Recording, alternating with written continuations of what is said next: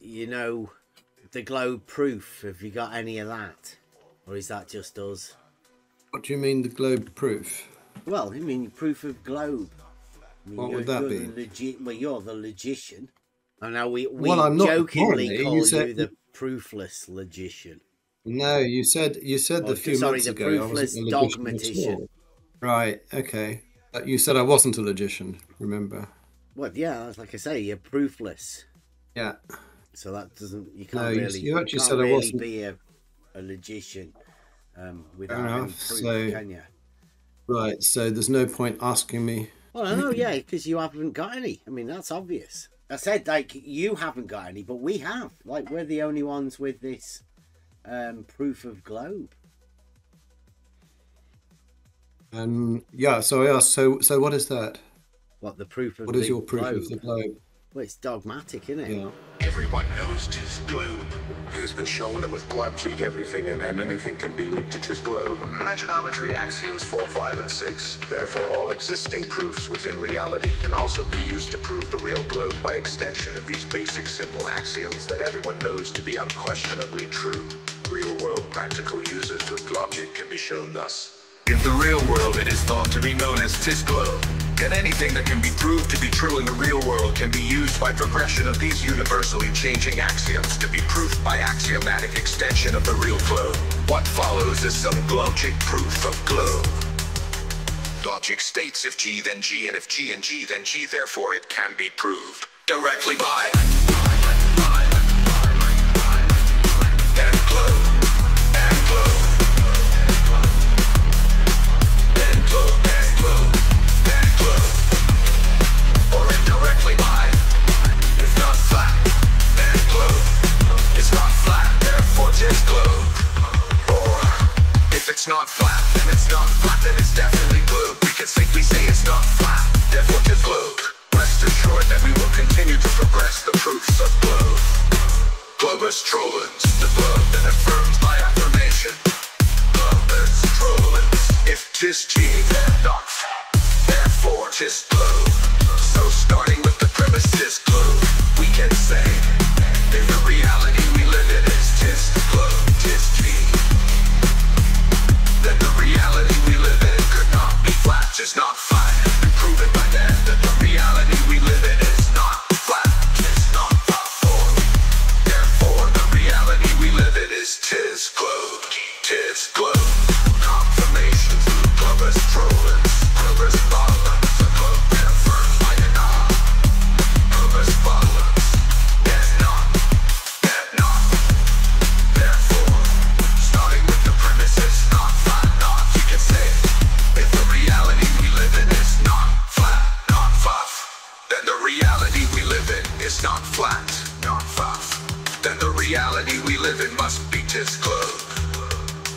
The reality we live in has been proven to not be flat, but then not fluff. Therefore the reality we live in has to be tis globe. Tis globe, confirmation by globus bollens, globus bollendo trollens. The globe that affirms by denial of affirmation. If that, then not that, not that, not therefore that. Starting with the major premise that tis globe, we can say if that reality we live in is tis globe, then the reality we live in can't be not that, not that, not. Through logical deduction, since it's clear to everyone that ever existed in the known universe that tis globe, the natural conclusion is that tis globe cannot be at the same time both be that tis globe and not that, not tis globe. Therefore that must be that tis globe. Rest assured that we will continue to progress the proofs of globe. Be at peace with your globe.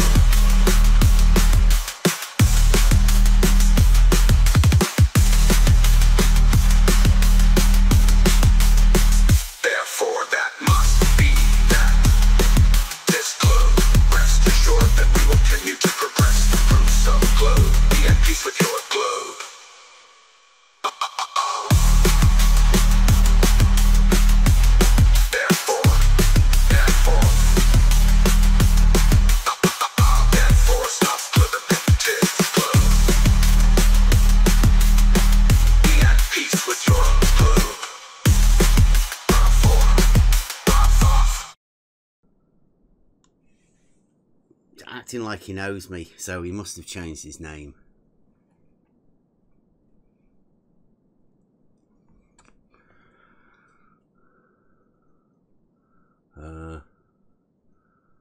It's all gone quiet. He was there. I was just talking to him, but there was like music when you entered the room. Yeah, yeah. Do you not have music when you enter the room? No. No. Fucking hell. You spend most of your time on Discord, don't you? No. No. Every time I see you, you're always on Discord. Where else do you hang out? Do you go on? My phone is on Omegle? My phone is on, so maybe that's it. I have two Discord.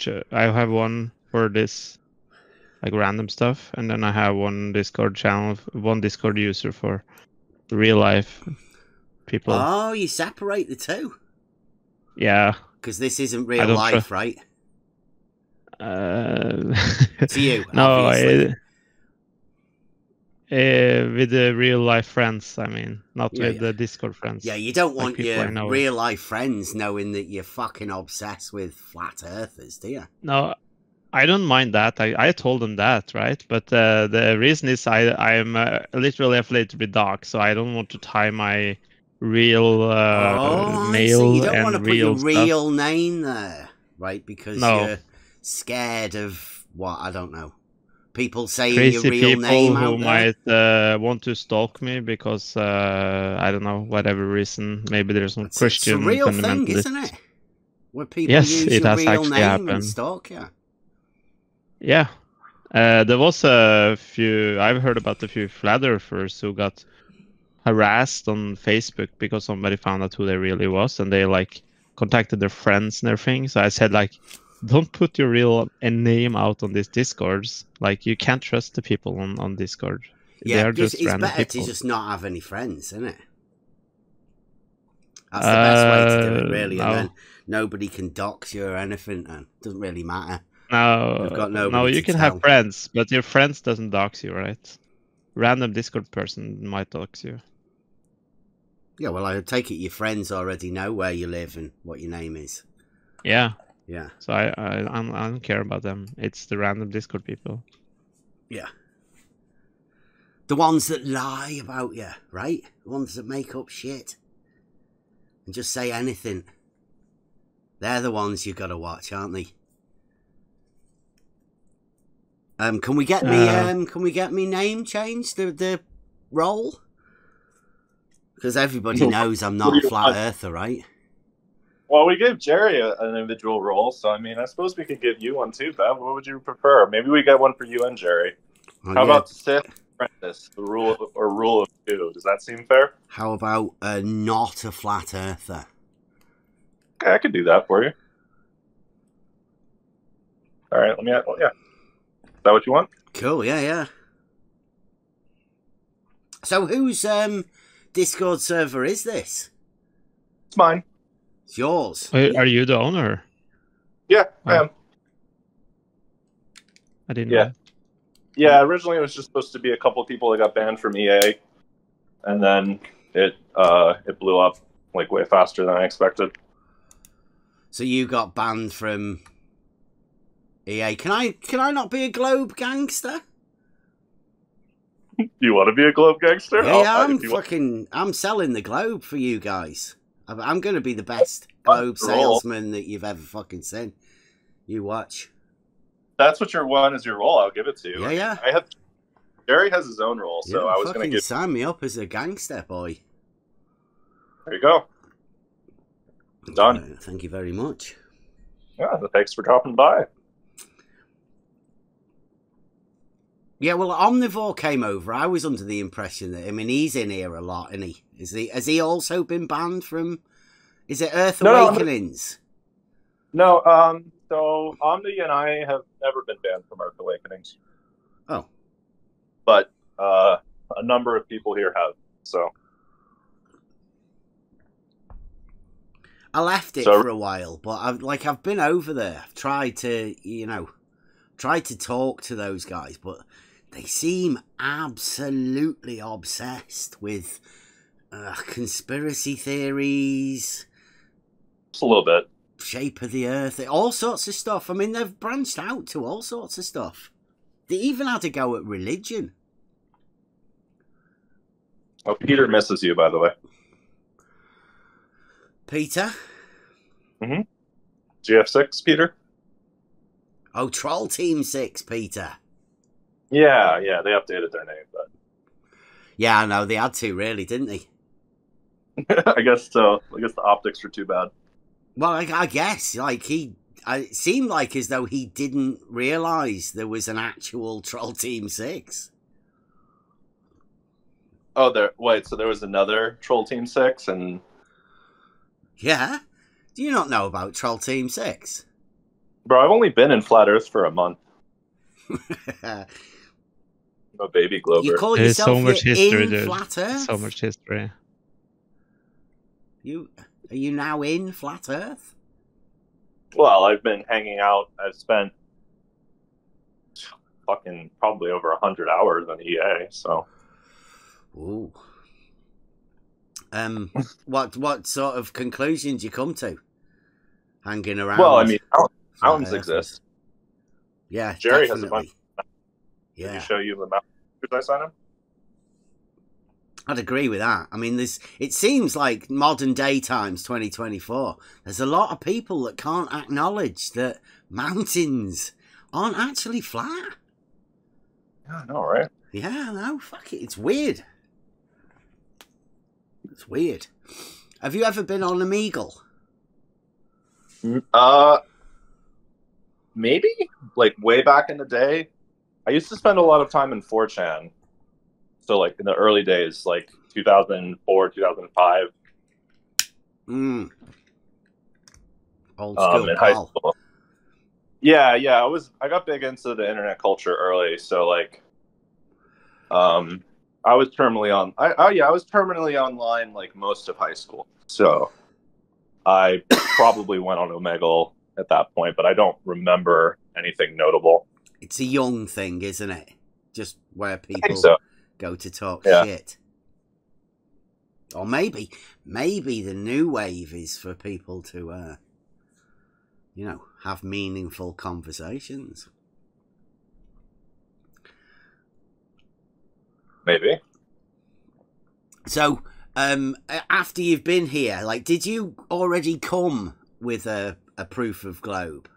Or have you I thought so. Got one? I thought good proof of globe.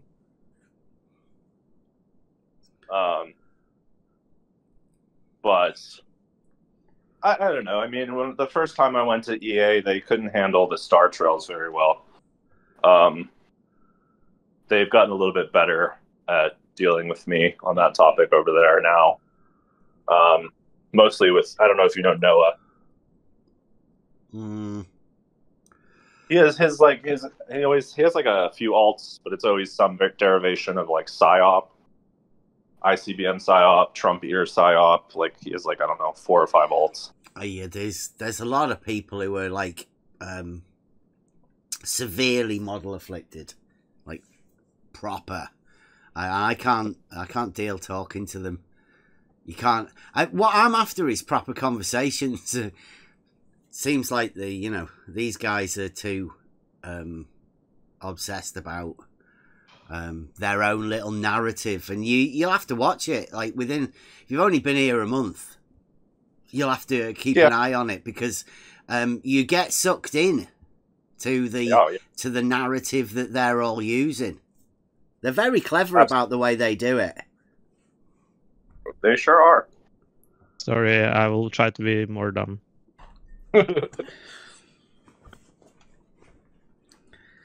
Well, Funk's been in this for years. No. Years. I think it's like 4 years, maybe. 4? Nah. Yeah. It's over that, isn't it? My account isn't. It's from 2020. Really? Let me have a look.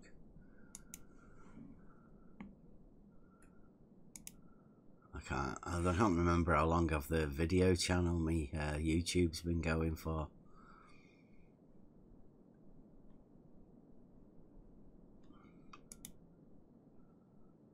$2019. Oh no, I might be into 2020 actually, yeah. It's been chill over here on the server though. Dawn had a bit of a meltdown the other day. That was pretty epic, but yeah, Dawn's mixed up.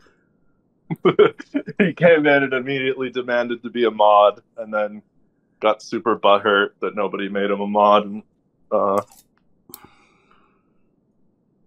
yeah, but he gave me some good feedback. I was talking to him about the rules, and he pointed out that some were a little inconsistent, so I changed them up a little bit. Well, you have rules beyond the normal Discord terms of service. Yeah, just a few. I mean, 2 of them are Discord TOS related, the medical stuff and the violence. And then one rule pertains to harassment, and then my personal rule is no Nazi stuff. So that's the only one that's not technically TOS. Well, yeah, the Nazi isn't it?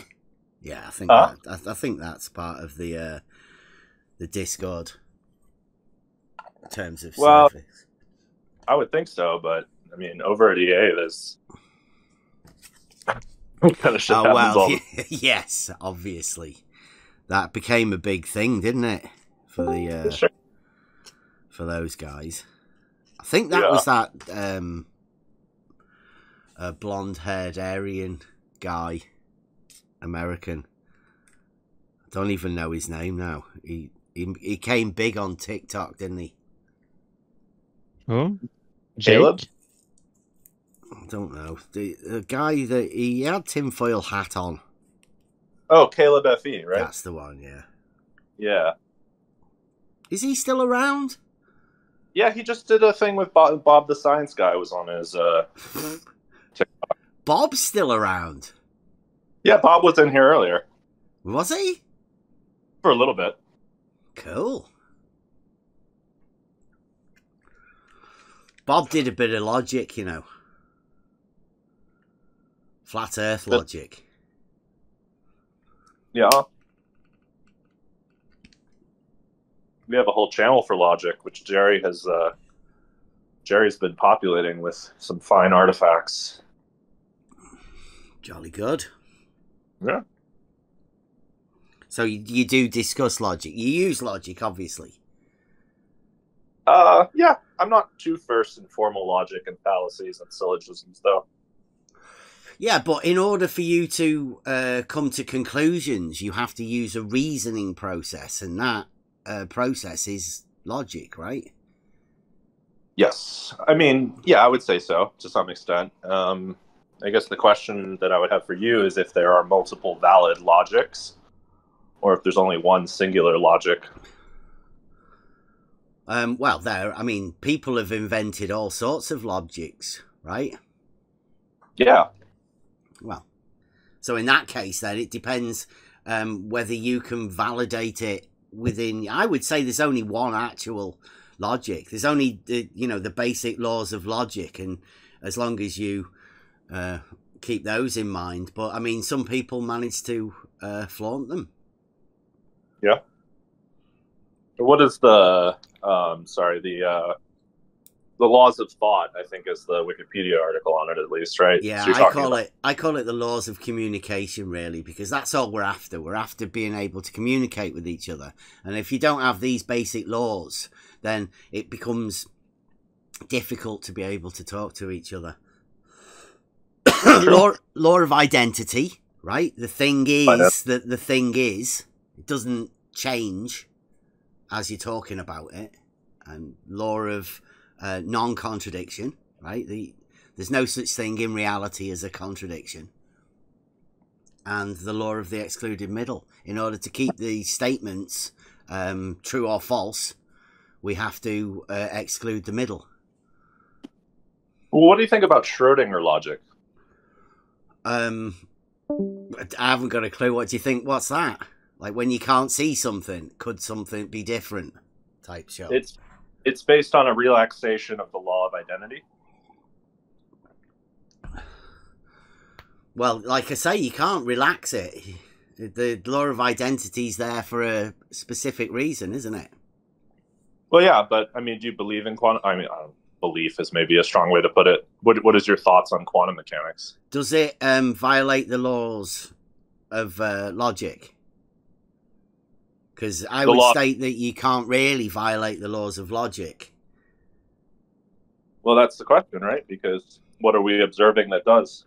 I mean, that's what Schrödinger logic's for. Is derived from quantum mechanics.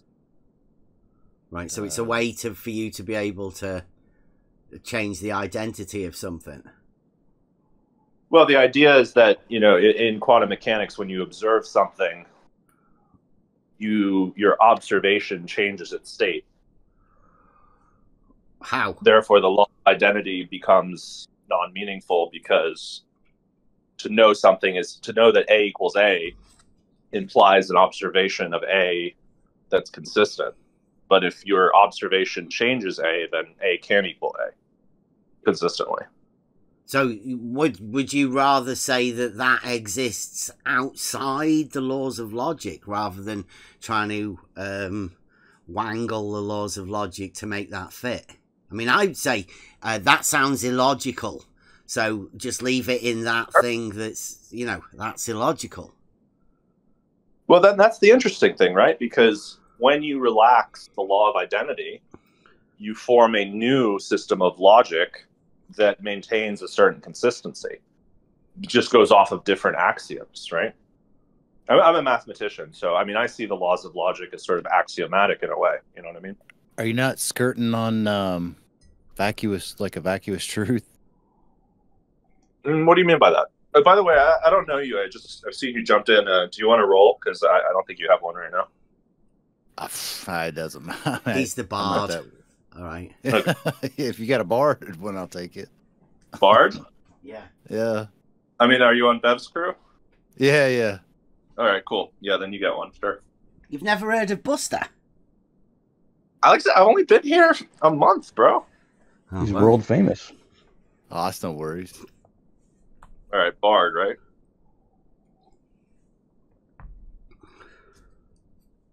We have a lot of roles. I might have to talk to the mods team about cleaning it up, but it's my server, so fuck it.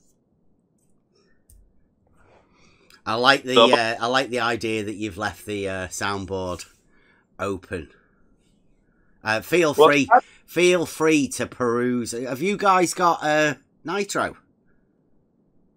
I don't think so. Oh, see, you're missing out. If you've got a server, you know, you should get into the. Well, I never expected this. So this kind of engagement, I expected this to be a server with like 10 people in it. I created this like 4 days ago. Yeah, it's popular. You know, like a lot of these people have to find somewhere new to hang out, because then they can imagine that the conversation that they're having is a new conversation. But they've had it over the years, thousands of times. Same conversation, never changes.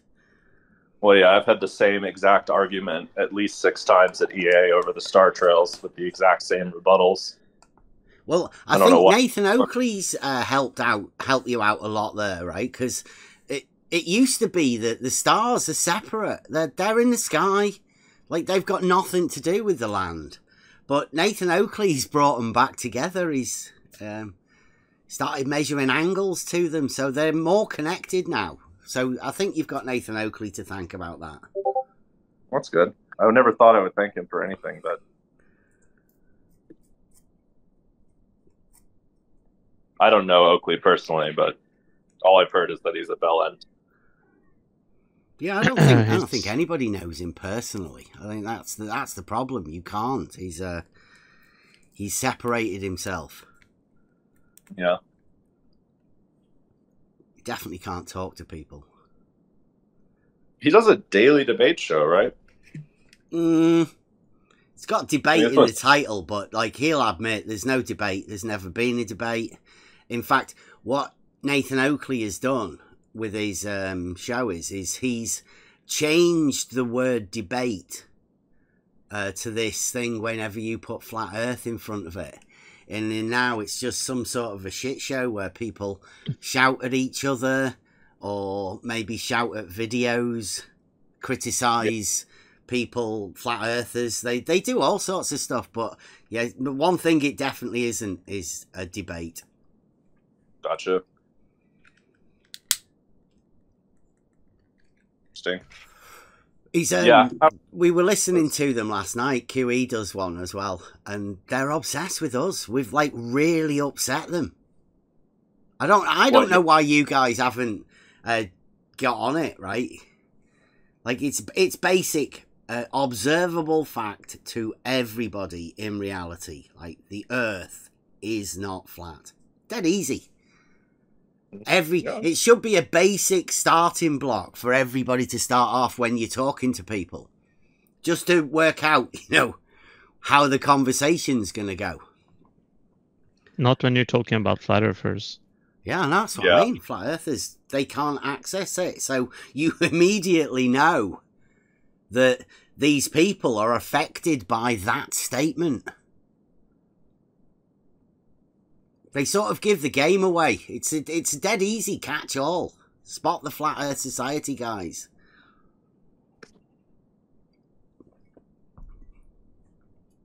I've been saying it for years. But you can't debate flat Earth if you're assuming the Earth is not flat from the beginning. You can't debate flat Earth if you haven't got an argument, and none of them have an argument. They have to dismiss arguments. So you're never going to have a debate. If you don't have an argument, you don't have a way to divine a proof. And if you don't have a proof, then what are you doing? You're just backwards and forwards, circular conversations.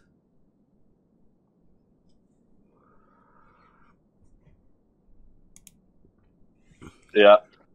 True. I see Mr. 42's posting my definition of globe. It's gonna, it's much easier to sell that way, much more palatable, much more inclusive. It's almost like a, done a little shuffle, right? Oh, he's changed it, has he? Mr. 42 has changed. I say you've done a little shuffle. No, that's Mr. 42. Oh, okay. He's actually changed it. Oh, interesting. Yeah, he's that's what you call deception, I think. I see. Here's the actual definition on the level. Oh wait a minute, he's put it in general chat, hasn't he? Are we in general chat? Live text or general is good. Yeah, I know. Mr. 42's put it in the yeah, I see he's chat. He's changed it there. Yeah. Wonder why you do that. Oh, could ask him. Yeah.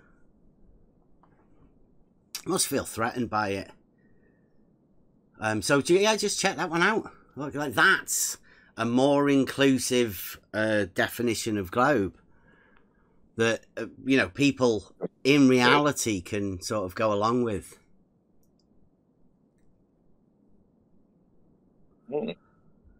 But Mr. 42 seems to think he needs to change it. He might feel threatened by it. Certain words. Yeah, I mean, I don't know. Can't speak for him. Is he still in here or has he left? Oh, he's in here. Yeah. It's probably early morning there, though. You can't change it on the website, can you, Mr. 42? Well, it takes a lot of effort, but... What you saying, Mr. 42 might be able to get on my website and change the words. Well, he's Ukrainian after all, right? No, I'm just kidding. There was that thing with Dave Weiss's thing. I don't know this lore. You gotta just give me all the lore. Like I said, I'm a baby Glober. I don't know any of the lore. See, he doesn't like me argument as well. We're in the live chat text, Mr. 42. Seeing as we're in the live chat, and the text to go along with it. He's still talking in general.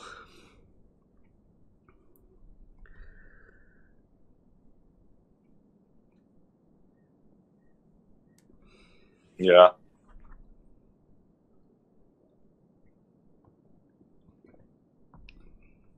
Pizza isn't flat. There's the earth. I just had a good couple slices of pizza, and I guess, yeah, they weren't flat. Well, it's a pizza. You've defined it as a pizza. Remember the law of identity? Yeah, I remember.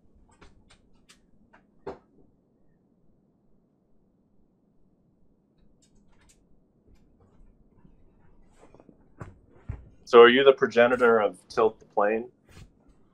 And that the no two things can be below each other? What? Or is that just Jerry's personal additions? I haven't got a clue. Oh, okay. My stuff's like well known. I've got a website. Been talking about it for a bit, but I do have a proof of globe. Good. That I'm just putting together. Should put it in the personal observation. Yeah, I'm after the Bitcoin. I think you guys are missing out on a trick. There's a load of Bitcoin there. Where? Where? Dave Weiss. Oh yeah, 3 Bitcoin, right? Mm-hmm. He might actually have them now too, after his app took off. Oh, we got Midwit. What's up, dude? I'm here for Bev. I know. Hi, Bev. Thank you. Wow. Who's that? It's Jackal, Jace, Britnat, whatever you want. Oh, right. Yui. Yui, yeah. That one, yeah. How's it going with QE and the boys? Oh, I'm banned from there. Oh, see, going back to the early days, you were chatting with them. You were their mates. You got right in there with them. Yeah. No, look at me. I'm like a bum, you know. You didn't tell them that the Earth weren't flat, did you? Something like that. Because they're all right as long as, like when you're sucking up to them, like you did at the beginning. Right? They're all right, aren't they? They don't notice you. You can slip under the radar. But the moment you say something about what they're doing may be a little bit wrong, or, maybe they've made a mistake, like, they don't half change. Yeah, you're not wrong.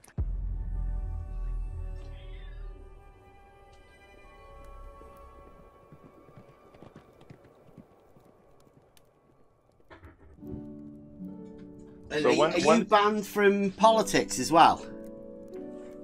No, I'm not banned from politics. Oh, right. Because AI's going a bit fucking mental, isn't he?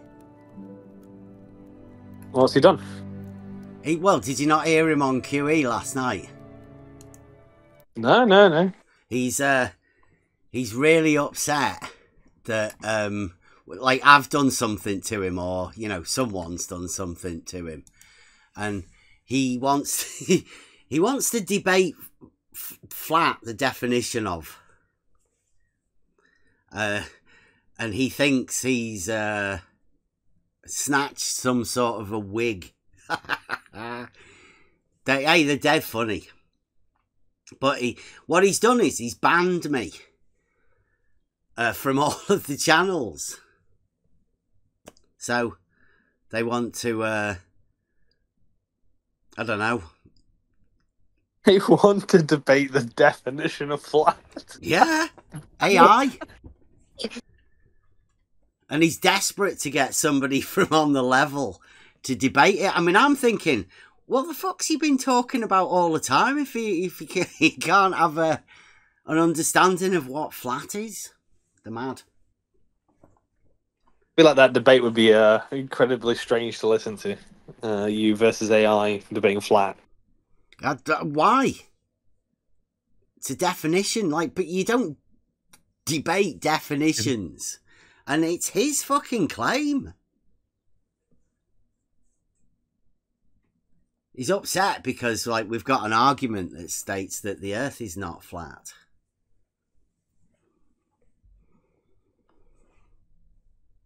Yeah, you're a lasagna earther. I haven't got a clue what that is. I think that's something that somebody made up on Twitter. It doesn't make any sense. Is it something that you guys have with Italian food? Yeah, something like that, yeah. You make me laugh. I don't know why, you're funny. And what's your opinion on people lying to the congregation in church, standing on the stage and lying? Lying's bad. Well, yeah. I mean, would you say it's like a misspeak? Would you be able to justify somebody blatantly lying on the church, to a congregation in the church, and then say, I'd be missed if someone lied to me. Yeah. Well, we've got McToon. He like I've been saying, why did you lie to people? When Will Duffy, Will Duffy, the final experiment guy. Yeah. Because you guys in Discord and thingy, you're a bit out of that loop because he won't come to Discord, so you have to go to him or some sort of a Zoom call with him. So he was looking to try and drum up a little bit of business for his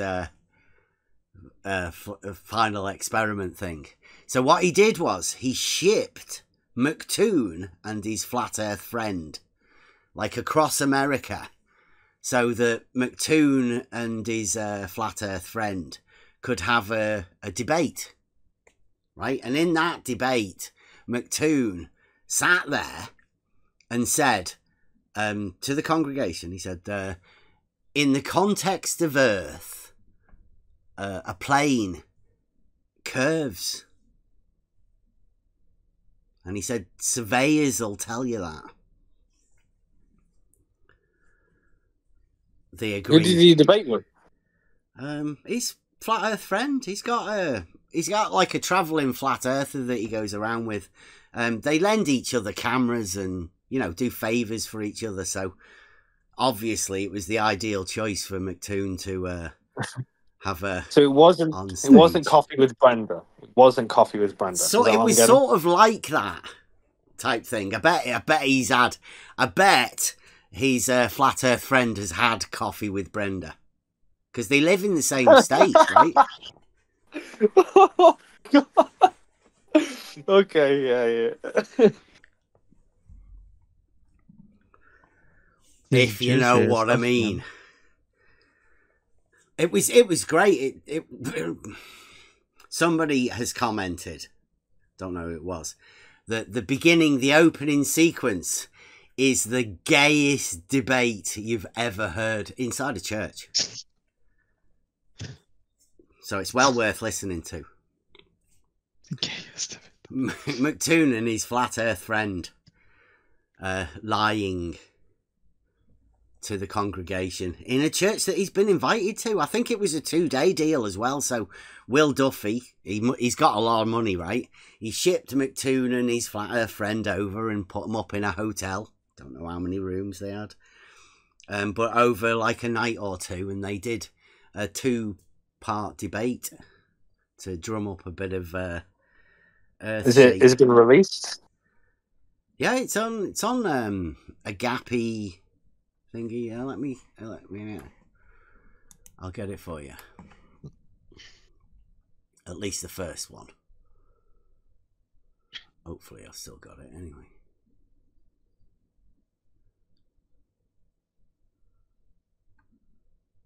There you go. That's gonna be. I can't believe that Crit turned his back on you, Bev. You know, it's crazy. Yeah, well, Crit's always been like that, you know. In fact, when we came back and saw Crit as like a mod over there at 24/7, it was like, oh, now it makes sense. Right now it makes sense. He's been Flat Earth Society all along. And like, the more obsessed you are with this, I mean, you might stand a chance in a couple of years, Huey. Like, they'll have you in there. They love it. In the live chat. There you go. You know how we're talking about how one day I'm going to make it in Flat Earth debate? Yeah. Well, since I've been banned from 24/7, my dream's just been snatched away from me, you know? I know. I've been banned completely from commenting on the YouTube channel, from even viewing inside the Discord. I can't post on politics. I can't communicate with any of them there. They're really scared of me. I mean, at least they allow some sort of communication with you, right? You've got a chance.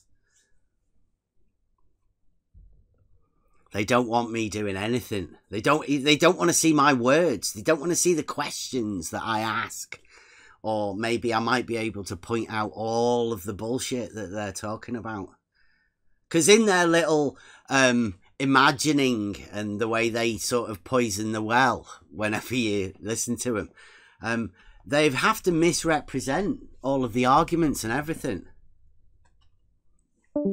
Particularly AI. He's a little bitch.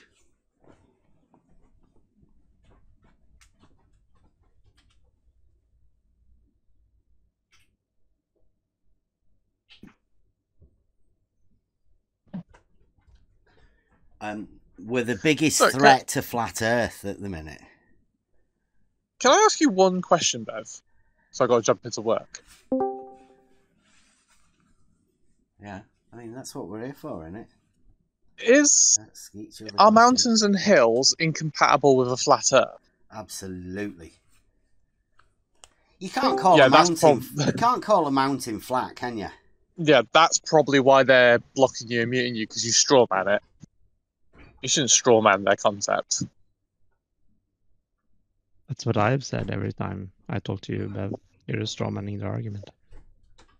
Well, no. Mountains, hills, lakes, and valleys.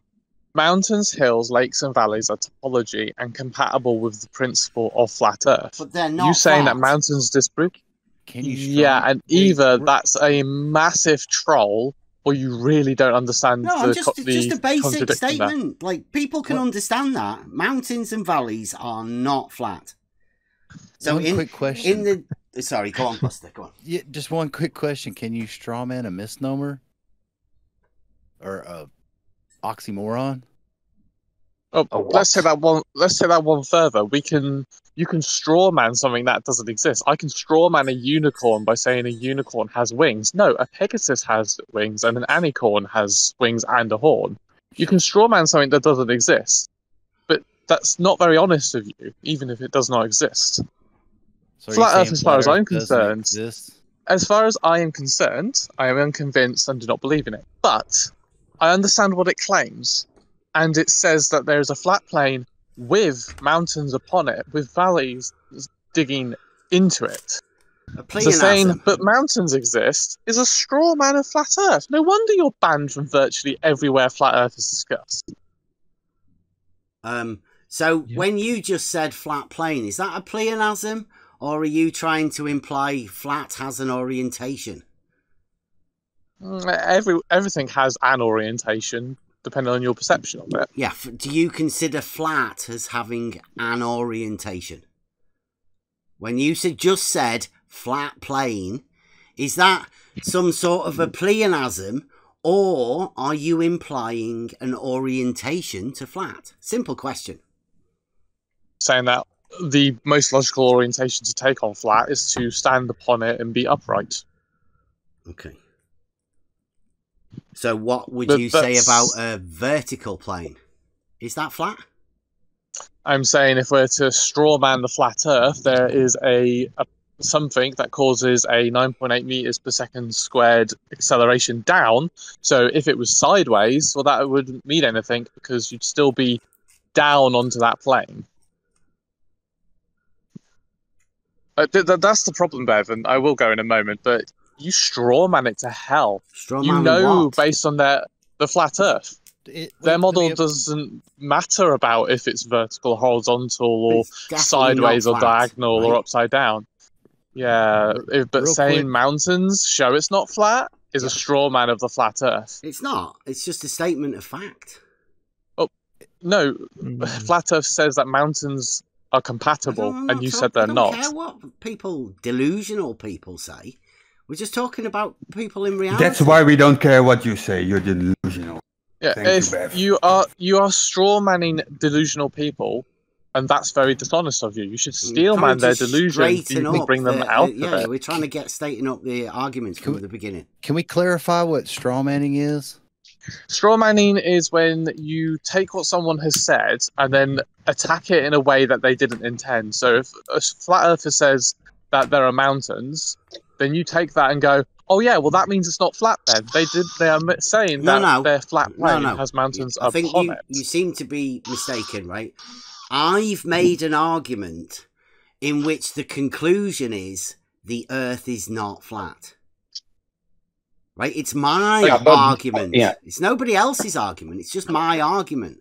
Like, you should have the decency to address the argument and rebut the argument. But that's not what you said, though. You said that their argument was a misnomer because of your argument was different than their argument. Nobody said they had an argument. Yeah, I said they didn't have an argument. What argument have they got then? Their argument is that the world is a flat plane with mountains upon that flatness. That's a misnomer right there. Your argument is it is not flat. That's not an argument, the mountains that are upon it. It's not an argument. Argument, claim, statement, opinionated. You can't have a flat plane. You can't have a flat plane with topology. That's just ridiculous. Well, that's exactly their claim. Their claim is a flat plane with topology. Yeah, like Buster said, it's an oxymoron. Can you straw man a ridiculous claim? I mean, evidently, I guess you guys think. Well, yes, you can. That's the point. You can actually. You are dishonest. You're dishonest if you straw man a ridiculous claim. You should steel man their claim. Why don't you steel man their claim? Say it with me. Flat Earth is a flat plane with mountains on top.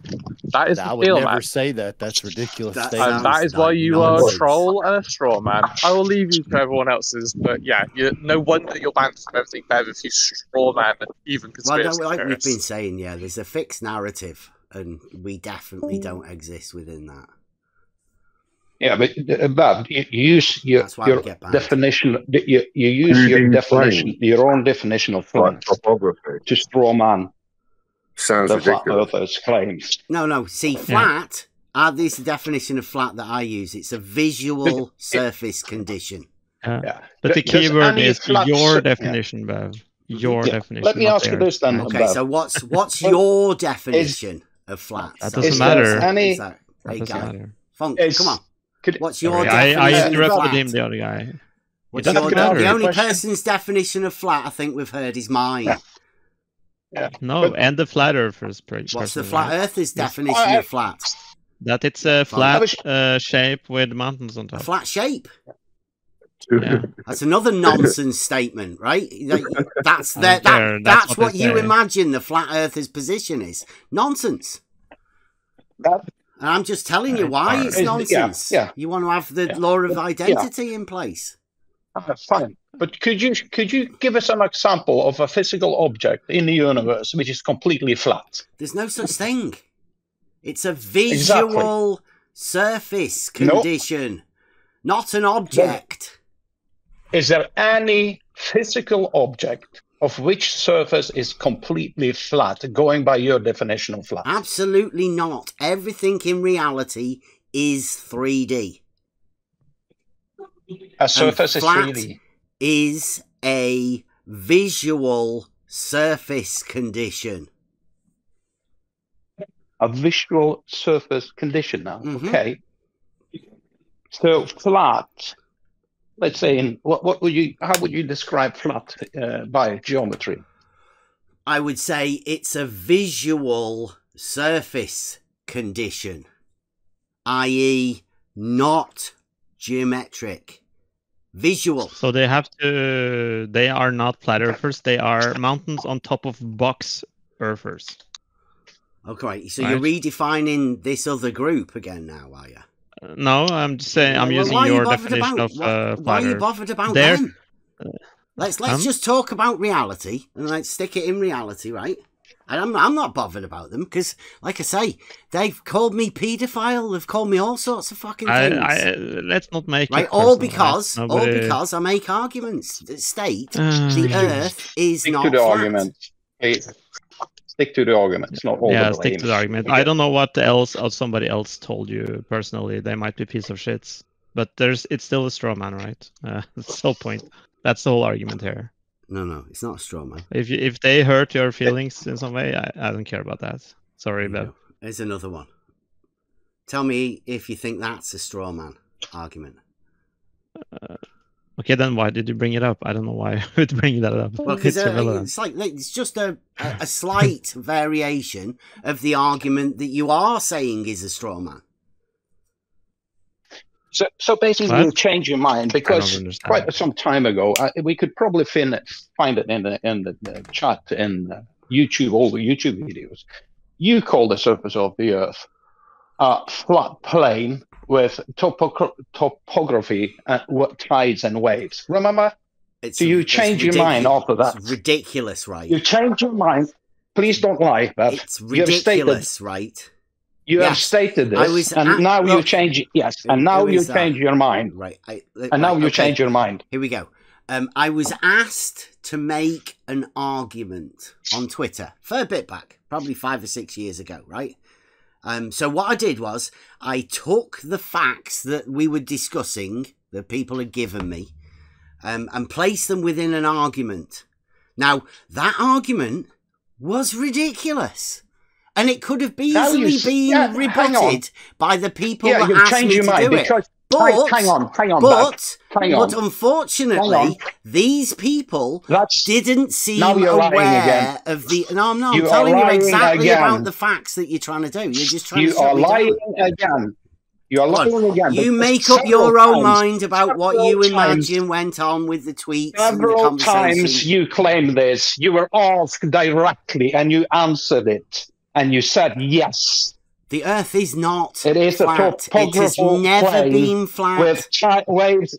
If it hadn't been for me being in my garage doing some work, I should go back into the old YouTube and find your comments on regarding this. You're just discussing things with people.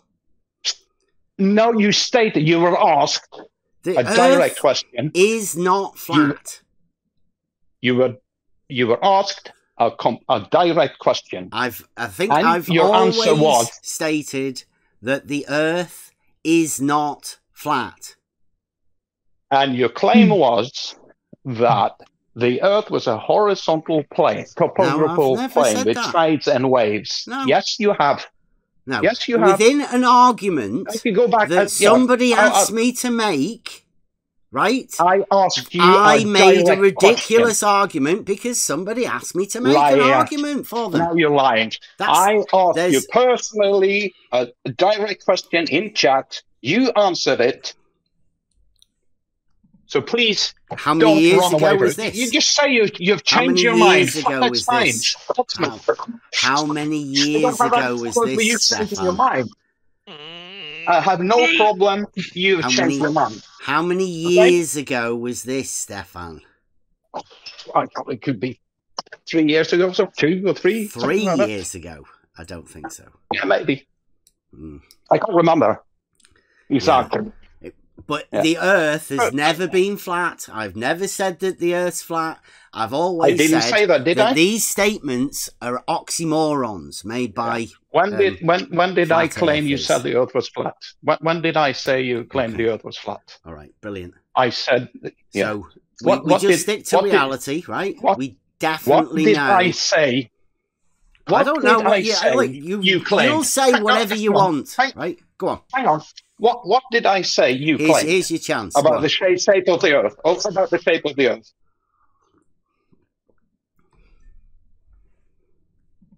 Here's your chance to recount it. Yes. You don't remember? I do. What you claimed. Yes, I remember it. And I could probably find it if you give me a couple of days and I can look through the old videos and the chats. Do that and then come back, please. It's getting boring now. Yeah, I will. Not today because I'm rather busy. But the only question was why. My only question was if you have changed your mind, and obviously you have. That was the only thing. Oh, look at Mr. 42. He's got a blue marble science thing where my land surveying certificate. Oh, wow. Yeah, look. Check him out. He seems to be claiming that you can buy them on Amazon. I would state not to do that. It's against the school certificate boards. Don't forge certificates like Mr. 42 is suggesting. Bless him. Yeah. Notice he's staying quiet in the background there.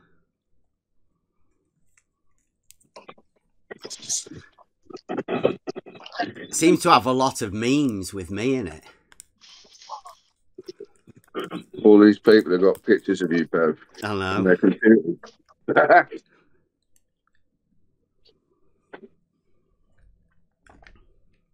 It's all because I say it's not flat, right? Yeah. Yeah. Maybe because I'm the closest thing anybody's ever going to get to somebody who's actually got a certificate in land surveying. I see the flat earthers getting mad, saying, well, it's not flat, But for globe earthers to get mad at it, it's quite strange. Mm. I agree with them, and then it's like, no!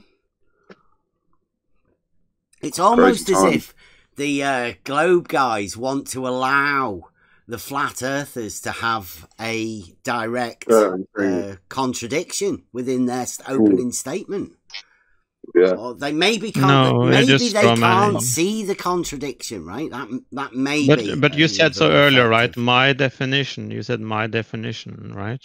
And that's not the definition they are using. So you're using your own definition. Yeah, because into their argument. That's the way we work it. I define the term, and then I can prove that. That's what. Yeah, but that's a straw man. That's your argument. That's not. What's your definition for flat, Guy? What's your definition for flat? Flat in the context of flat Earth is when I use the word flat or flat Earth. Just flat in what context? You don't know? Yeah, what's flat mean to you? Okay, then I picked the flat Earth context. Flat when I say flat in flat Earth, it means a flat surface with like undefined thickness, obviously the Earth. And then you have can have mountains on top of it, for example. So like a 2D plane with topography. No, I said it has thickness, right? Didn't you hear what I said? But didn't I say that? The oxymoron. I thought you. Yeah. Yeah. But didn't you hear what I said? An undefined thickness, I think he said. Yeah. Yes, because it's a noun. It could be any thickness, right? But obviously a ground, undefined thickness. A ground has thickness. Like if I were to, on the flat Earth, if I were to put a shovel in the ground, it's not infinitely thin, right? Okay.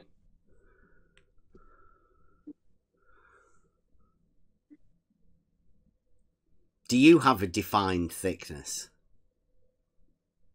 Yes. Yeah, there you see. There you go. So that's the difference then, is the defined thickness of a flat, right? Yeah, but a human could have like any... Because I take it you have mountains on your defined thickness, right? Yeah, but if you ask like, oh, what's the thickness of a human? If you can't say how thick a human is, does it not make him a human? Like obviously a man can, so a human can be both thin and thick, the only right? difference between flat and can't the flat Earth your both model be thin and thick? Is that you have a defined thickness. Can you answer me this, please? It's the same thing. I made like an analogy. All about the thickness. Hello? All about the thickness. Mm-hmm. Hello? Hey, how thick are you? Okay, whatever. If you just control, I don't care. Okay. The defined thickness model. I like it. Yeah. Great.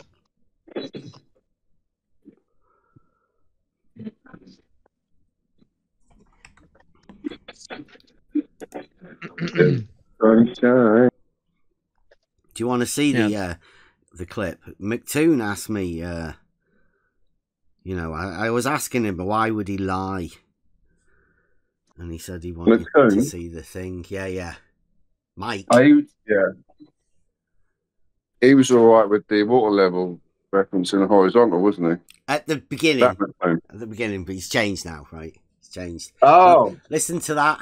I've clipped a few because he asked me, you know, to point out where he lied to the congregation at Will Duffy's church. Oh, so you pointed it out for him. So I gave him the video, yeah. And he said, oh, you've spotted when I misspoke, you liar. And he's calling me a liar. So he's saying that this is spreading misinformation. Yeah. This is like putting this out and you listening to it. Right?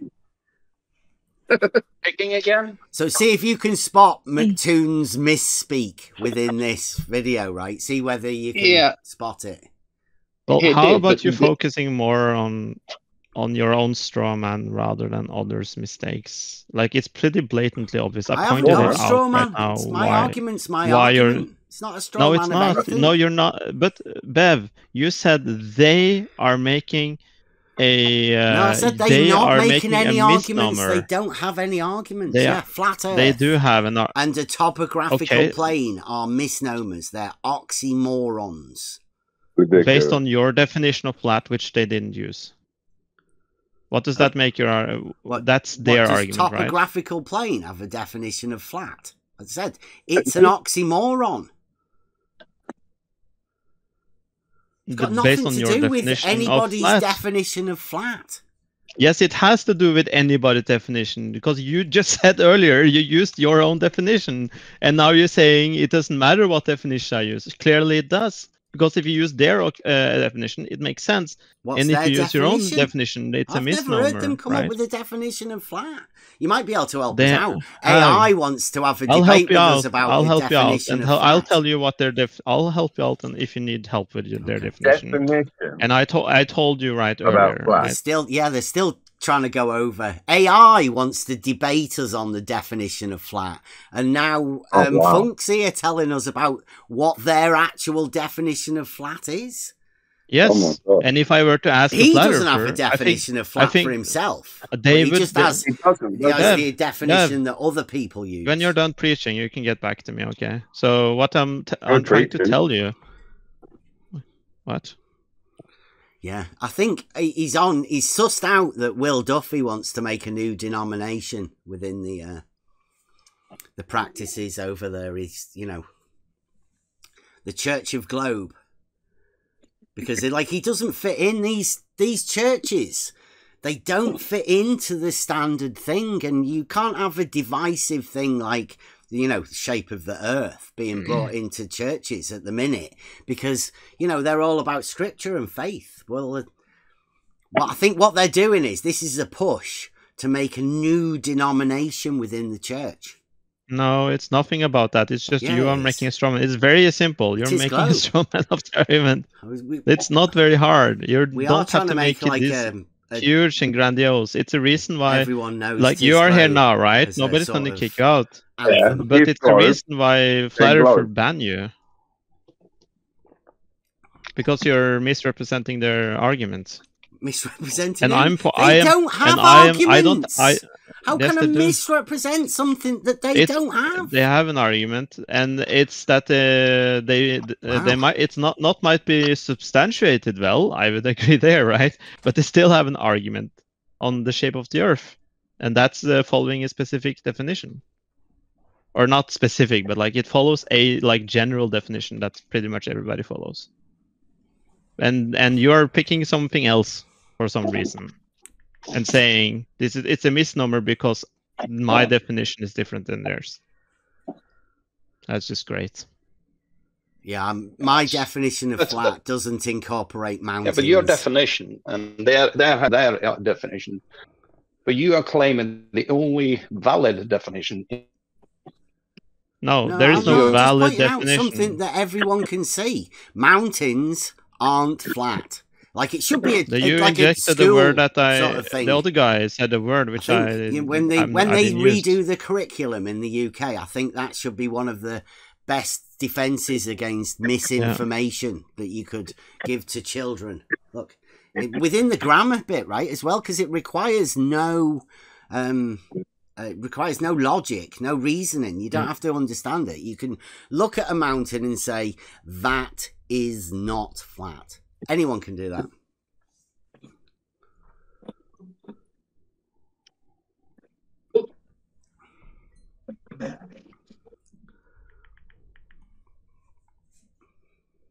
Yeah.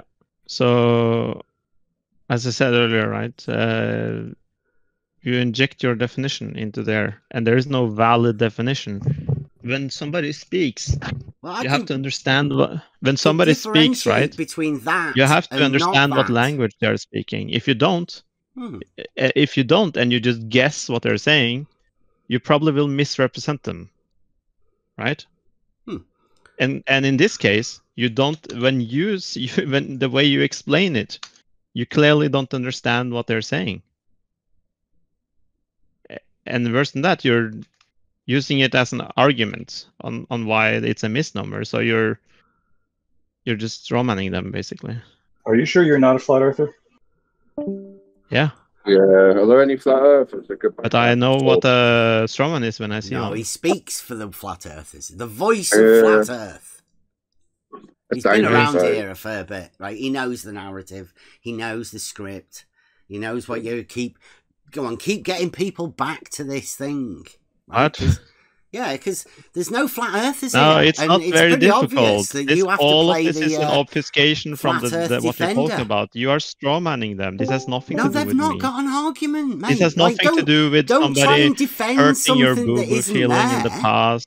This glober said called you a pedophile in the past. It's absolutely ridiculous. There's no need to defend it for them. There's no flat earthers here. Don't worry about it. Everyone knows. I will defend a straw man, a fallacy when I see one, regardless of if I agree with their argument or not. I would defend if somebody strawmanned your argument, Bev. I would defend that as well. So we can I'm all not here to agree. I don't have to defend flat earth. Not but I defend it because it's a fallacy. It is a blatant, obvious one as well. It's supposed to Globe. What's it called? Globe something. What's this place called? Globe Gangsters. Globe Gangsters. The Globe. Okay. So you guys can't even talk about what I'm saying. Like, what is this? My God. What's going on? Yeah, are you guys all right with this guy speaking for the flat earthers like he is? Yes. It's almost I'm not the only glober who says this. Pretty much every sane glober in here says the same thing I'm saying. Everybody knows 'tis globe, right in here. Everyone knows it. So why the fuck are you defending a ridiculous argument? Well, a ridiculous non-argument. Can you comprehend what I said before?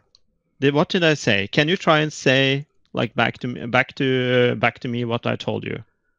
Why I did this? You can repeat it if you want. No, I want you to say it. If you're not sure that everybody I don't understand if you. I'm like a little bit worried that you might even understand English properly at this point. Hello, can you please repeat back to me what I said? Something like, I'm defending the flat earthers in saying the nonsense that the flat earthers, I imagine that the flat earthers Is that what you heard? Don't know whether the flat earthers actually say that, because this is why people ban you, because it's either you have to troll or you're just being dishonest. Like, I don't understand what you're even doing at this point, Bev.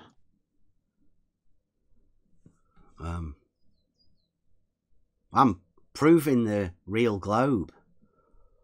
And just pointing out the people within this. I call them Flat Earth Society guys, right? They just want to stick to the ridiculous narrative and keep it perpetuated over years. This is, as I said earlier, right? And you can't even repeat it back to me. I said this has nothing to do with the argument itself. It has to do with you making a fallacy. No, it's you defending a ridiculous what does that mean? An oxymoron. What does that mean? And what does that mean, Bev? It means if somebody else made that fallacy against you, I would also defend that, right? Right. Well, here's the point, and the major point, really, right? That you have to differentiate between flat and not flat.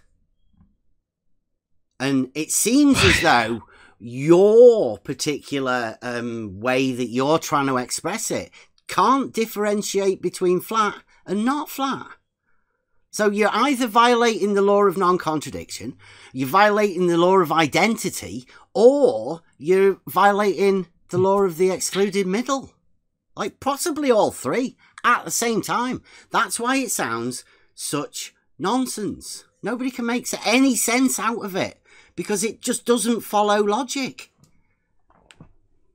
No, using your definition, then it doesn't follow, right? But that's but nobody using that definition. So if you're using that definition in the arguments that other are using it, when people say flat, you're making a straw man, and I think that's the last time I'll say it.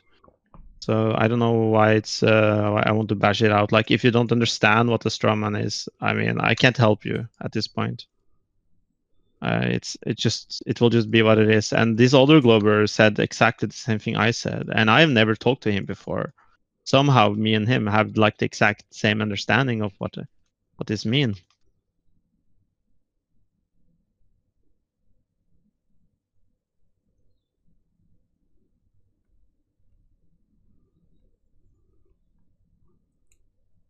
Just sounds like it's you though talking. Can't hear anybody else. What's the chance that another random person on the Discord, which I never talked to before, made the exact same understanding of your view as I do? Who's the flat earther? Does him and me like accidentally stumble upon the same conclusion? I'd say Funk here is obviously Flat Earth Society. Yeah. Hey guys, Flat Earther. Can you talk to me, Bev? I'm here. Don't talk to me in third person. It's kind of rude. No, somebody else. Can you not hear the other person talking?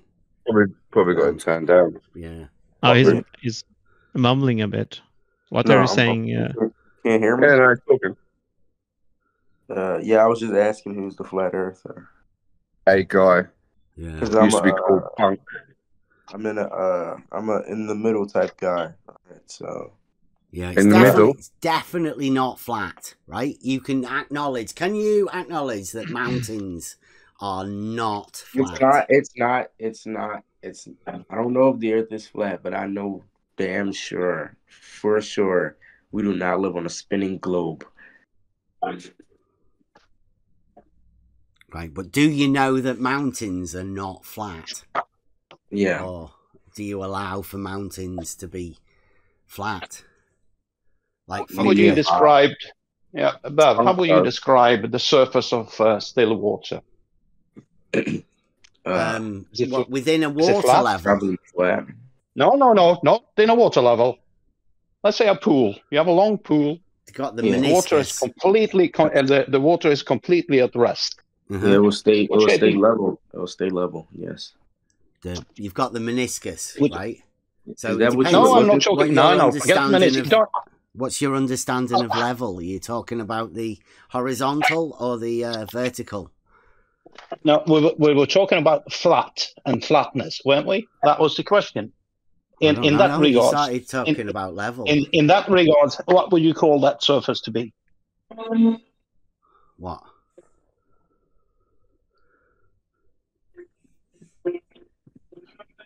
Going by your definition. Going by your definition of flat. My definition of flat, a visual surface condition. Yes, with the surface of still water, be flat. Yeah. Well, yeah, if you could look at it, and say, "Oh, that looks flat," then that would meet the requirements of a visual surface condition. Yeah. So flat is based on visual. Yes, it's a visual surface condition. Yeah. Yeah. Have you ever heard of optical flats? Yeah, that's what I was asking. Oh, yeah. So that's optical. Flat for you is optical. Mm-hmm. Flat. Yeah, even down to the micro. Right? The optical flats. So anything that looks like it's flat is flat. No, you can see it as a visual surface condition, just as you can see that it's not flat is also a visual surface condition.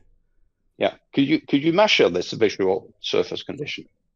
Like I said, have you ever heard of optical flats? Optical? Well, optical is what we see. Yes. Have you ever heard of optical? Have you heard about refraction? Yes, and you have of course heard about refraction. Yes. Of course, I got to do it. So what does this optical flat? Where's he going? The optical flat. Wait, come back. What's he running off for? Yeah, optical flat. He doesn't know what an optical flat is, so. No, please explain then. I asked you. Hey, mate, come back. I asked if it is what we see. If I'm looking out on the sea when it's a calm day and it looks flat, does that mean that the surface is flat? No, look here. What looks flat? Can you see in the live chat? Can you see in the live? No, I can't. Text. No. Oh. Hang on. If anybody can look into there, you will see what is known as an optical flat. Now, this is when you're trying to tell the surface, mainly for gauge blocks and stuff like that, how down to the micro, whatever, right? These are, you put this piece of glass called an optical flat on the thing, and you can tell by the surface lines within the glass whether the surface is flat or not flat, right? It's an optical thing. Oh, that's cool. Yeah, but how would you do that over long enough distances to see if the surface, let's say, of still water on Earth? That was just my. Hang on. To show you that it's an optical. This is proven. It's still. But isn't that? That's a no. That's a misnomer, Bev. By the way. Yes, it is. What's a misnomer? It's a misnomer. What? Because optical flat has a thickness. How is that possible? Because flat is just the surface, right? It was just right? to point out that measuring a flat is always an optical condition. Always. Optical flat There's no is actual measurement. It's always a visual thing. Wait, so why? But Bev, isn't optical flat a piece of glass?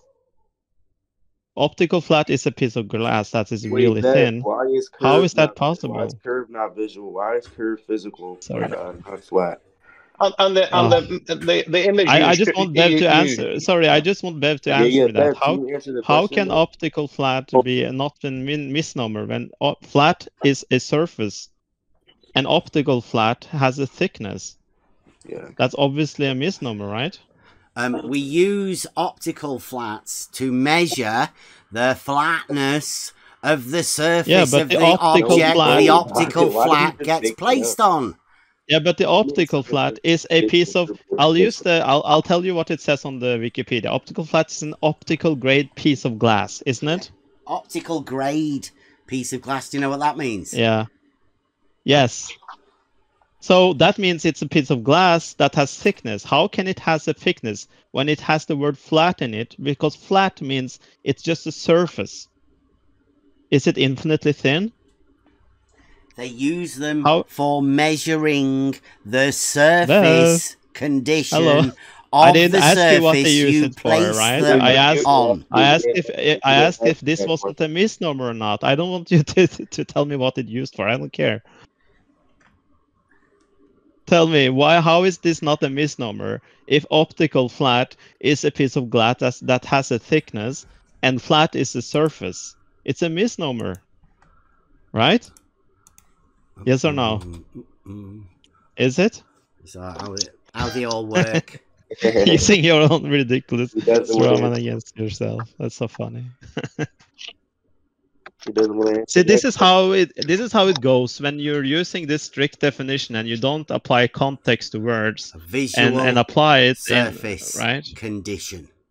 I didn't ask you for what it used for. Surface condition. Yeah. Optical flat is an optical grade piece of glass. Right? And how, right, Bev? Bev? Right? He's done, bro. He's done. Yeah, he on the This is a ridiculousness of the way you're. This is why it's a straw man. Because you're not using the word in its context. What word? Like you're just applying a different word. I asked you now you're gonna join. I asked you the question 100 times. You're refusing to answer it. Yeah. Okay, I'll ask you again. I said flat. What is a visual surface condition? Yeah, and I didn't ask you that. I gave you optical flats, so you can see. Ask you to give me that. So you can see that when measuring within the micrometer scale, right? They use optical devices because it's a visual surface condition. You say it slower. I didn't understand it. And how are these? Optical flat is a piece of glass, right? Isn't it? Is optical flat a piece of glass? Right? Bev? You're just choosing when you're going to answer. You've only just learned about them in the last few minutes. Yes, and clearly I understand more about this I did than you. say, I was the one that I already put you understood it's a misnomer. Of course we know it's glass. Yes. Bev, answer his question. Okay, so how can optical flat be a glass? Be a glass when glass has thickness? It's obviously a misnomer, right? It's used. How can an optical flat for measuring the flatness of the surface of the thing you place? I didn't ask what it used for. I asked what it is. It's an optical flat, and an optical flat. How can an optical flat be a piece of glass when when flat means that it's something that is just a surface? That's obviously a misnomer, right? How can it have thickness? I suggest you take that up with the manufacturers. Dude, answer his question, dog. So you think it's a you also agree it's a misnomer, right, Bev? He's done. Is it a misnomer? He's done. It's like he chooses which question to answer and he just doesn't answer. Yeah. Can you see that there? What do you reckon? Which one do you reckon is flat? And can you see which one? The visual. I can't relate to this. The glass you're mentioning. Yeah, that's how they use. What's really funny is that when you read up on this optical. Yeah. Optical flat. Yeah. Okay, but it says it's typical within a few millions of an inch. As used as a reference to evaluate the accuracy of a flat surface. Mm-hmm. It's not flat, according to you. So that even that glass is not flat. You can see which one is flat and which one isn't flat in that last picture. Can you not see? Now, what you do is you use it to measure flat. Oh, sorry, there's a big truck coming. Yeah, but I mean, that's on the, like you said, the micro-inch scale. So mountains would definitely be not flat, right? You'd be able to tell that a mountain's not flat.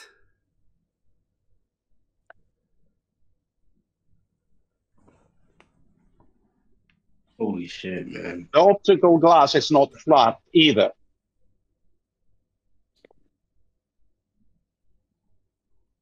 It's flat within a certain position, but it's not infinitely flat.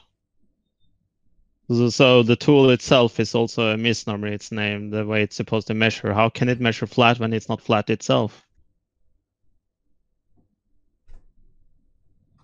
We are a bit of a pickle here. How do we solve this?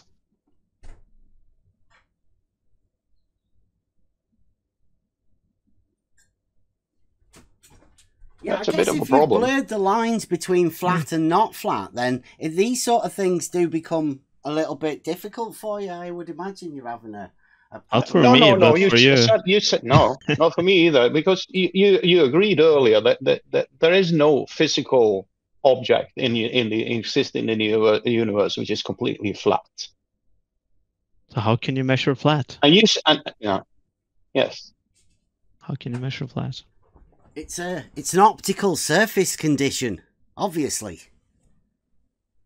Yeah, but that optical surface is not the light reflected from that glass is reflecting from a non-flat surface. So we're not getting anywhere. Yeah, you're getting as close as you can to flat, right? But it's not. But it's not flat, so we can't use the whole object. It should be called optical almost flat.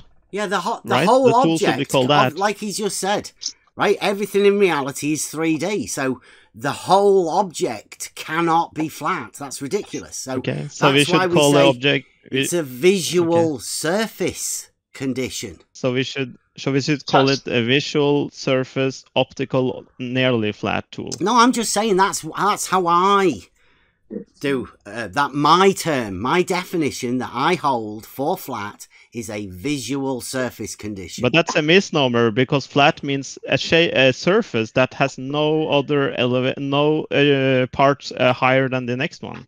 Yeah, it can be measured, can't it, with an optical flat, right down to the micro-inch.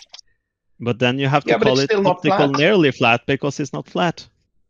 Well, if those Why lines, do you use the word which is parallel, what would you say it fits within the limits of the optical flat, right? They come at different grades, obviously.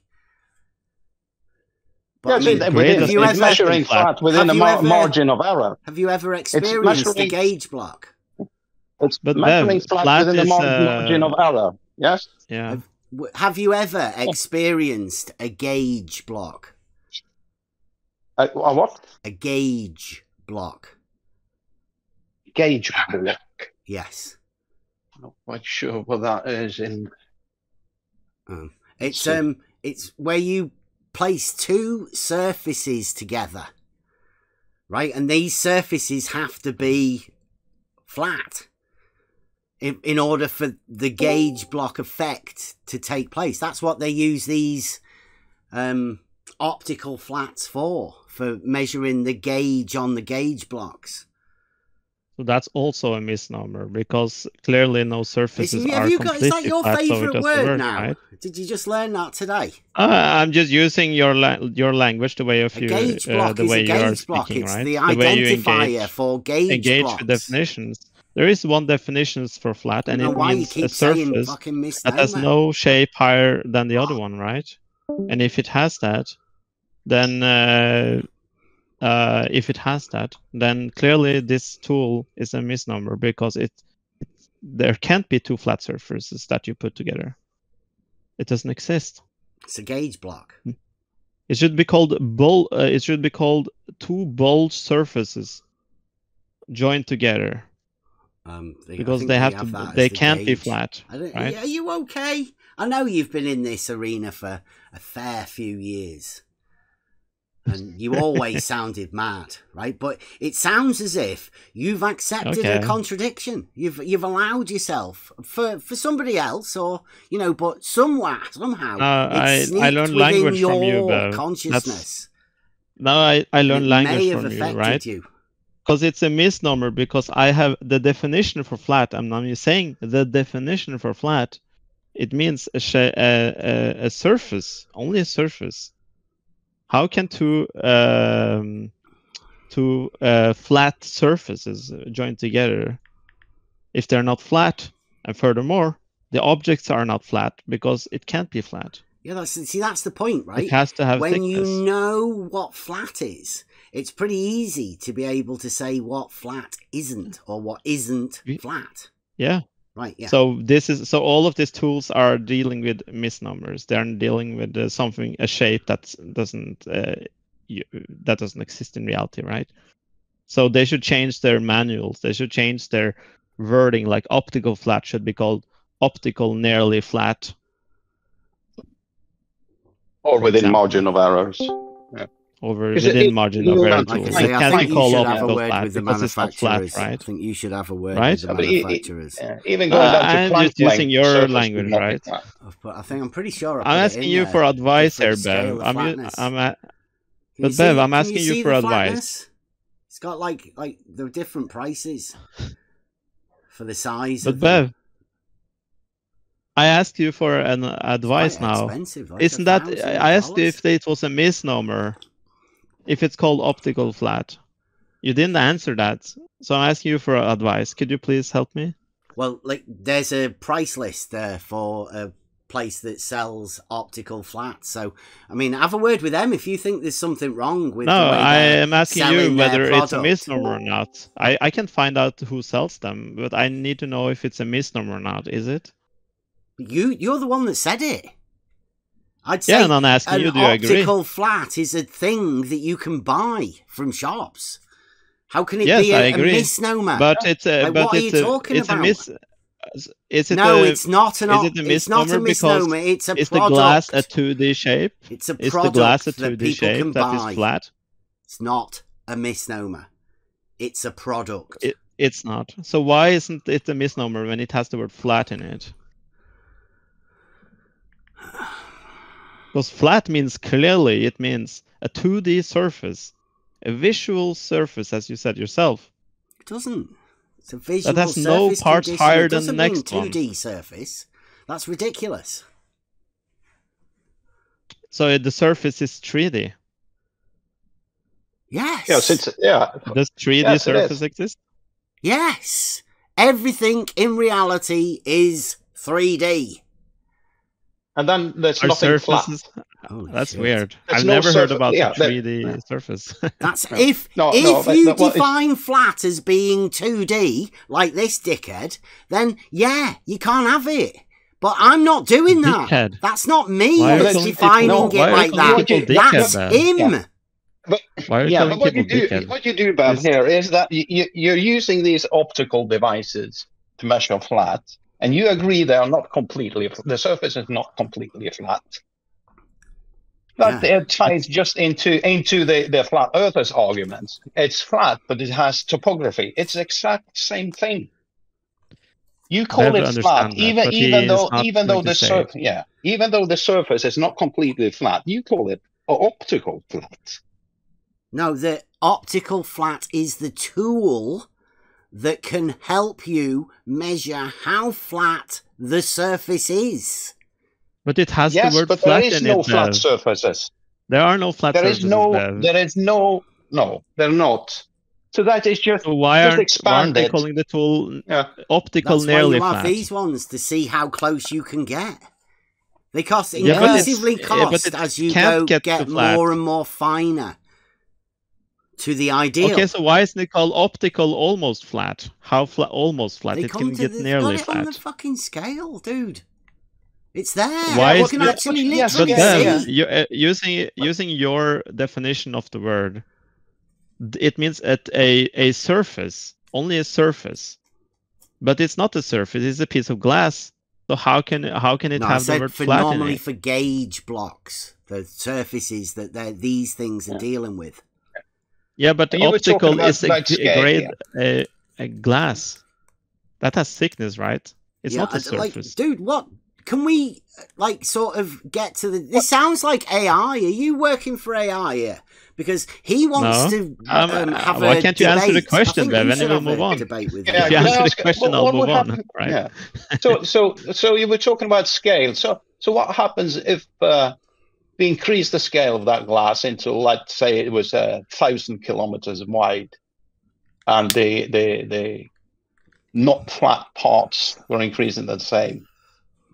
There's no float glass plants that are that long. Right.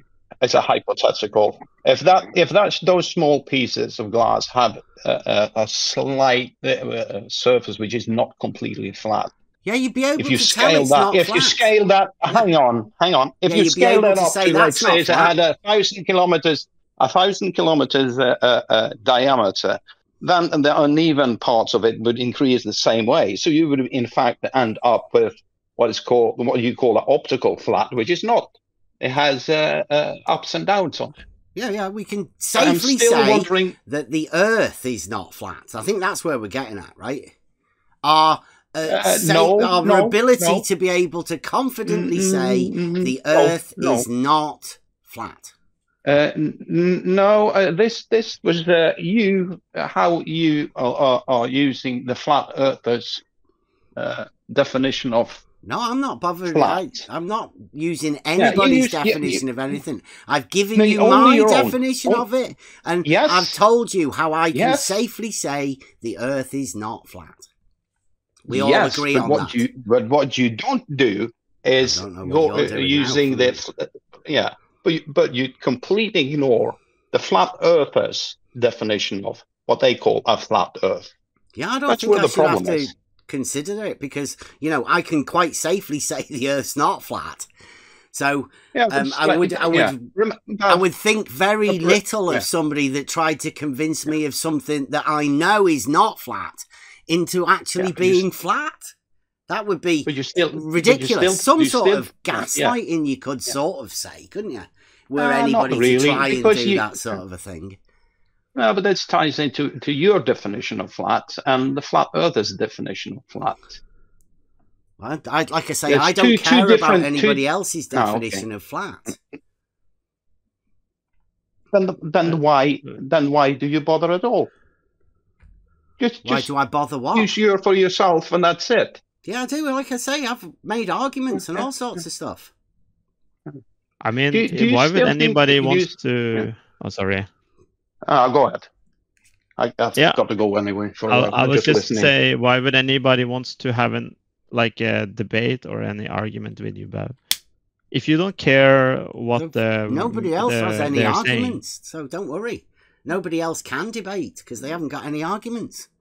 Well, I'm the only one that has arguments. Are you saying why did you bring up flat earthers then? They clearly said something, right? I don't think. Did you get the words out of thin air, or did they say something? What did the flat earthers say? You guys are the ones obsessed with flat earthers. That's you guys. It's a globe gangster. It's like a flat earth and flat we were talking about McToon lying to the congregation. No, the church. We are not. We are talking about the word flat being a misnomer. We were earlier. Or flat earth, oxymoron for flat earth. Yeah, because McToon said planes curve in the context of Earth. So, I mean, could that be considered flat? We are talking about you're saying that their argument is a misnomer, or that they don't even have an argument. So I'm wondering where you got the idea that they don't have an argument, because I'm wondering what they're saying. What did a flat earther say? So you could say it's an oxymoron. You can't just say there it's an oxymoron if they didn't say anything, right? Yeah. Flat Earth. What? Did they just say flat Earth? Yeah, the Earth is not flat, is it? It's not even in Nathan Oakley's claim that Did Earth they is say flat. It's not. The Earth is... No, Nathan Oakley Did they says say the because Earth is he can flat? measure an angle from horizontal. That's what Nathan Oakley considers flat Earth. So they made an argument, or they made at least a claim. They said that the Earth is flat. It's measured flat. Yeah, they said it's measured flat. Yeah, we've had 6 or 7 months of them claiming that the Earth is... Well, only a small group of flat earthers, right? The flat Earth and that's an oxymoron. And then they use words, Earth, right? Flat Earth is the oxymoron. But so they used words, right? When they said this thing, they uttered words. Did you understand the words, the meaning of the words they used? When Nathan Oakley says the Earth is measured flat. For example. Yeah, go on. You give us the context. Did you understand the words? Well, did you use the? Did you understand the words? Perhaps not. Can you give us your rendition so we might be clearly illuminated? Oh, I'm just wondering because you already claimed it. I'm just wondering because you already said it's a misnomer, so you clearly concluded on something. So if you can't say it's a misnomer if you didn't understand them. Well, like I say, so what is your understanding of what they said? I've already expressed to you today that optical flats are how you measure for flatness. Now, obviously, the Earth is not measured like that. So, therefore, Nathan Oakley's claim that the Earth is measured flat is but it's not a misnomer, complete and utter nonsense. It's not an oxymoron, right? The argument itself. The evidence is just wrong. It's a ridiculous claim. The oxymoron is flat Earth. Or here's another oxymoron so the argument for is you. Oxymoron, but this has nothing to do with... Topographical plane. Okay. That's an oxymoron. What does the optical flat have to do with the argument?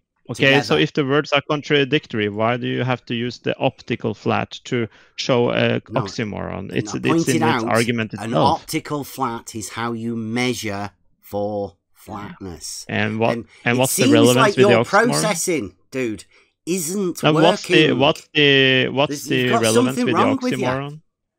But what's the relevance with the oxymoron using the flat a tool Earth to measure is an oxymoron. The topographical plane is an oxymoron. So what does the optical flat has to do with that? The optical flat is a device for measuring flatness. So you're just stating random facts about tools that has nothing to do with the argument? You keep asking me questions and I keep answering them. It's your I didn't ask you. I didn't bring up optical flat at all. You just suddenly say it. You just used it as an answer to why it was an oxymoron. Can we have a different guy, please? This guy has been doing this for years. He's obviously mentally afflicted by some sort of a model delusion, and he's broken. Obviously, his mind is mashed. So you don't have an answer to that. As a what mad is the optical person. flat? I didn't ask you anything about what they measured. I asked you the oxymoron is an argument. It's a error in their argument. So what does the evidence have to do with anything? No, an oxymoron is two contradictory statements placed. Yeah, it has to do with the argument itself, right? A statement. You don't have to measure anything to know that, right? So what does the optical flat has to do with that? The optical flat is how you measure for flatness at the and what's the relevance with the oxymoron? Level. And what's the relevance with the oxymoron? You keep talking about it. You keep placing them both together. I didn't bring it up. I never said optical flat when I asked you this. You're the one that keeps bringing those two together because your mind's broken. Who said? Why did I ask you? Why did you bring up optical flat? Oh, clearly I didn't say the word. Why did I bring up optical flat? Yes, to show you did. that it was a visual surface condition. Yes, and why are you talking about that? You want me to talk about trees? You asked me for my definition of flat. Tree has leaves on it. It's an optical surface condition. On the outside, it's green. You still haven't come up with your definition of it at all. What's your definition of flat? I could tell you my definition of flat, but I don't see the relevance because the point here is that you're calling it an oxymoron. The arguments of somebody else, not me, right? Flat. Doesn't see the relevance. No, it's not. My definition has nothing to do with it because he's calling flat earthers' arguments the claim an oxymoron. No. Based on optical measurements. I've not said it's an oxymoron. I said flat Earth is an oxymoron. A topographical plane is an oxymoron. A bent level is an oxymoron.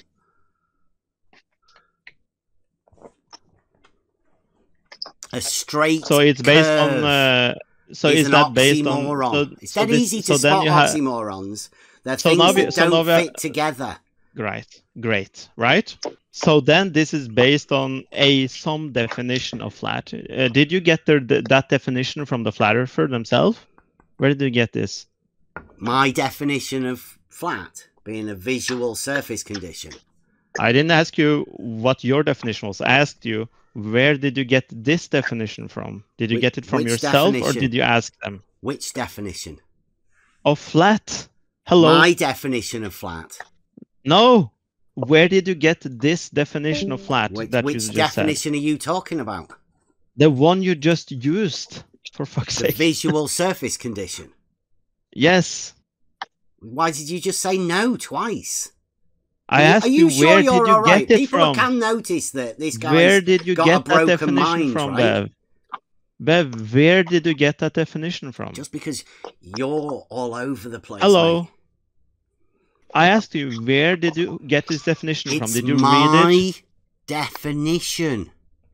Okay, so the flat earther didn't tell you this definition, right? You got it from yourself. You read it yourself. Yeah, I'm a big boy. Right? I can do that myself without having to go through any flat earth channels like you seem to have. So why didn't you ask the flat earthers what they meant when they Because I don't give a shit about what flat earthers.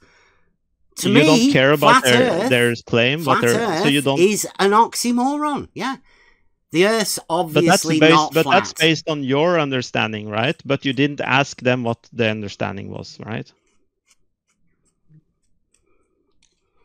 Is there anybody that isn't fucking obsessed with flat earthers that's here that wants an actual conversation? Why are you trying to derail? Because I don't give a shit about flat earthers, and you seem like you're absolutely obsessed with them, mate.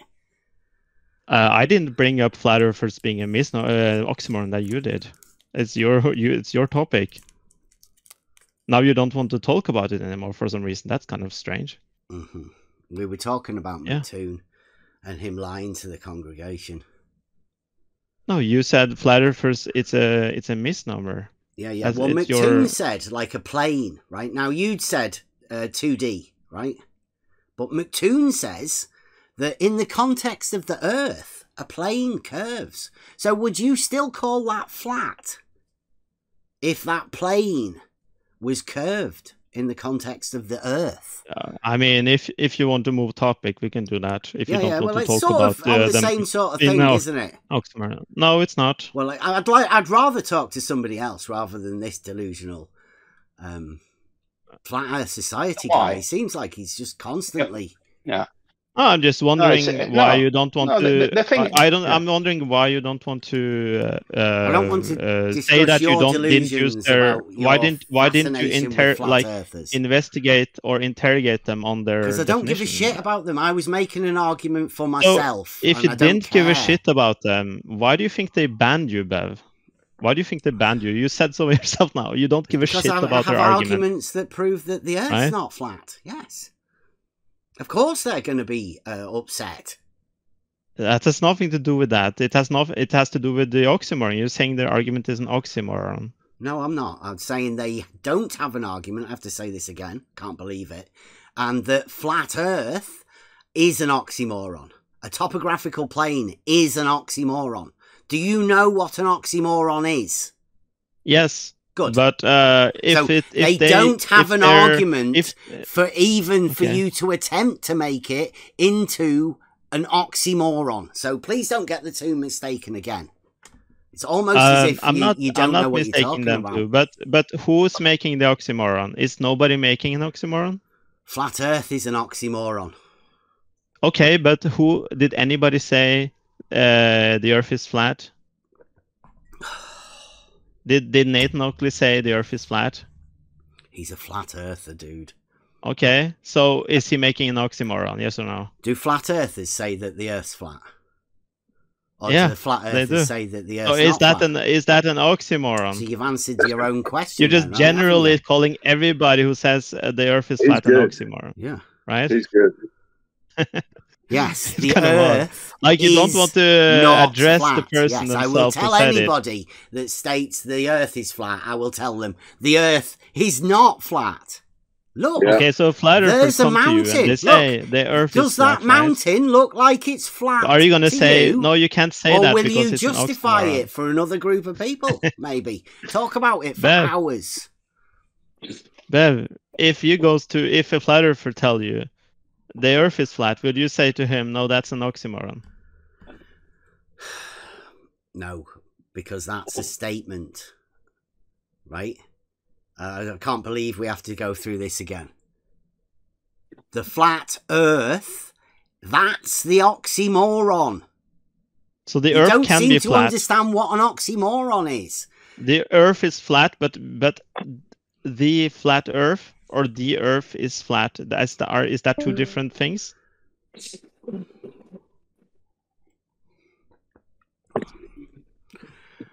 Yes, one of them is a statement. The other one is a label people take on. Okay. So what does that label mean to you? It's an oxymoron. That the Earth is they think the Earth is flat? Said it. If I say I'm a flat earther, which you do sound like a flat earther to me, honestly. Okay, great. I'm a flat earther. That's fine. I'll be that for today. So let's say I'm a flat earther, and then I say to you, I'm a flat earther, and then you ask me, and then you say it's a label. The label is a misnomer, and then I say why? It just means I think the Earth is flat. Where's the oxymoron?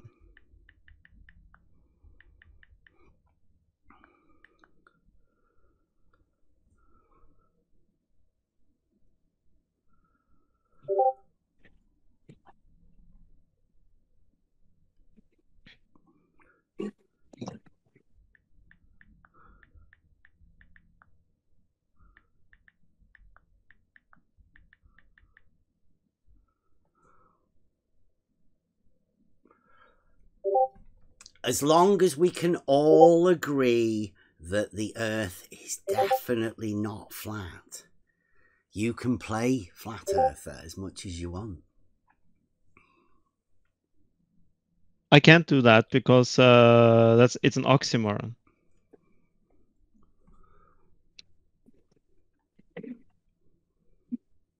So strange. You were playing the oxymoron role before.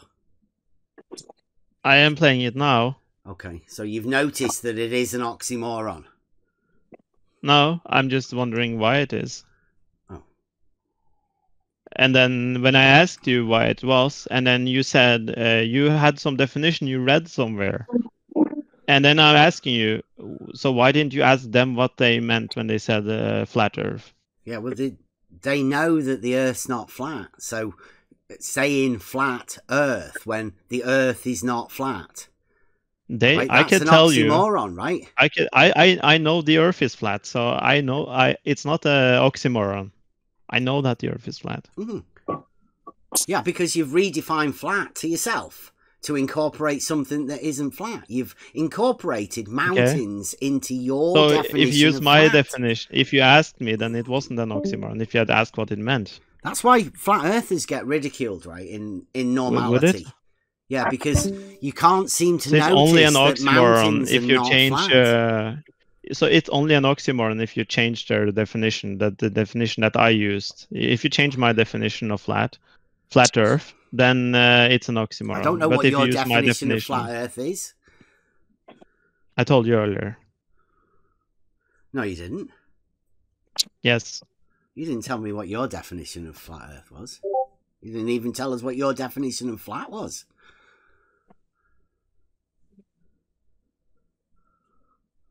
Flat Earth, I told you earlier.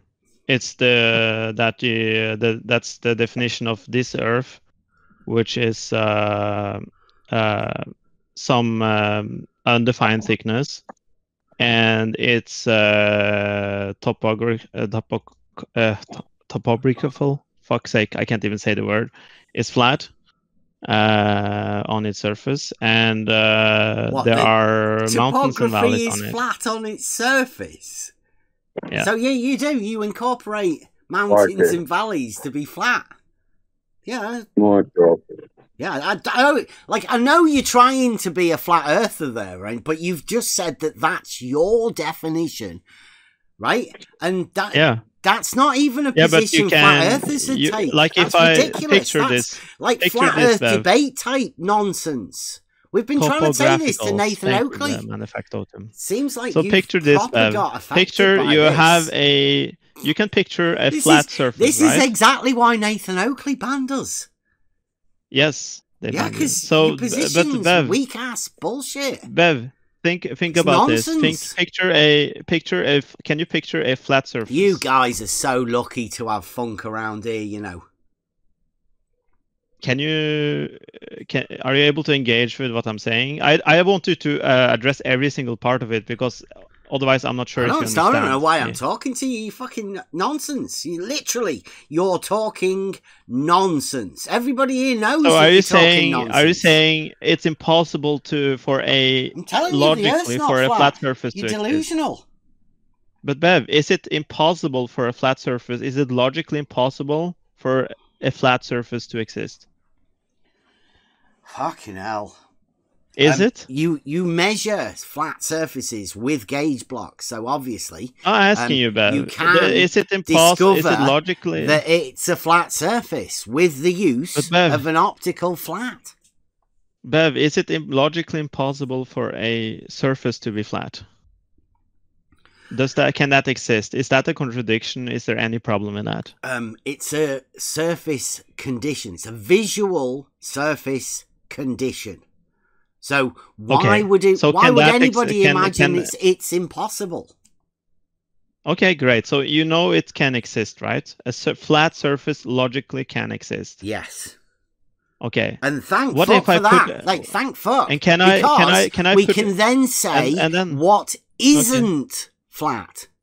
Because we know what flat is, we can tell Bev, isn't. Then Bev, if you can follow me, let's say I put a mountain on top of that. Can I do that? I put a mountain on top of that. Can you move mountains? I doubt it. No, I just put a mountain on top of that shape. I would imagine. Is it logically possible for a mountain to be on top of? Is it logically impossible? Flat, is it? Because you did just say earlier. Follow me. Is it possible? Is it possible for a mountain to be on top of that shape that you described earlier? Is it logically impossible for that to exist? A mountain. The mountain is a shape. The mountain on top of the mountain? No, I said a mountain on top of that shape you described earlier. Yeah, which shape did I describe earlier? The flat surface. What, the visual surface condition? Yeah, yes. Being a visual can you put a mountain on top of that, Did you imagine that's a shape? Bev, hello. Did you hear a shape come out of that when I said flat is a visual surface condition? Did you imagine that's some sort of a shape? Did you imagine that was me describing a shape? So what is a visual surface condition in comparison to a square, and then you take the one surface of it? What's the difference? Because I don't know what you mean when you say visual surface condition at this point. Let's say I have a square, like perfectly square a box, and then one side of that box. What is that? Is that flat or is it flat surface condition? What's the difference? Can you explain to me, please? I know language may be a bit of a problem, but I'm pretty sure you're imagining a cube. Yeah, a cube, or it could be a box. It doesn't matter. Either of those two. Yeah. Well, one of them's a mathematical thing, and since you were talking about squares, the sides of a cube would be a square, but a squares are two-dimensional. Thank you for not answering the question yet. So what could you answer me? What's the difference between the surface on one of the sides and this visual surface condition? What's the difference? Well, you would be looking at it. If you're looking at it, then, I mean, obviously it's not a mathematical object. It's an actual object because you're looking at it. Okay. Right. So what's the difference? The difference is one is a cube in math and the other one is a cube in reality. Is that the difference? Yeah, in between the visual surface condition, yeah, because you can't visual surface condition a mathematical cube that exists within. Okay, so I'm just talking. I'm talking about cubes, right? And when I talked about it for logically existing, right? I'm thinking more in the terms of math, right? Yeah, I mean, but can we get to the what's the point? What's the end goal that you want to achieve? I'm asking. So the reason why I stopped because when I put the mountain on top of this shape, you had an issue with it because it wasn't a shape; it was a visual surface condition. But I asked you if it logically existed, and if it can logically exist, I would say it exists in math. And it also, I would say, also this geometries exist in reality. Can exist in reality as well. Yeah. But so if you want to call it visual surface condition, I don't know. I don't actually know why you would distinguish between those two. But a mountain is something that exists within reality, right? You're obviously when you say that you can move mountains, right? You're not talking about mathematically, are you? Yeah. But the cube can exist in reality as well, right? And yes, in math. Rubik's a mountain can be described both in math and reality. Every single thing I have talked about now can exist both in reality and in math. Okay. Well, but this is where we come to the law of identity. So what's the point of bringing up the distinction? I don't know why we would even talk about that. But why, because why you're trying would to we bring blur up the lines between something that exists and something that exists within a mathematical framework? I'm clear. I'm very clear about that these things can exist in reality. I'm not trying to blur any line. Okay? So a cube can exist. The side of that cube, that's a flat surface, right? A square is a two-dimensional figure. But if you want to say in reality, then you want me to ask you again? As flat. How flat would be the question, wouldn't it? Logically, it's perfectly flat. It's very, very flat. Okay. Okay. Yeah. So that is a flat surface, right? Yep.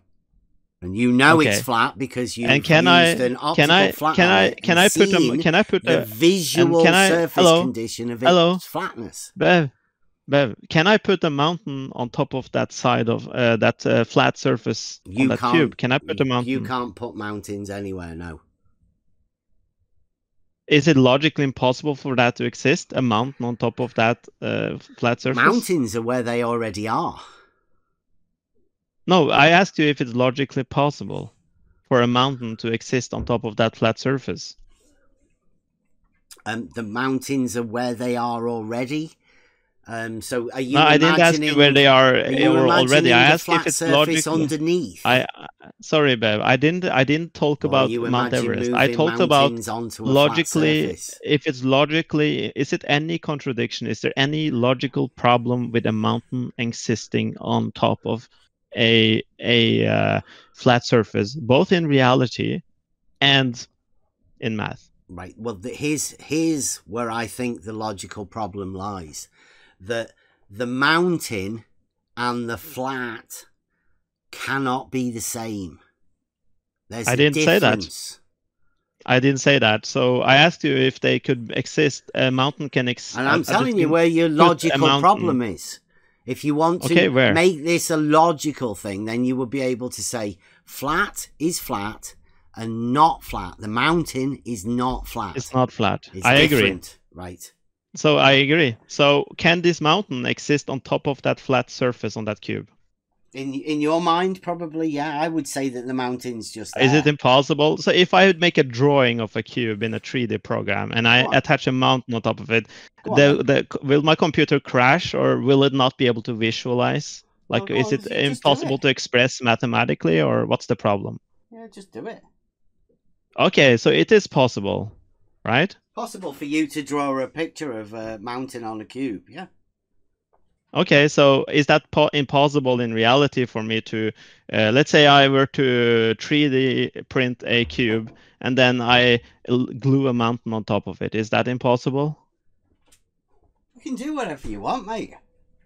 Okay, I'm taking that as a yes, Bev. So this was the thing I described now. That was literally my description. I said so earlier. This was clearly, you said it was an oxymoron. I described it as a flat surface, and then you have mountains and valleys on top of that, right? Yeah. Yes. Making and it you said flat. now it is. You said now it is possible between flat and not flat. But that was my description, and you just agree with me that it's possible. Then you can know what thank not you, flat Bev. is. I had to. If you just asked me this explanation and explained to you, I would explain this thing. And I explained it to you right now, and you agreed on every part of it. But somehow, when you take a sum of it, it's an oxymoron. I don't understand where you're getting this logic from. Is this your flat Earth role play you're doing? No, actually. No, he's a flat earther. He's told us. Yeah. Like, he is a flat. Yeah. Power. I'm a logicer. I'm a logicer. I'm only appealing to logical shapes that can logically present himself as a flat earther. Yeah. There's been no logic. A guy was a glober. Okay. Meant to be gangsters in here, man. Yeah. None of them will stand up to this. You agreed on every part of you. Bev, you agreed on every part of my explanation. Us Globe Gangsters, right? I think we should sort of do a hit job on you because, like, I don't know what you're doing here. You're making it look like fucking ridiculous. Like, this is a ridiculous flat Earth shit. Do normal people get this when they come in here? Globe Gangsters, we've got the fucking main guy acting like a dickhead. And none of the Globe guys that are in here, because there's no flat earthers other than this guy. You're just allowing him to talk fucking nonsense. Yeah. So, Bev, how is it possible for you to agree with every part of my explanation, but then you disagree with the conclusion? That was my definition. How is that possible, We're looking for the Bev? flat bit. We're looking for the flat bit you're talking about. How is that possible, Bev, for you to disagree with every part of my agree with every part of my definition, and then you disagree with the conclusion? Dude, I think it's pretty That's obvious kind of odd, to right? everybody listening. You are completely delusional. You've not got a clue about any of the words you're using. You don't understand any of this. You understood everything I said, Bev. You even agreed on every part of it. See, you're delusional. And everyone can see that. Everybody here heard that you agreed with everything I said on the part, right? So what part of what I said you Globe was the guys gluing you them? Should be ashamed of yourselves, right? Bev, was it gluing the mountain on the side of the represent the cube? real globe much better than this fool can, right? With his, I don't know what sort of thing. Did you have a problem with the mountain being glued on the side of a cube? What was the problem? Could you be specific? If you can't be specific about this, I'm taking this just as a proceeding at this point. Is it glued on in reality? Is that what you're trying to get to? It can be glued on. That's the whole point. Really? If I have a perfectly flat shape and I glue a rock on the side of it, Gorilla Glue. Yeah, is that impossible for me to glue a rock inside of?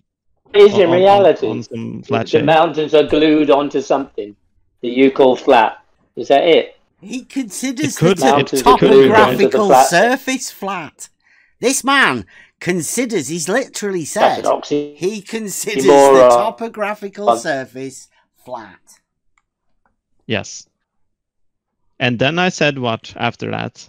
Which you agreed on all the points. The not flat bit. You disagree on topographical flat surface, but when I give you an example of a topographical flat surface, you agree that it can exist in reality and in math.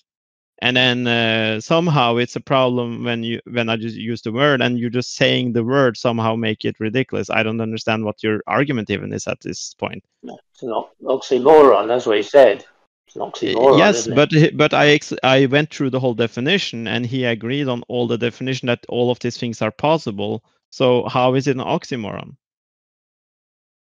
Sounded like nonsense. It sounded like he's just he's strawmanning, like everybody said from the beginning. You're talking about a flat, not flat bit, you know. No. How come the not flat bit be flat? I'm talking about the topographical flat surface, and then there are mountains and valleys. You're talking about mountains stuck on something, stuck on a flat surface. Where's the flat surface it's stuck on? Where? That's the ground. They think it is. They think it. They think the ground isn't flat, though, is it? Flat. It could be flat, and then there are mountains and valleys on top of it. It could be. It's possible. What do you think? Do you think that? I think it's possible. Yeah, for the Earth, it's not impossible. It's not impossible shape to exist. Is there evidence for that? No, surely not. Okay, there's no evidence. Okay, yeah, of course, there's no evidence for it being flat. Yes, but but it's not illogical. That's the whole point. So you have to kind of prove it, right? You have to show evidence that it's not flat. You can just assume it's not flat. They're saying they measured it. They're saying they measured it. So I mean, that's a bit of a step further on. Not very bad at measuring. Imagination or yeah. But they this are not. This guy doesn't even need to measure it. He's just taking their words and saying that the topographical surface is flat. Now that's their argument. That's the that's your position. That's yours. Yeah. I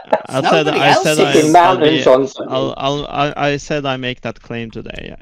But I'm not going to provide evidence for it. You're making claims of gluing like mountains onto Rubik's cubes. It was to make some show sort that you're of an making analogy to show that we can tell what flat is and what flat isn't.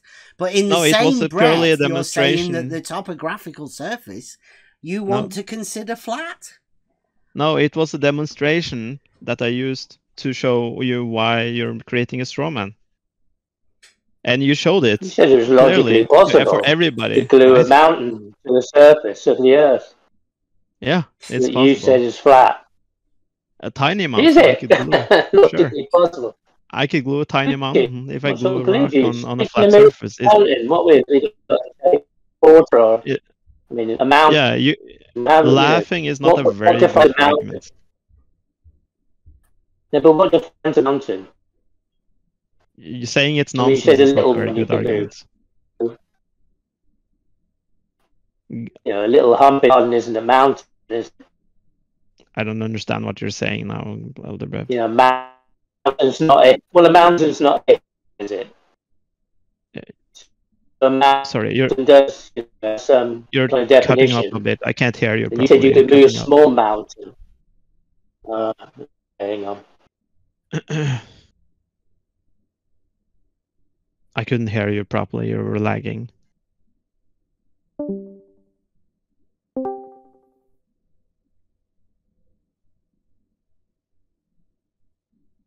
Did we lose Bev? Still there? I've got bad internet, I think that's what it is.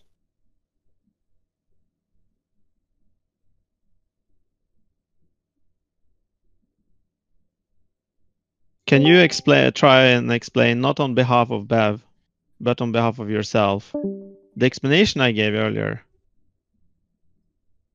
You're talking about gluing mountains, and you can actually logically move a small mountain and glue it. No, you don't have to move it. Is it logically possible for a mountain to exist on top of that flat surface? What flat surface? Of a cube. My example. That was my example. Well, like kid's toy thing, you know. You could kind of have a cube and stick like a Lego thing. It could be a kid's toy. It could be however size you want it to be. Lego bricks on a Rubik's Cube. Mountains and valleys for the win. Get in there. Yes. Can you answer that? How does that relate to reality, though? What do the Globe Gangsters think? What do you guys think of this guy's argument?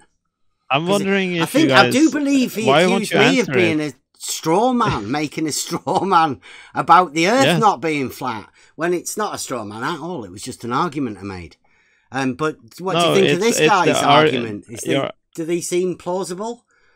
I mean, could you consider that this guy's perhaps making a straw man? Your argument for it being it can't be because you don't actually have any proof of the real globe, right? You're just trying to use this as an avoidance tactic, or do you think this guy's actually making a good argument? No, it's just pointing out a definition. I'm just pointing out the definition and how it's not an oxymoron. And then this is an example of you did not use that's my argument. You did not use my definition of flat. You used a different one. And then so you're strawmanning. I used my definition of flat because I was asked for my definition of flat. Yeah. That's why I use my definition of flat. Yeah, that's a strawman. Use your definition into my argument. Yeah, but you want to redefine classic strawman topographical surface as being flat. You want to redefine my definition. That's a strawman. No, you literally said that. No, I didn't redefine anything. I just defined it. Dodging away from being flat earthers by saying, well, you know, I think the Earth has topography. Obviously, we're not using this when we talk about flat Earth. We're not talking about this very, very, very literal interpretation of the word flat. Because if we're going to use this literal interpretation of the word flat, then the word might as well just not exist because nothing is flat. So it's not flat. Yeah. Yeah, and then nothing is flat. So what's the point of having the word? Yeah, that's the starting point for the discussion, right? Well, no, it isn't. Because we're not talking about topography when we talk about flat Earth. Yeah, we're talking about whether it's a sphere or not. Things that we can actually agree on. Right, and I don't agree that flat earthers can get out of being flat earthers by saying, well, I agree in topography, so I'm not a flat earther. So we know it's not flat. That's not what we're talking about. You think knowing that so how the would Earth you... is not flat is some sort of a, a position that you might consider something different, like maybe contrary?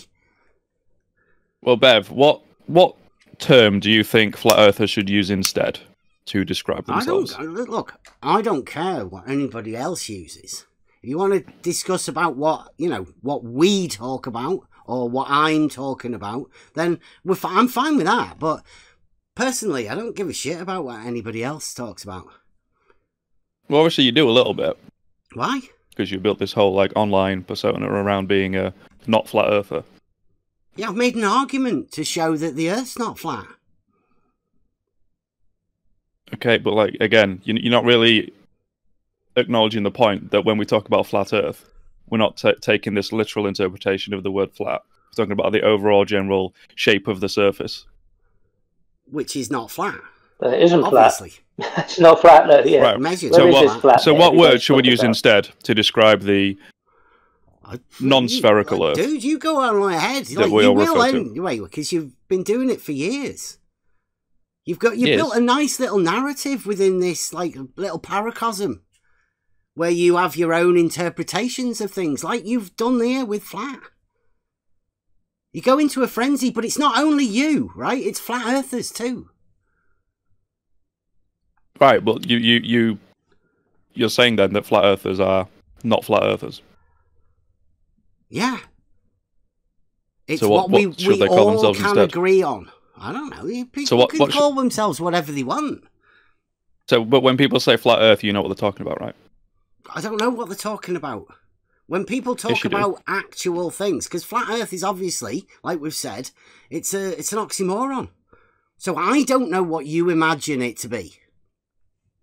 This is bad faith. Just stop engaging. Yeah, I don't... This little paracosm, the narrative that you guys have built up over the years, You're safe with it. I wonder how long he'll monologue if no one replies. There you go. Globe Gangsters. I'm feeling this is gonna just go in circles forever. It's not gonna change. Everything's gonna just be semantical. Well, you do realise that, like, if reality is the real globe, then proofs within reality will help prove the real globe, right? It's more like a language That's a barrier, known, isn't it? right? Yeah. What I understand, Bev, is that flat earthers like yourself don't really have any arguments for the shape of the earth. So you dodge around this accusation that you're a flat earther by saying, I'm not a flat earther, I'm just an apparent earther, I'm a real earther, I'm an observed earther, I'm a whatever earther. Not flat, though. You just play word games forever. It's not flat. Yeah, it's not flat. That's obvious, so what more can you say? But, nobody can see it flat, anything flat, But people want to call it that, even though they know it's not. It's not flat. There's hills and valleys and that. You know what we mean. It's not flat. Yeah, and you know what people mean when they say flat earther. Like this guy that's what here, people say, but he wants topographical surface to be flat. Yeah, and nonsense. So going forward, if this was the accepted paradigm, then this is what it's built on, isn't it? That it's flat but not flat. So that's the basis of it moving into the future. In the future, if we're all saying, yeah, the Earth is flat, that's what it's based on. It's not actually flat. Now is a table flat? That's the base foundation of it. Oh, here we go, tables again. Nothing to do with the tables, is it? Why does everybody go to tables? Is a table flat? Depends, really. But what's that got to do with the surface of the Earth? Your average everyday table. A table you can buy from IKEA. Is it flat? No. Okay. What is flat? A corrugated surface, apparently. I mean, lots of flat earthers have told me that a corrugated surface is flat. You might tell me the sea is flat. But it's not, is it? They have a problem, right? You're going to have a problem when you have to differentiate between flat and not flat. Basic laws of logic. What is one flat object? Flat. Where is flat? No, what is flat? Because this other guy said it was underneath the bit that the mountains were glued to, that he could logically take a small mountain and glue it to the flat surface of the Earth, and that explained it. So, I mean, that's not even logical that he could move a small mountain and glue it to something that isn't flat. But he has to make the flat first. He has to make the flat first. And he's already done that in his mind. The flat. He's made the flat and then put the mountain on it and still wants to consider it flat. That's a serious mental condition. Well, that's the straw man, right? Because I didn't say I consider the whole shape flat. I consider that flat Earth, which is a specific definition. It has nothing to do with flat and my brain Earth. hurts. My brain hurts. My brain hurts. My brain hurts. Sorry, it's a word that has context, and then you have to ask for that if you don't understand it. And I described it, and in the end, you said that the whole Earth was 2D. Flat surface topography. I didn't say that. I think you're delusional. That's the. I would suggest you go and find that in the transcript. But are you able to reiterate what the description is? I wonder if you can even do that, or if you just completely co-plan. You're delusional. No, I'm just asking you. Nobody can make any sense of your nonsense, so it doesn't can bear you repeating. Restate my it's delusion? Complete and utter drivel. Great. Are you able to even tell back my delusion? Are you even able to do that? I wonder if you can do that, actually. I think all of the other globe gangsters are judging you right now.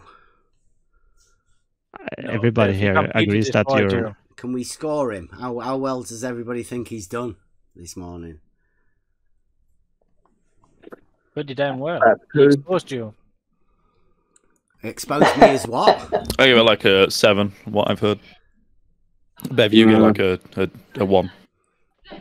Where's the flat bit then? Come on. Tell me where the flat bit. Everybody says you can observe it. And when I go out, I haven't observed it yet in my whole life. So where is it? I think you seems to be confusing description with evidence. You've got some really weird neither of those. replies, There's no description or evidence of it. Wait, can somebody answer, like, for Mr. 42? I know he's going to keep quiet. But, like, when we say a mountain is not flat, why is the general response from people like Mr. 42 that not one single flat earther says that mountains aren't real? I mean, how is that a reply?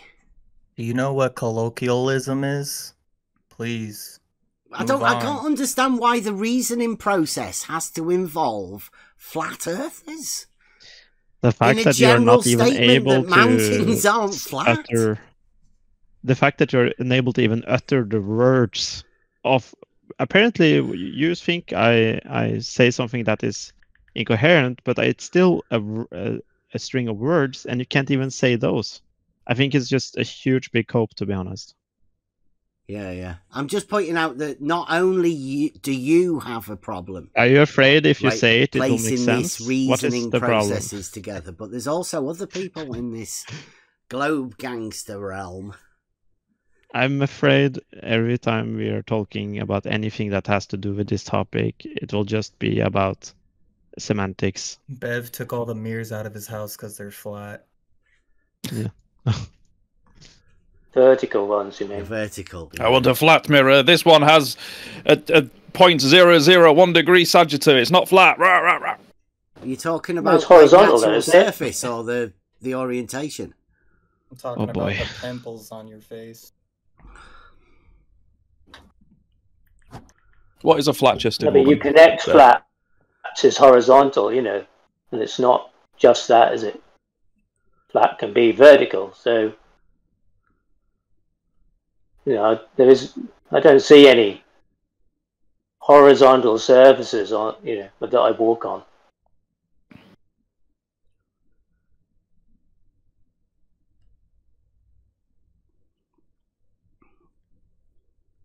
Babe, if I described a woman as flat-chested, do you have any understanding of what that means? Or is this just incomprehensible to you? I wonder why you were discussing women like that to me. I'd say, like, what the fuck are you doing that for? Weird. You're not the first person to use that as an analogy.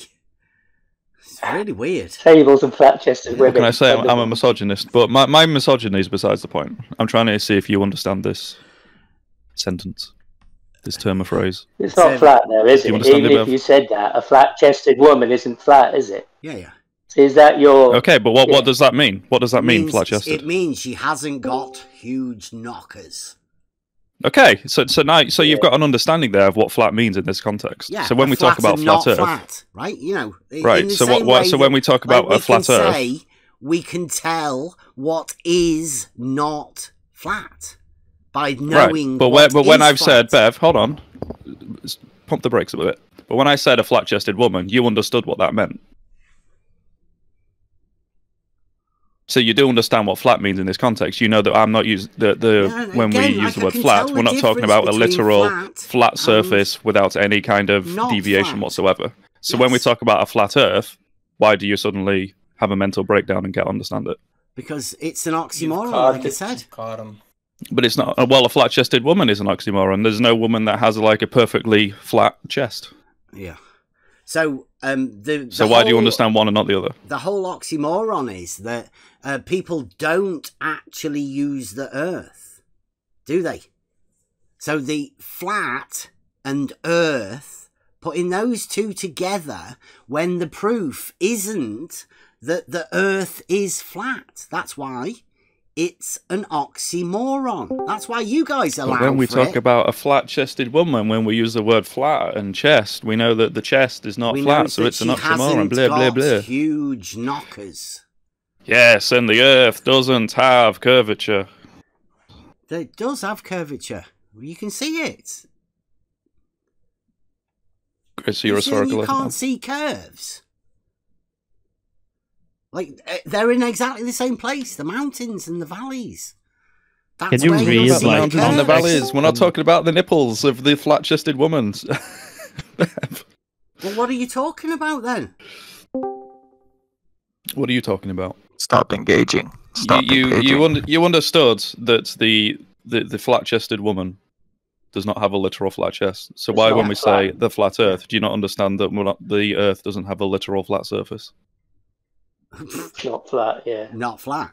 Yeah, that's exactly what we've been saying. Bev, answer the question. Yeah, it's not like we are in agreement. Bev, hold on. That it's not flat. Bev, stay on topic. Flat stay on chest. point. The flat chest is in relation to the size of breasts, isn't it? Yeah, and what do you think flat Earth is in relation to? It's got nothing to do with horizontal or vertical. What do you think the flat Earth is in relation to? Do you think it's Elder, what do you think flat Earth is in relation to? Because I don't see it. You know, it's the mountains and the valleys. That's what you call flat. So what do you think flat Earth is in relation to? I don't know, because I don't know where it is. That's what I've been asking. Where is the flat bit? They can't define it. You don't need to know where it is. You don't need to know where it is. Okay. Like, you don't know. We don't even need to have any evidence of it. We just need to make sure that you understand this. So when we say flat Earth, what does the flat part mean? I'm still looking for the flat bit. You know, this is what I'm trying to. No, we're not asking you to look for it. We're asking if you understand the concept. If you understand the words that are being said. Like, can I just Come on, ask, Bev, you can do this. Are you a flat earther? Bev cannot compute. You keep saying we. Bev, please answer. Please answer the question. Who's the we that you're talking for here?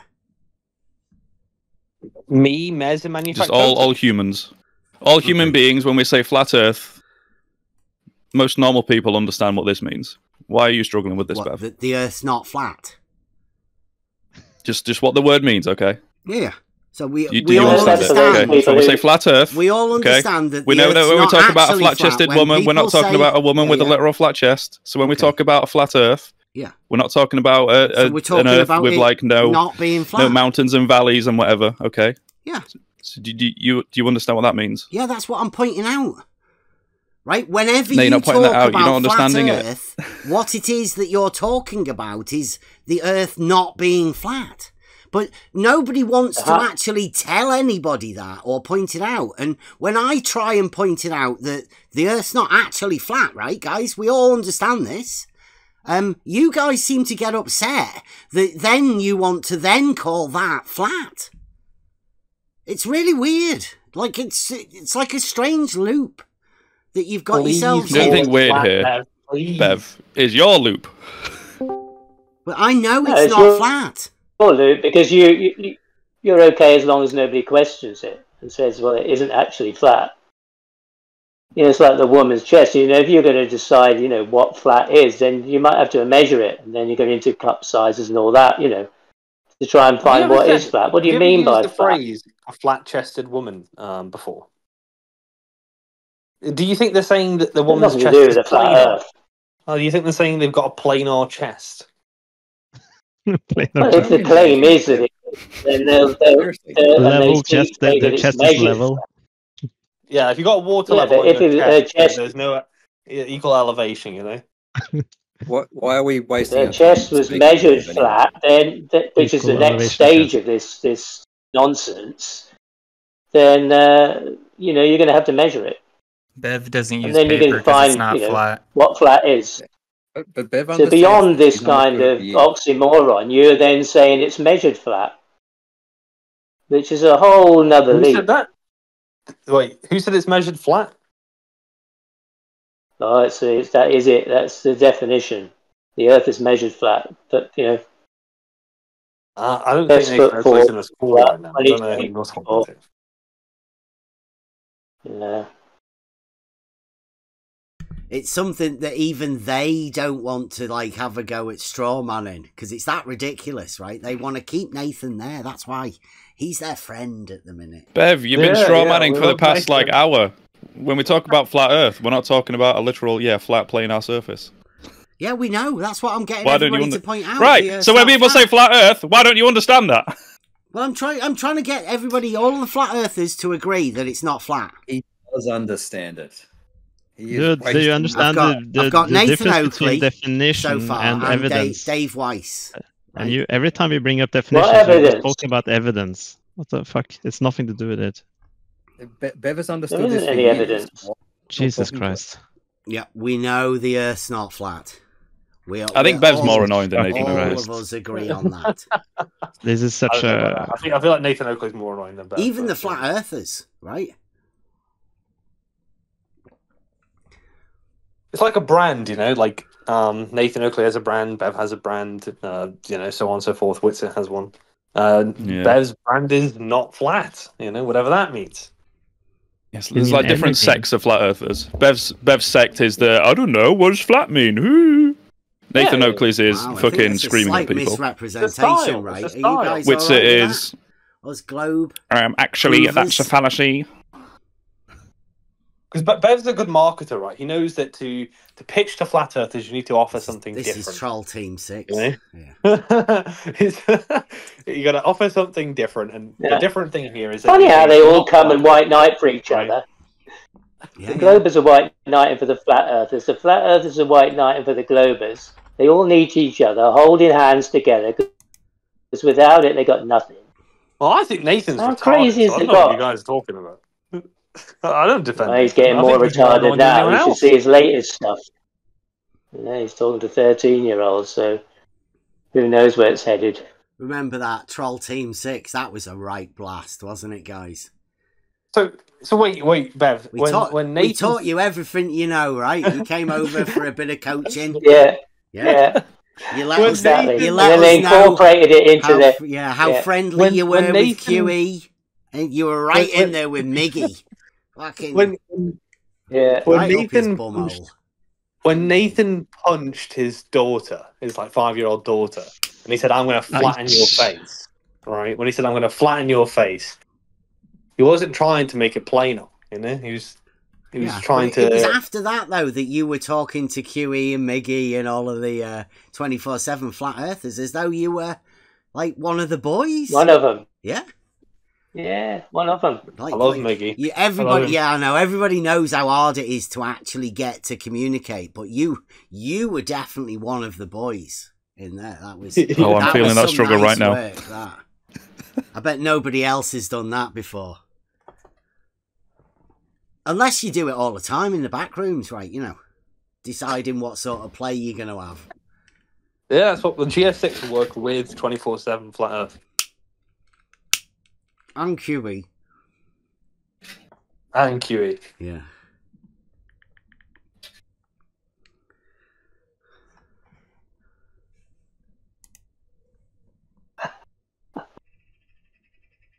Oh, it's amusing.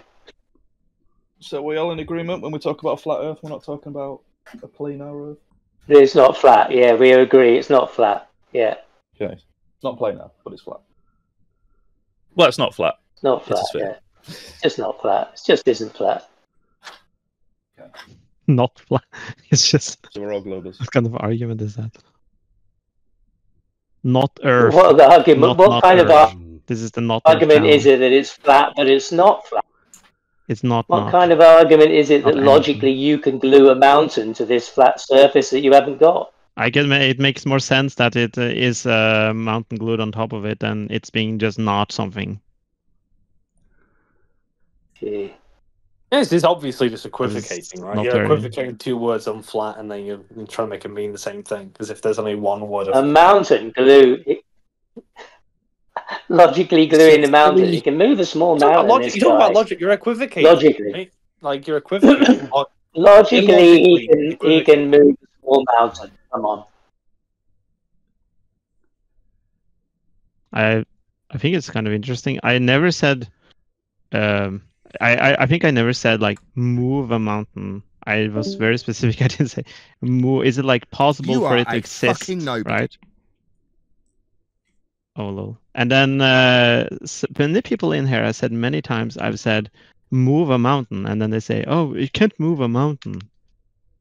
And I never said that. It's kind of odd that people have to what bring sort up. of glue would you use then? What sort of glue would you use logically?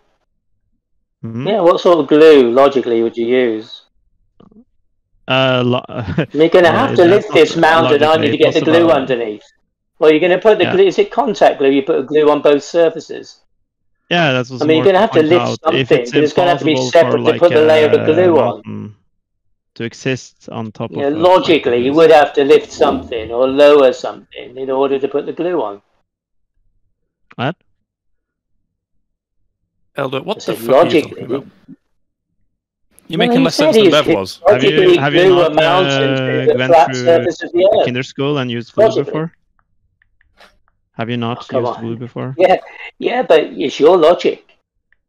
You're going to glue a mountain logically to this flat surface that you logically believe is there, but it isn't. So you're going to have to raise it or lower something because, you know, there's the mating surfaces that you're going to have to glue. I have to need to be prove separate to you that first glue to apply. exists, or what is the point here? He just wants you to give him the exact glue type so that he can taste test it. The We're getting wilder now. You want to sniff? It's just your logic. I mean, he just wants to test the flavor. Gorilla glue. Drink it about that. Yeah, they have experience in many brands, so they want to make sure that you're using the good stuff. Well, if you could just, you know, demonstrate this flat bit that I can see, that I could actually get on board logically that something could be glued to it, that would be a start. But I can't find this flat bit. This is what I've been looking for ages. Never mind the globe, you know, where is it? Where's this flat bit? Couldn't agree with you more. Where is it? At least we all agree, in a manner of speaking, that the Earth isn't flat, right? Because we agree, it's also not flat, right? Like in the way that you're saying it, it's not planar, it's not perfectly level, right? That's fine, yeah, it's fine. No issues there. We're just saying that's not what. Hold on 1 second. Saying, Let me say something. It's a tangent to a straight line, which is on a curved surface. There you go. Or was that you? Who was that? As you move along the surface of the Earth, it always keeps you to a tangent, to a horizontal. Yeah, see, tangent to a horizontal. Always tangent to a straight line. You guys know about that. Yeah, well, the flat earthers suffer with that issue as well, so, you know, they've got the problem too. No. I'm glad we agree. We're all in agreement. I guess we don't need it on the level anymore because flat earthers, bev earthers, and globe earthers all agree it's not planar, flat, horizontal, and level. It's fine. Absolutely not. Like mountains and valleys again. I have to keep pointing them out. I can't believe I have to keep doing that. Yeah, we all agree mountains exist. We've all seen them. Yep. Brilliant. And horizontals aren't parallel. Yeah, exactly. Sorry?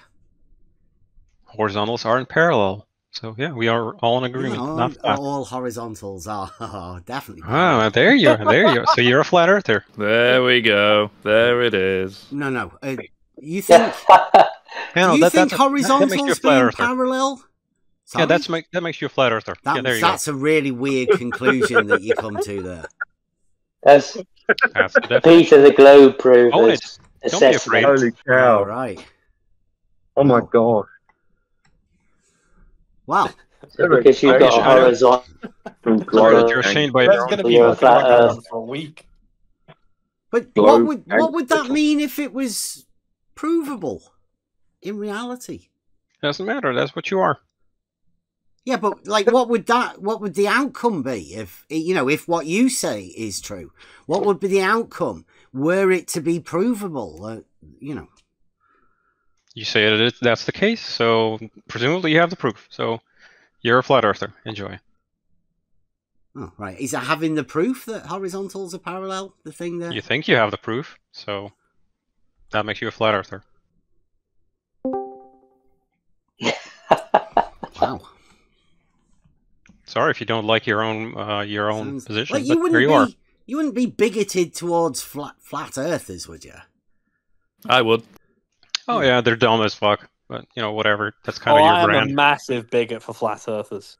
Right. So is that why you just placed a known fact, provable fact, within? You claim that it's a fact, but you haven't proven it. But you say that you have the proof, but that makes you a flat earther. So sorry if you don't like your position, but that's what you are. Wow, that's pretty impressive. I'm impressed. No horizontals are parallel, Bev. It's new fact.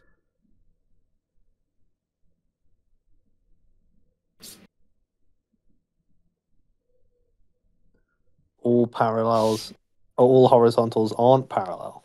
Now that green chord line is what you could call a horizontal if you wanted to.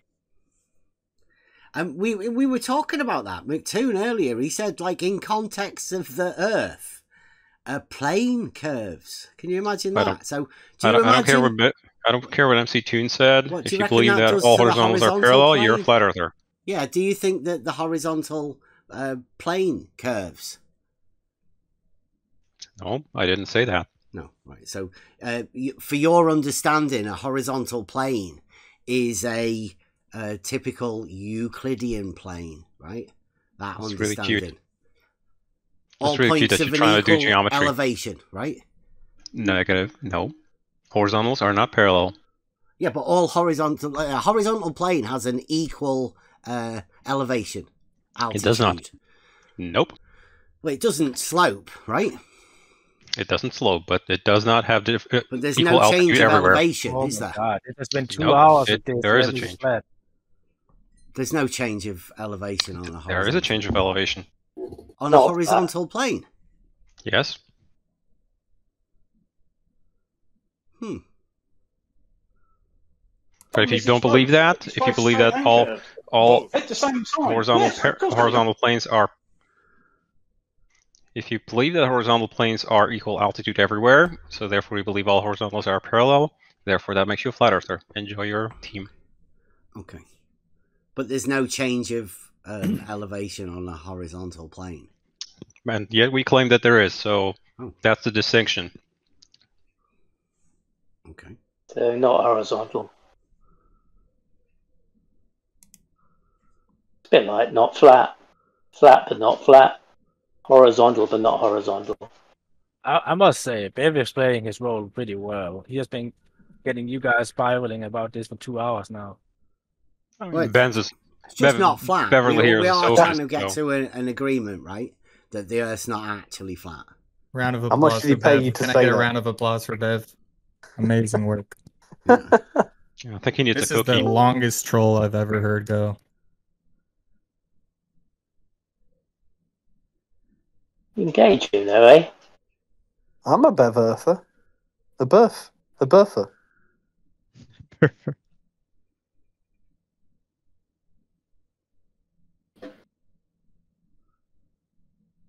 Seems you're all happy here without, anybody questioning it. You just, globe of flat Earth going against each other, holding hands, supporting each other, white knighting for each other. And anybody who comes along and questions either side of it, both sides team together to kick him out. Wait, make up your mind. Are we bigots towards flat earthers, or are we holding hands with them? You got to pick one. You can't have both. You seem to be No, justifying their position. He also just said that there's only two positions. So if you're not a globe earther, therefore that makes you. I didn't by say definition, there's only two. Oh, you said that there's in those two positions. In the globe and flat Earth, I didn't say it was just two positions. And you're the flat Earth team. So enjoy your team. No, I'm not. No. Yes, you are. You believe horizontals are parallel? That makes you a flat earther. Enjoy. You believe horizontals are curving. Don't be ashamed of your own position. Own it. Yeah, horizontals. Yeah. But your horizontals are parallel. That makes you a flat earther. Enjoy your team. Not flat. Be proud. Really? Definitely not flat, right? It's got nothing to do with the Earth. It's nothing to do with the surface of the Earth. What, So horizontals being parallel. What's got to do with the surface of the Earth? Has nothing to do with the shape of the Earth. Okay, interesting. Why? That's a very interesting. Why would you say that anybody who knows that all horizontals are parallel are flat earthers? You should probably talk to professionals about that if you don't like it. What about the professionals who haven't even holding contradictory beliefs in your head? That, and not talking about the shape thing? Are all those people who haven't even, aren't interested in earthers because they know that horizontals are parallel? I didn't hear half your sentence because you were breaking up so bad. I didn't answer that. Sorry. I think the funny thing about Bev Earthers is they pretend to be retarded to hide the fact that they're even more retarded. It's kind of sad, isn't it? We call it Bev-tarded in here. Yeah, it's the common take for the bigot approach, I find. To label somebody with some sort of ridiculous label and then segregate them and do what bigots do, right? That's what we're doing. Bigot thing. Yeah. Yes, I agree. We're bigots. Globe Gangsters. Yeah.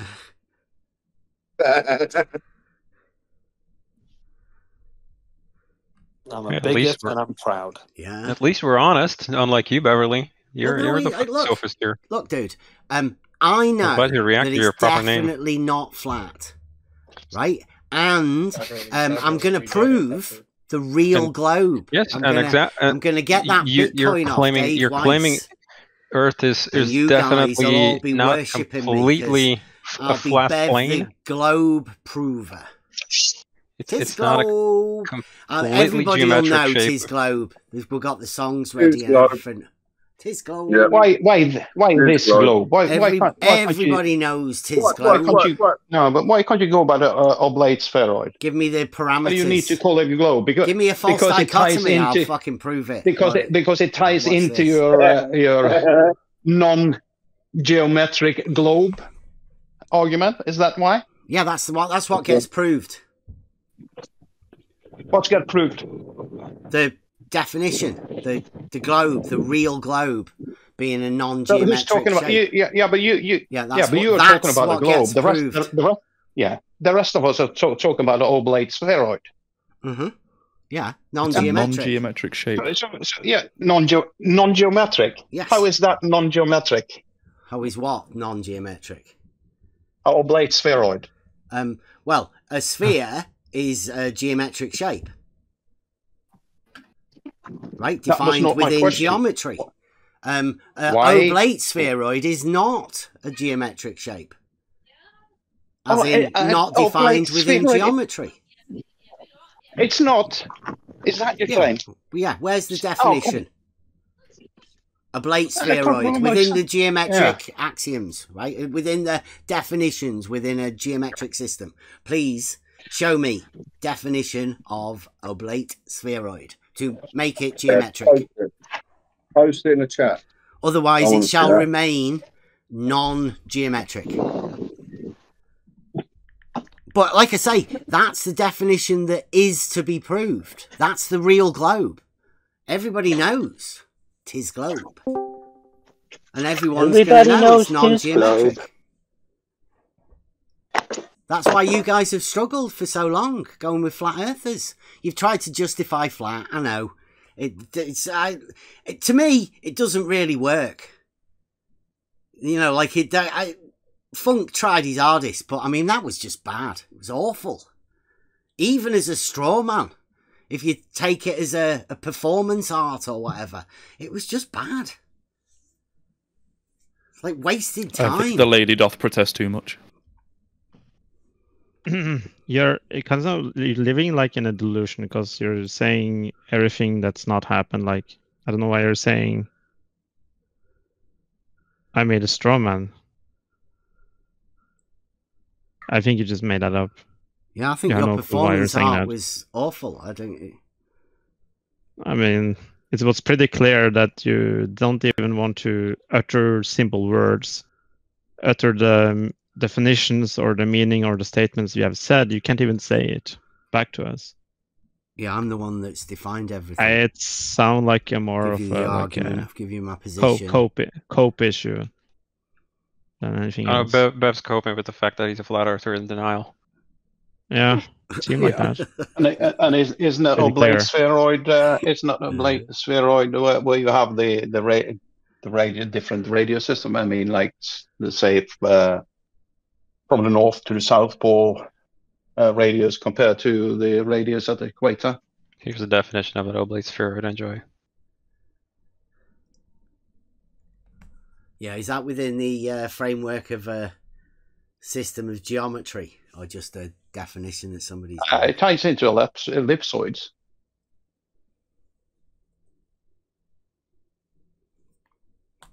Yeah. So that would be within the framework of Euclidean geometry, right? Yes.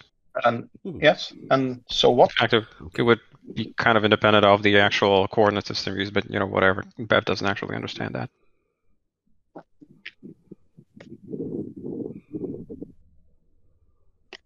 No, but I'm not surprised. I mean, earlier it was denied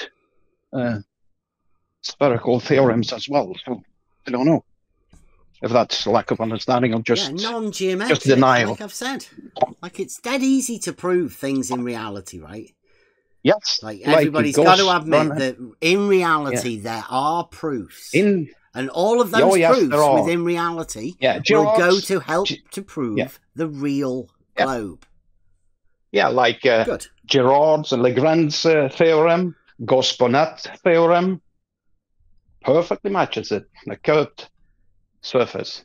But you deny that those exist. No, I was pointing out earlier, like we've been doing, is we can tell the difference between flat and not flat, the same as we can tell the difference between a plane and a curve. Dead easy. A plane? You mean a plane that flies through the sky?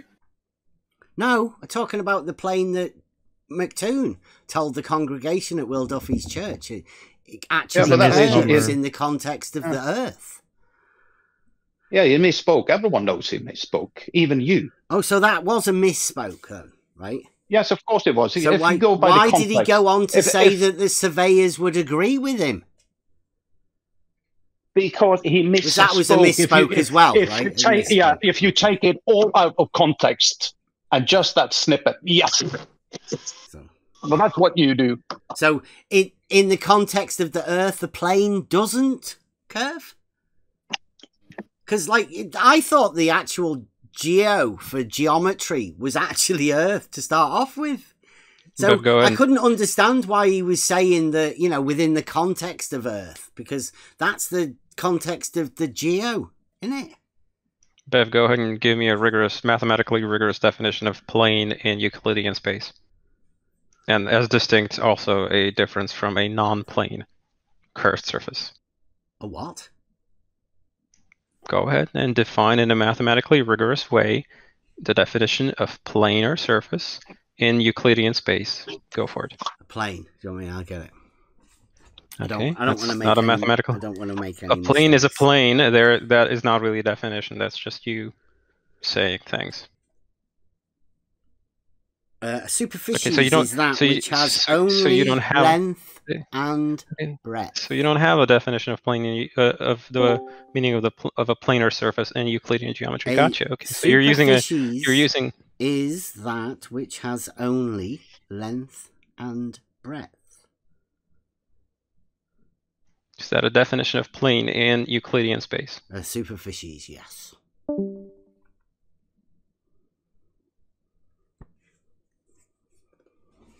Definition 5, I believe. Book 1. The elements. So that's a planar surface. Yes, superficies.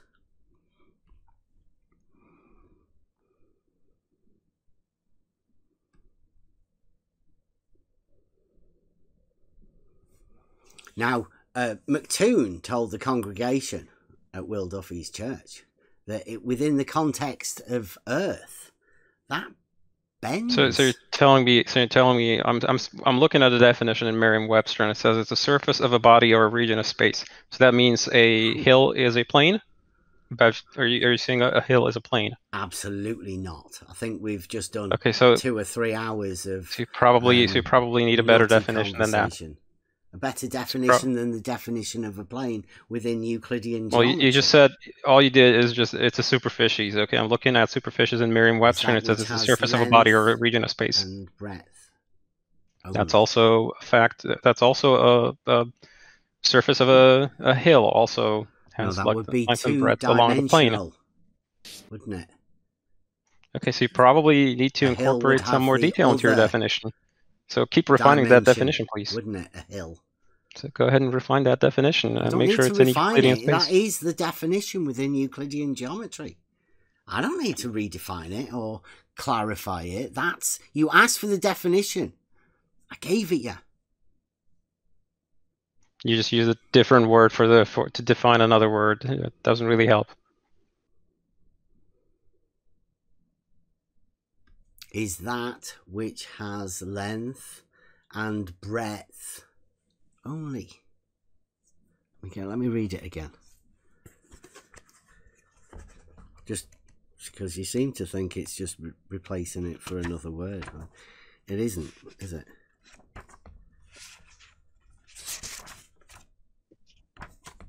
It says, a superficies is that which has only length and breadth. That's 2 dimensions. Just 2. There's no third.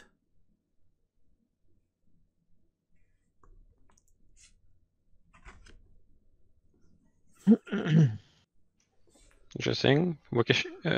Wikipedia's dictionary says that it is a 2-dimensional magnitude that has length and breadth, especially such as a surface that forms the boundary of a solid. So the sphere is a superficies. It has a superficies, therefore it's a plane. Does it have length and breadth only? And the surface of it certainly only has that, yes, but the sphere itself doesn't. Is there not a thickness? I think Thingy was saying earlier that there's surface of a sphere has no thickness. No. Just the mathematical surface of a sphere has no thickness. Okay. Here's the other one. You might miss this one because the next definition, right? You've probably kicked yourself. It says the extremities of a superficies are lines. Cool, so I can construct curved lines along a surface of a hill, and therefore I have concluded that the surface of the hill is a planar surface. The extremities of a sphere. Didn't you just make the 2D into a sphere? And then I sort of said, like, you can says the formulate extremities. You can absolutely formulate curved lines along the surface of a sphere, and Where's therefore the extremities? Doesn't matter. It can be a closed surface. The extremities of a surface, a superficies, are lines. So whatever. Let's make it a deformed part of a hill surface. Yeah, this is where we're talking about. Are we talking about like Euclidean geometry, or are we free-forming non-Euclidean geometry? No, we're talking Euclidean a construct in Euclidean space. Yes. 3-dimensional specifically. Yeah, so it would be measurable in those 3 dimensions. Well, a superficies is 2 dimensions. But the definitions that I'm seeing say that it is the surface of a boundary of a solid. Well, that's why it can't be a sphere, right? Because the sphere has dimensions to it that go beyond the 2. A 2-dimensional magnitude that has length and breadth, especially such as a surface that forms the boundary of a solid. So any solid would have a superficies, a surface. So you're saying that every solid is flat? Is a planar surface? Yeah, you would be able to see that the sphere is not. I think what you're doing is defining a surface, not a planar surface. So be a little bit more rigorous. I ask you to define a planar surface in Euclidean space. Define a planar surface, yes. Length and breadth. But that, I could still deform that surface in the third dimension. So would a deformed surface have... Then you'd be using the third dimension. No, it would still be complete. Just have length and breadth. It'd just be deformed. But there would be every line you would be place using in it, the third curved dimension. line would be along it. I think if you have two coordinates for spheres, but it's non-Euclidean. A sphere is a Euclidean shape. It's in book 11. The sphere. Not the surface of it. Surface description. Solid. Could be, solid sphere. That's Euclidean, right? I didn't. Okay. Okay. Great. I didn't say that. I talked about the surface specifically. Okay. Yeah. Yeah, but you also talked about the topographical why I surface. said it's, you wanting that to be flat, didn't you? What? You said that earlier that you wanted the topographical surface to be flat. No, you said you wanted it to be flat. We're just saying that you're a flat earther if you believe horizontals are parallel. You do believe that, so therefore enjoy your label. It's definitely not flat though, right?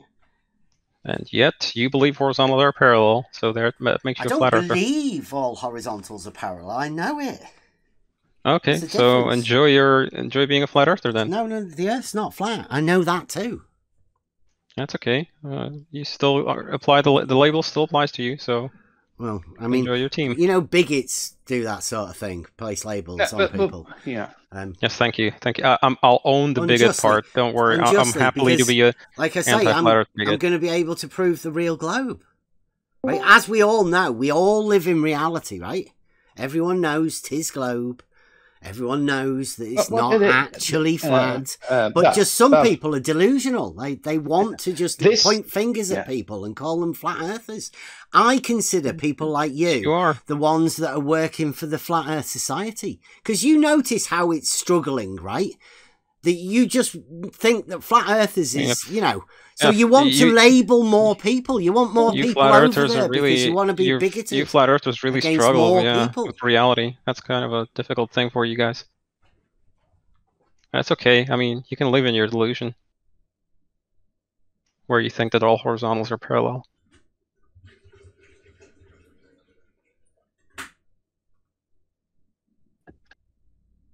Well, that doesn't make it flat. Would vertical be parallel, Totoro? Say again? Would all perpendiculars to a vertical line be parallel?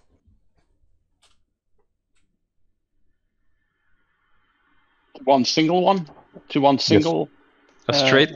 Yes. Verticals to a line? All perpendiculars to a vertical, would they be parallel? To a single vertical, yes. Okay. But the question is, are all verticals on Earth parallel to each other? You want to watch out for that. All things will be monitored when he does that. He's done the keywords. Same argument as the horizontals, yeah. Yes, it is. It's exactly the same.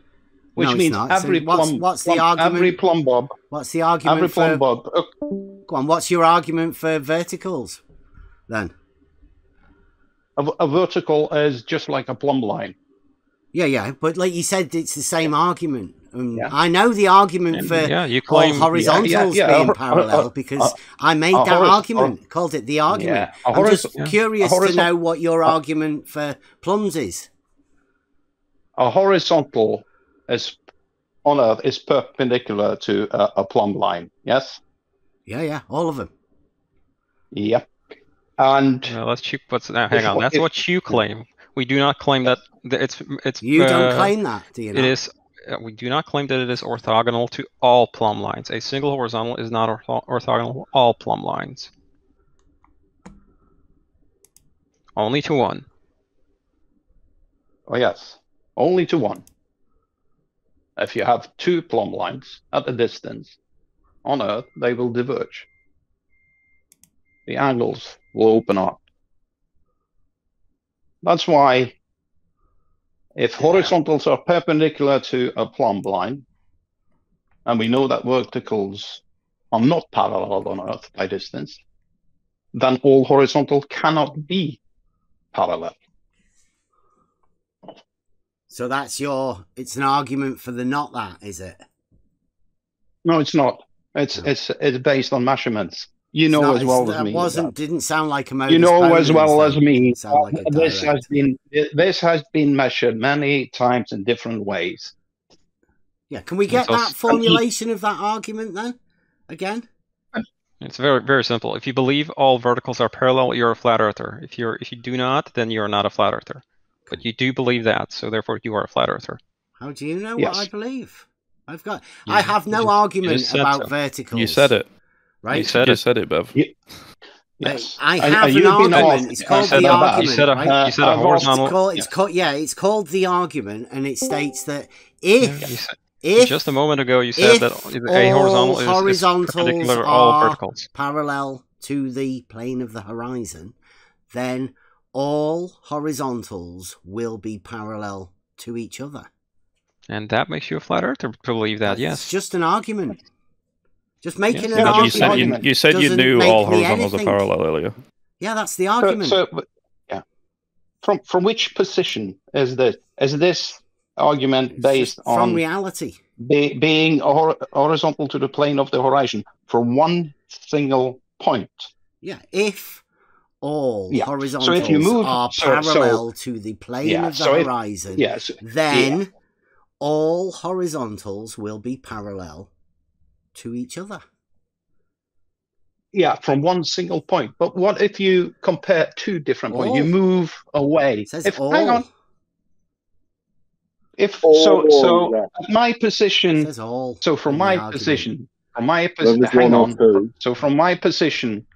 your position. Yeah, from my point where I'm standing now. Is this a rebuttal? The point on Earth where I'm standing now. You're saying that all horizontals from this point is parallel to the plane of the horizon. I'll put it in the Do you want me to say it? Do you want me to say it? I'll say it if you can get it. If all horizontals are parallel to the horizon, then all horizontals parallel to one another. You've got to say the plane of the horizon, right? Because there are topographic horizons. Could I finish? Yeah, could I finish, please? So if someone moves away 111 kilometers from me and do the same, is that horizontal, which is all of them. Is that horizontal? Is his horizontal parallel to my horizontal? Yeah, they're all parallel. Okay, then you're a flat earther. Of course, you're a flat earther. You have to be. So this argument makes you a flat earther, does it? Yes. It makes you a flat earther because what you are saying, regardless of where we are on Earth, if you do the horizontal at the equator is so all you have to do is go with the logical representation of this argument, and that makes you a flat earther. Let me finish. Could you stop over talking all the time? You best tell everyone. Well, I'll tell him. Yeah. So if the horizontal, what your claim is that a horizontal at the equator is parallel to the horizontal where I am at 62 degrees north. That's what you're saying. All horizontals on Earth are parallel to each other, which means the verticals are parallel, which means the surface of the Earth must be sort of flat. One single horizontal plane from the equator to me. That makes you a flat earther. How you are unable to understand this is sort of puzzling me. He understands it. He has understood it for years. Why are you bothering? Trolling. I'm just not really a troll. I don't know. He's just... Or it's the biggest to be retarded. I've seen in my whole life. Yeah. I just think you're all bigots. Yes, we are. Sorry. But anyway, I find it strange that he is unable to see the logic conclusion from his claims. He can. He must do, but he denies it. Yeah. Oh, he denies it. Yes, and he didn't. It's style. I've told you before. It's just style. Yeah. Marketing, you know. He can't even utter the words of the argument, which is he's just saying. For example, he just say something is an oxymoron. Well, can I ask? And then we try to make an then I'm saying, but you're strawmanning, right? And then I make the definition, and he can't even utter the same words. He can't even say it. To the toilet. Right? Yeah, he's it's pretty clearly he's either trolling or it's just the biggest cope. Right? Can I add here that nobody wants to upset anybody. Everybody knows Tis Globe, and that's why I was attempting to prove the non-geometric nature. Because I mean, what it seems like you guys are doing, right? I want to incorporate the people that know horizontals are parallel into the globe. Right, seems like you guys want to alienate them, but they already know Tis Globe. You know, like you don't want to be adding this sort of geometric conundrums to them. Yeah. To Can you just explain confuse people. what you mean by? Yeah. Can you explain what you mean by this globe? What? What do you mean by saying this globe? See that? You're right as well. Yeah, Tis Globe. TIS. Tis Globe. Yeah. Yeah. Right. Yeah, what does it mean? When I say that, you've got an image in your mind, as does everybody that's listening now, right? You've all got a globe. What, you don't? Okay. Well, that globe, the one that you have, your model, your globe. Everybody knows it. It's there. But this globe, you are the only one who's using this expression. So who the fuck cares? Well, people went, like earlier, somebody was saying a cube, right? See that cube that you've got? That mathematical cube? That's the same as the globe. Same thing. It's there. It's in your mind. You already know what it is. No, this globe. This globe for me means Tis nothing. Globe. This globe to me means nothing. Yeah. To me, it sounds like a made-up kind of thing from you, not actually describing anything. Well, yeah, because everybody has their own. Like, I can't tell you what you've got in your mind, in what your globe's like. I can't do that. You already know what it is. It's already there for you. Everybody already knows it. You have to get really philosophical here, I think. Yeah, but your statement, this globe, is meaningless to me. I don't know what you mean. It means Tis Globe. Tis Globe. Yeah, and what's that supposed to mean? Because he doesn't know it's Tis Globe. Tis Globe, yeah. Yeah, what's it supposed to mean? TIS as opposed to Tis Not Globe. Right? TIS. Unless you've gone that far out of the law of logic that you don't have this idea of contradiction or anything. Yeah. I mean, everybody knows what that means, right? Do you think it's not? Could we go back to the horizontal piece again, please? Do you know it's not? How do you explain then the shape of the Earth? Tis globe. But you're saying. Yeah, the combined terrestrial surfaces of everything, right, is a non-geometric shape. That's what I define. You are claiming the horizontal at the equator is parallel to the equator at where I am at 62 degrees. All horizontals are parallel to one another. Yes. Yeah. Could you? All of them. Yes. Yeah. Which means all the verticals must be parallel. Yes. I don't make no implications on that. I don't know how you could present an argument. Mr. Euclidean geometry over here. 1 + 1 = 2, but 1 + 1 + 2 is not equal 3. I don't know anything about that. Oh my god! How is that possible? Oh Jesus Christ! Oh. That's good. That was golden. Yeah, it was. Well, that was a really good one. Oh God! I'm sorry. I can't help myself. Oh Jesus!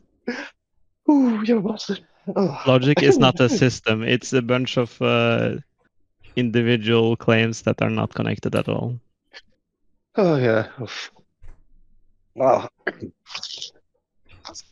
a good laugh makes you live longer, isn't that the saying? So I wonder what kind of a geometric shape the Earth must have for all verticals and horizontals to be parallel to each other. It cannot be curved. Have you guys ever heard of an enthymeme? What? An enthymeme. Infameme. Enthymeme. No.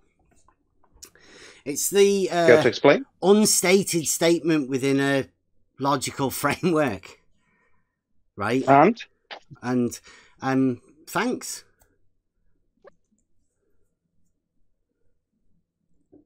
Are you all right, Bev? Do you need a moment? No, I'm fine.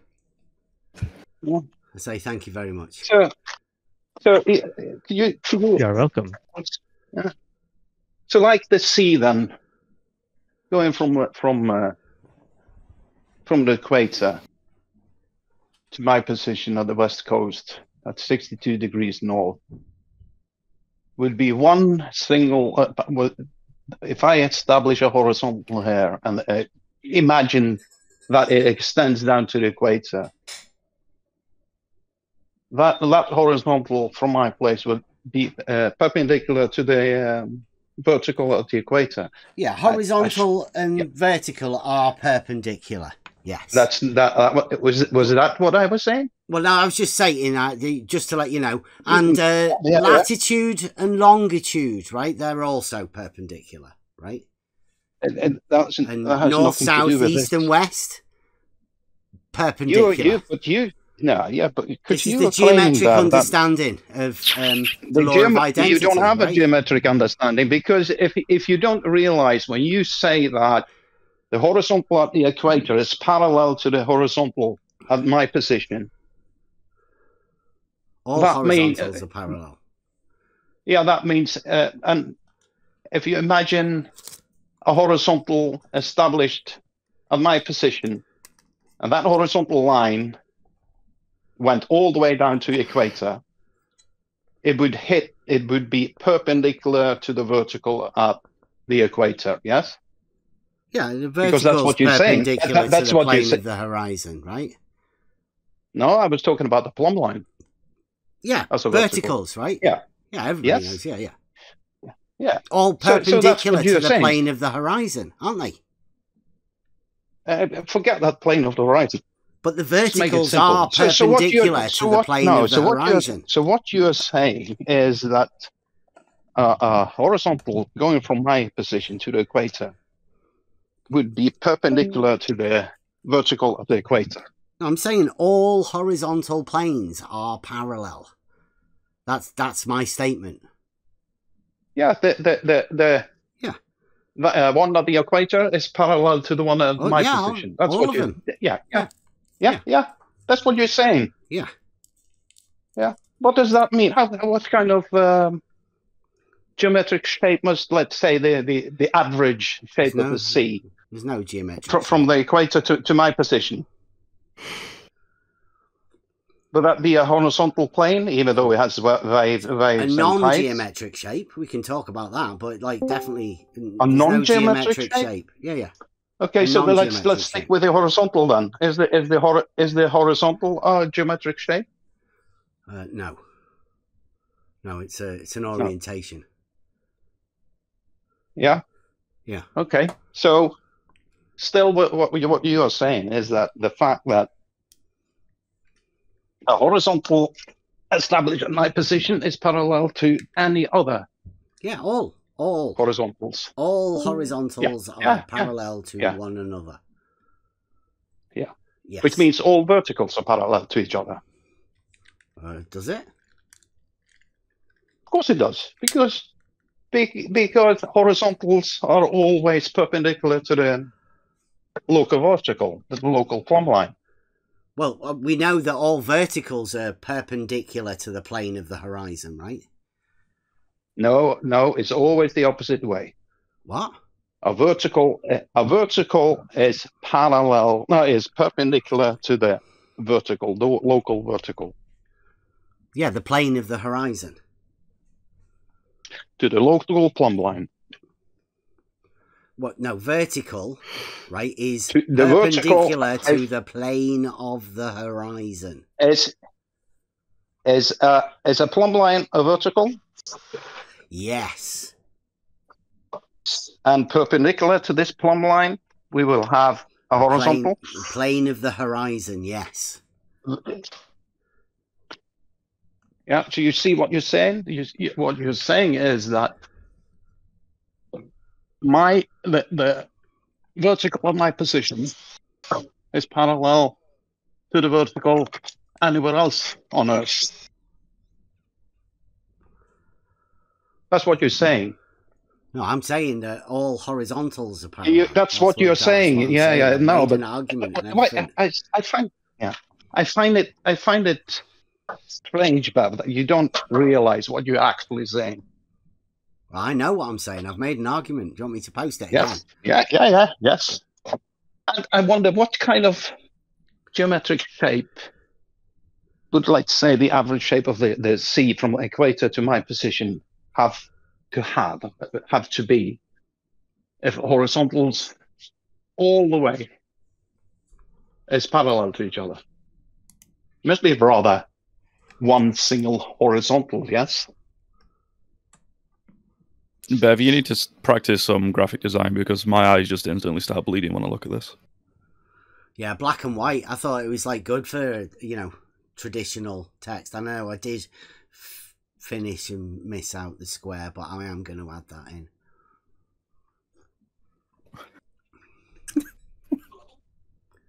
Is that supposed to be an argument? Mm-hmm.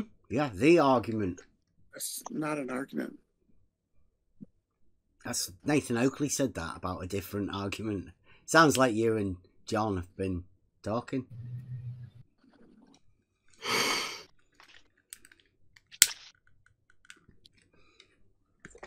Like coffee mornings or something with tune.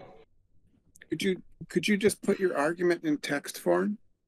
Just as it's there, that's not in any freeform dance or video or anything. Like it's in text.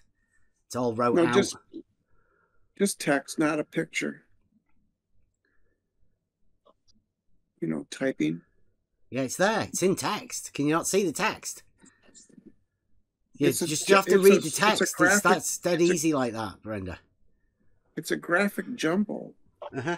But just read the text. If that's what you're after, just read the text and you will get the argument because it's there, wrote out in text.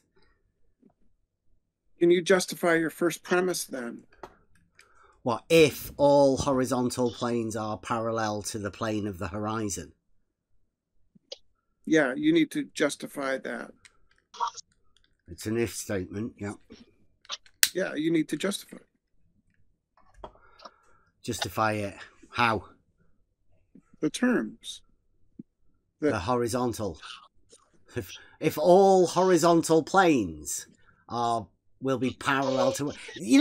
are you going with McToon and his church congregation lessons? No. Did you help him with that script, Brenda? No, I'm just asking you to justify your claim that all parallel lines are... What, the planes can be parallel?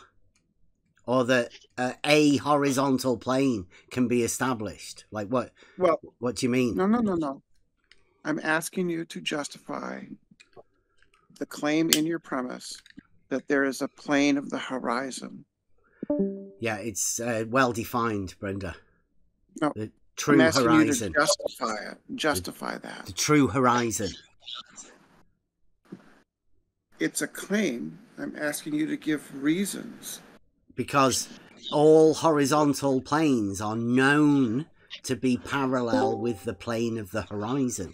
Now, the fact that you don't seem to like the idea of the fact that there is a plane of the horizon, and it is indeed horizontal. You want someone to justify it somehow. Yes. Mm-hmm. Yes. That's not an obvious thing. That's a claim. in your first premise, and I'm asking you to give a justification for your claim.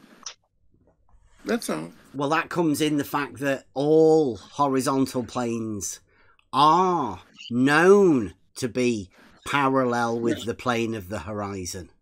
Yeah, that's not just making a claim that it's known. It's known. Yeah.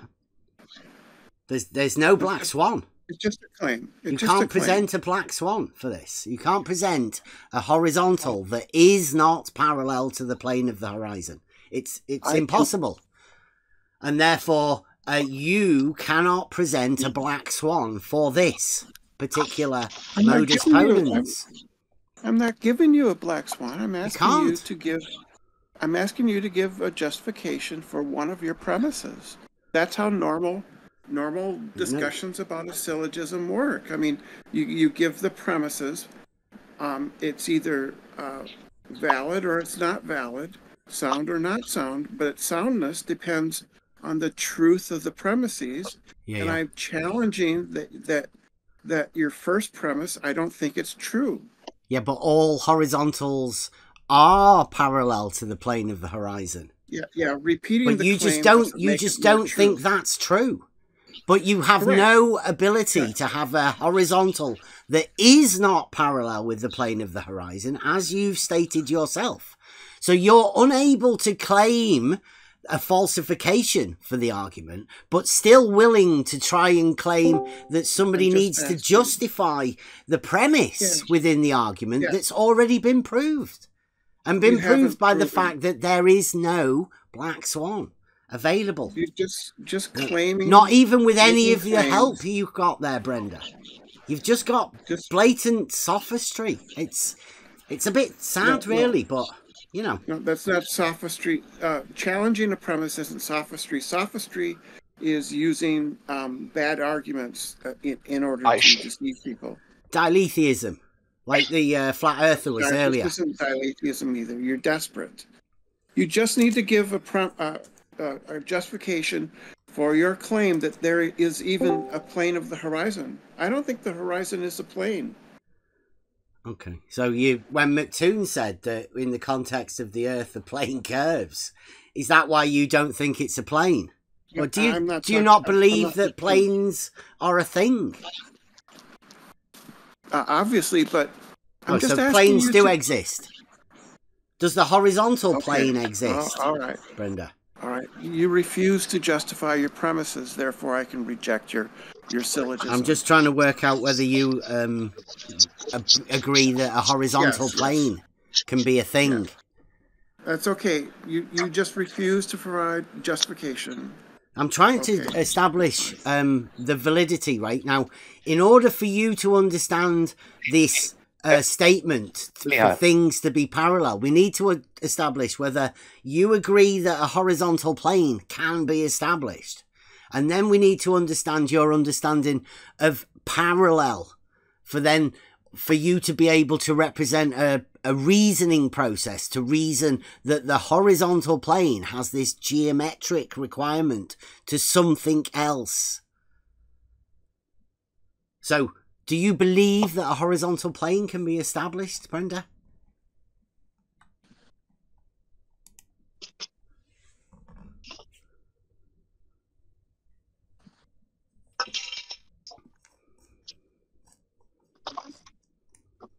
No? Must be a tough one. Huh? No, I'm just not going to perseverate. I would still like it in text format rather than in a text format image. I would like you to type it out in correct order as premise, conclusion. Oh, Stefan, what are you doing? Sorry. I hope you've not got a picture of Brenda there. No, I'm working in my garage. So I would like you to type it out in the correct form. Well, it's already in that form. It's not. It's not. Yeah, it is. No, I need it in premise, conclusion form.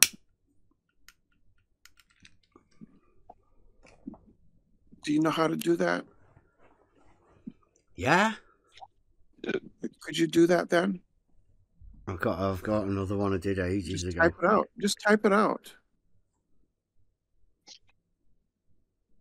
Come on, Bev. Use your words. Yeah, it's already typed out, Brenda.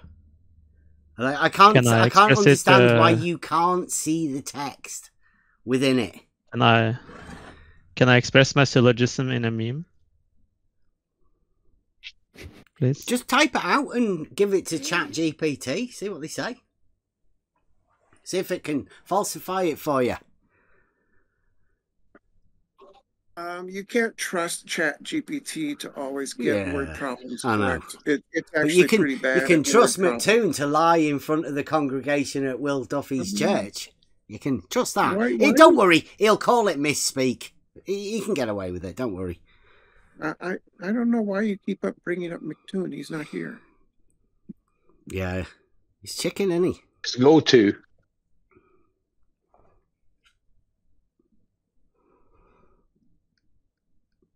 Yeah.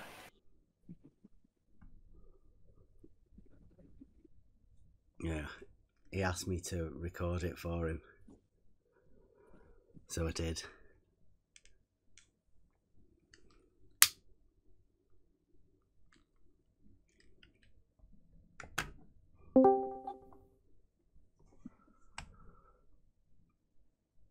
Can you imagine going and taking the shape of Earth debate into a church setting?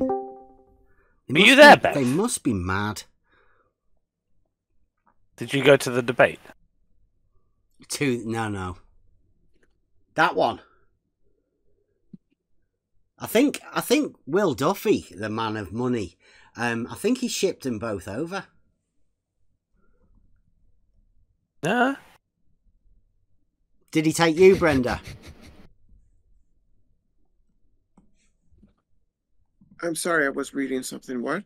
Did McToon take you as well on his road trip? You seem to think that he and I have a closer relationship than is actually the fact. Well, Brenda, he keeps telling me, well, before, like, a while ago, a few months ago, I was in Bev's server. He kept telling me that I would someday get coffee with Brenda and McToon, and I don't know what he meant by that. Well, I've met Mike a couple of times, once for coffee and once for a dinner at an Indian restaurant with about five other globe earthers. I rarely speak to Mike. Occasionally, just a quick message. Hey, have you seen this? Have you seen that? And that's about the extent of my communications with him. Well, Bev told me to get in the global big leagues. I need to have coffee with you and McToon. I don't know. Yeah, that's what Bev told me. You got a booking on Jeranism, right? You got that young lad a booking on Jeranism, didn't you? Who what?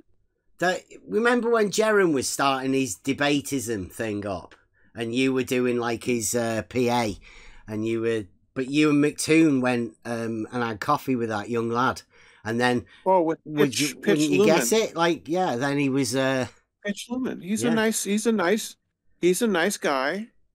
We had a very nice, cordial a discussion over coffee at Spy House, which is a coffee house, and a very pleasant conversation.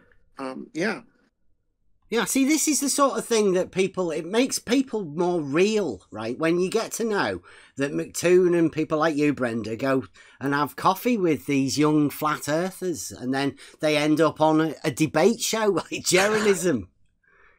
Well, I don't think those two are related. What?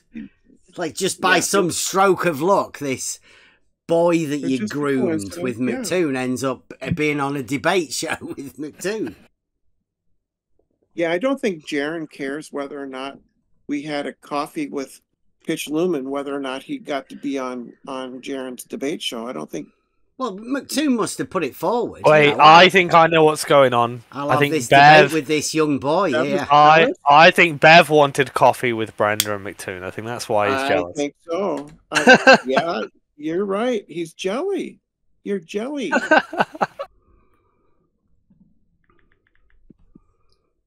Is this like the Kardashians of the flat Earth community? Yeah.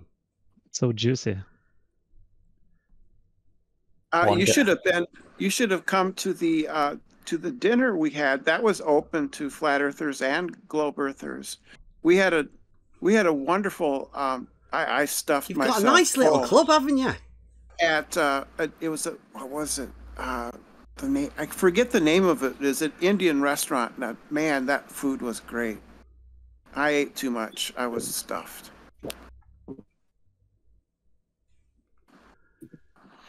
And there was at least 6. That just shows the symbiotic nature between globers and flat earthers.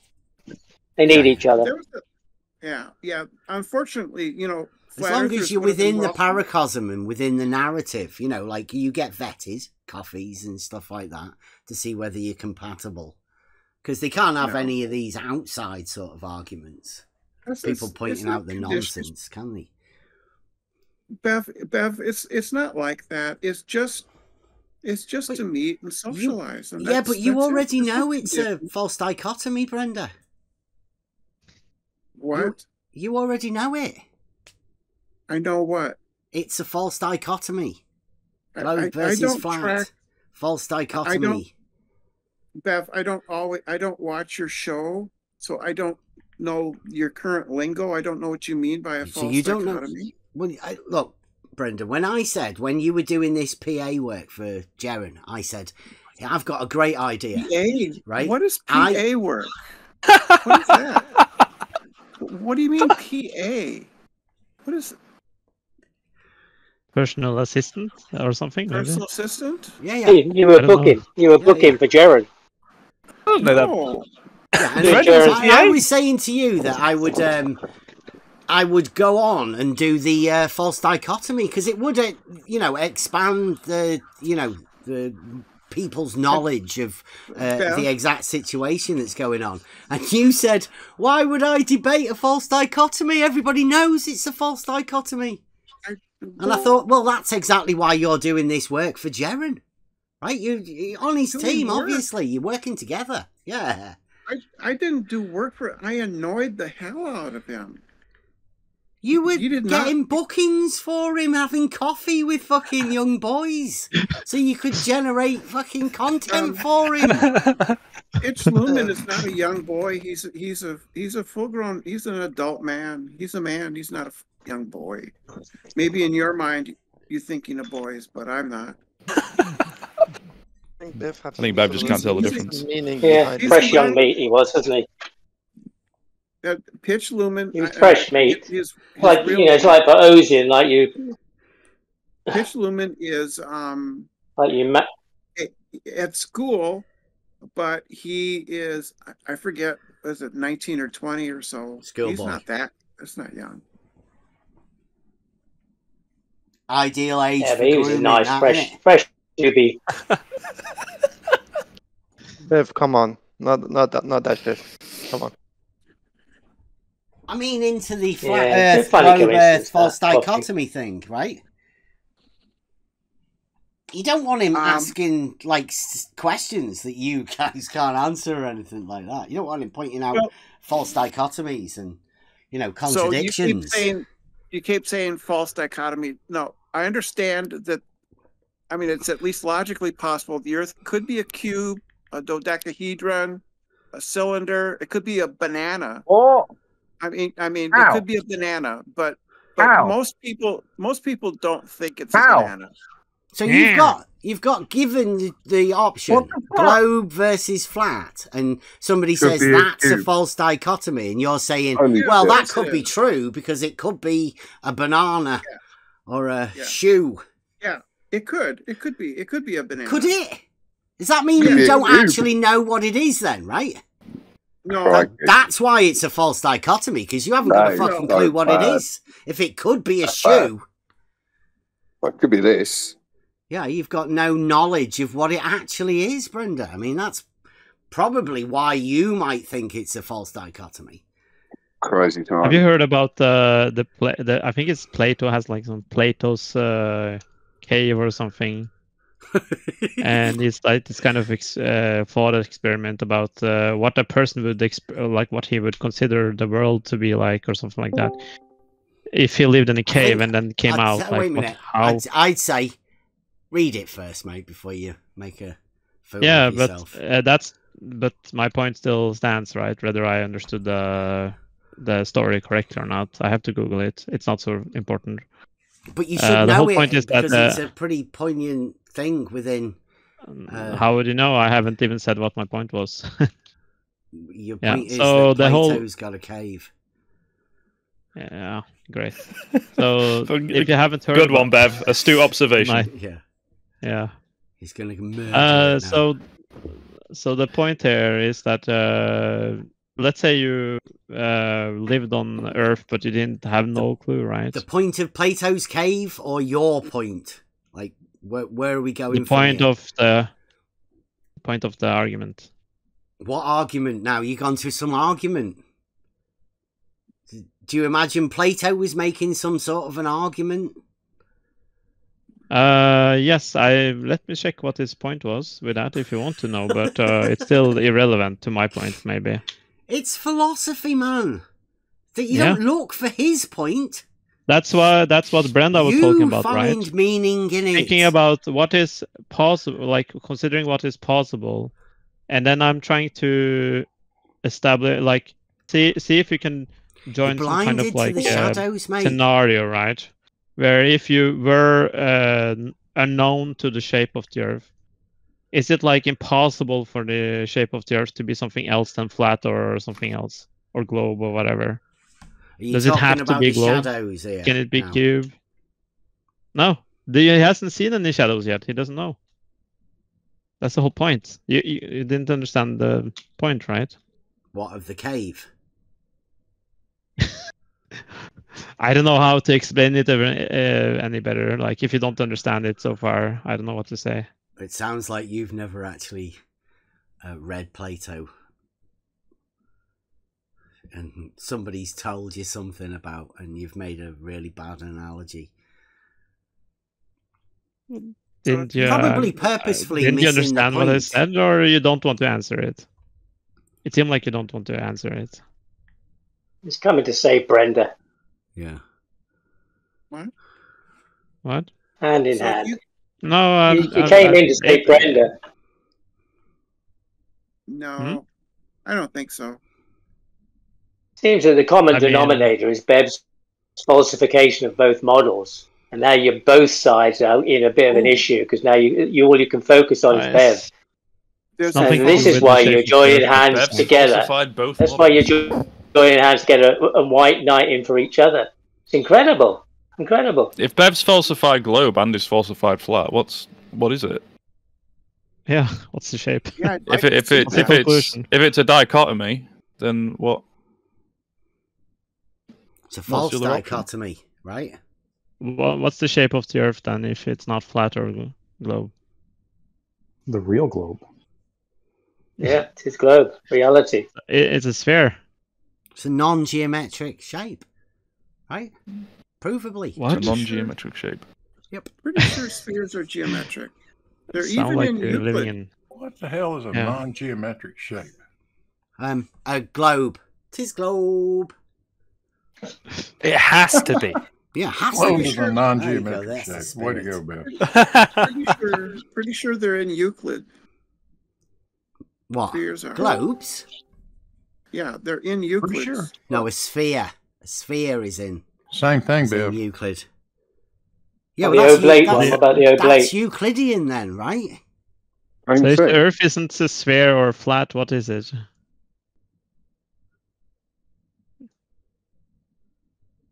Reality.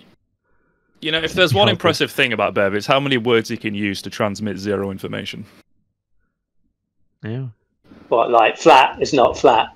Sounds bigoted to me. Yeah. Right. You have to go through everything that it's not until we guess what Bev is thinking.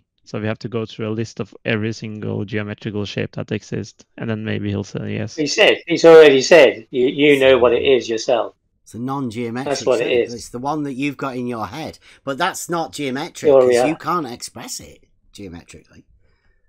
Yes, you can. Go on, then. X squared plus y squared plus z squared equals r squared. Yes, we can express it. Oblate. The oblate thing, is that too? Yeah, that is it's also a mathematical expression for that. Oblate spheroid, yeah. Yeah. Yeah, well, the X and the Y and the Z, they're straight-lined axes, perpendicular to each other. It's just an axis, Bill. Yeah. And the squares are traditional Euclidean squares, as defined within Euclidean They're all geometry. arriving today. Oh, that's true. Any shape you care to pick can be described in 3 dimensions. Euclidean. Yeah. Yeah. What about one that exists outside of that Euclidean framework? Well, there are non-Euclidean spaces. There you go. The surface of a sphere is non-geometric. It's not Euclidean. Yeah, you would have no way of defining it geometrically. Oh, yeah, since the geometric description is Euclidean. I just gave it to you. That's Euclidean. I gave you the formula. Yeah, a Euclidean formula. For points on that. Bev, don't play that Euclidean game bullshit. You don't know what you're talking about to begin with. Well, when I say Euclidean. Yes, Euclidean. Okay.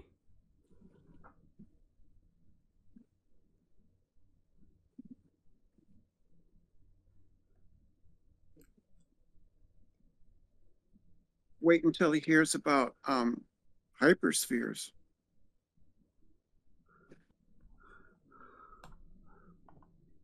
Where the surface of we the are sphere talking is, about. You'll never see them in reality. You'll have to hear about. In a hypersphere. But we are talking about reality, though, right? The curvature is negative all throughout the sphere. Right, and we are talking about in reality, right? When we're talking about the things we're talking about.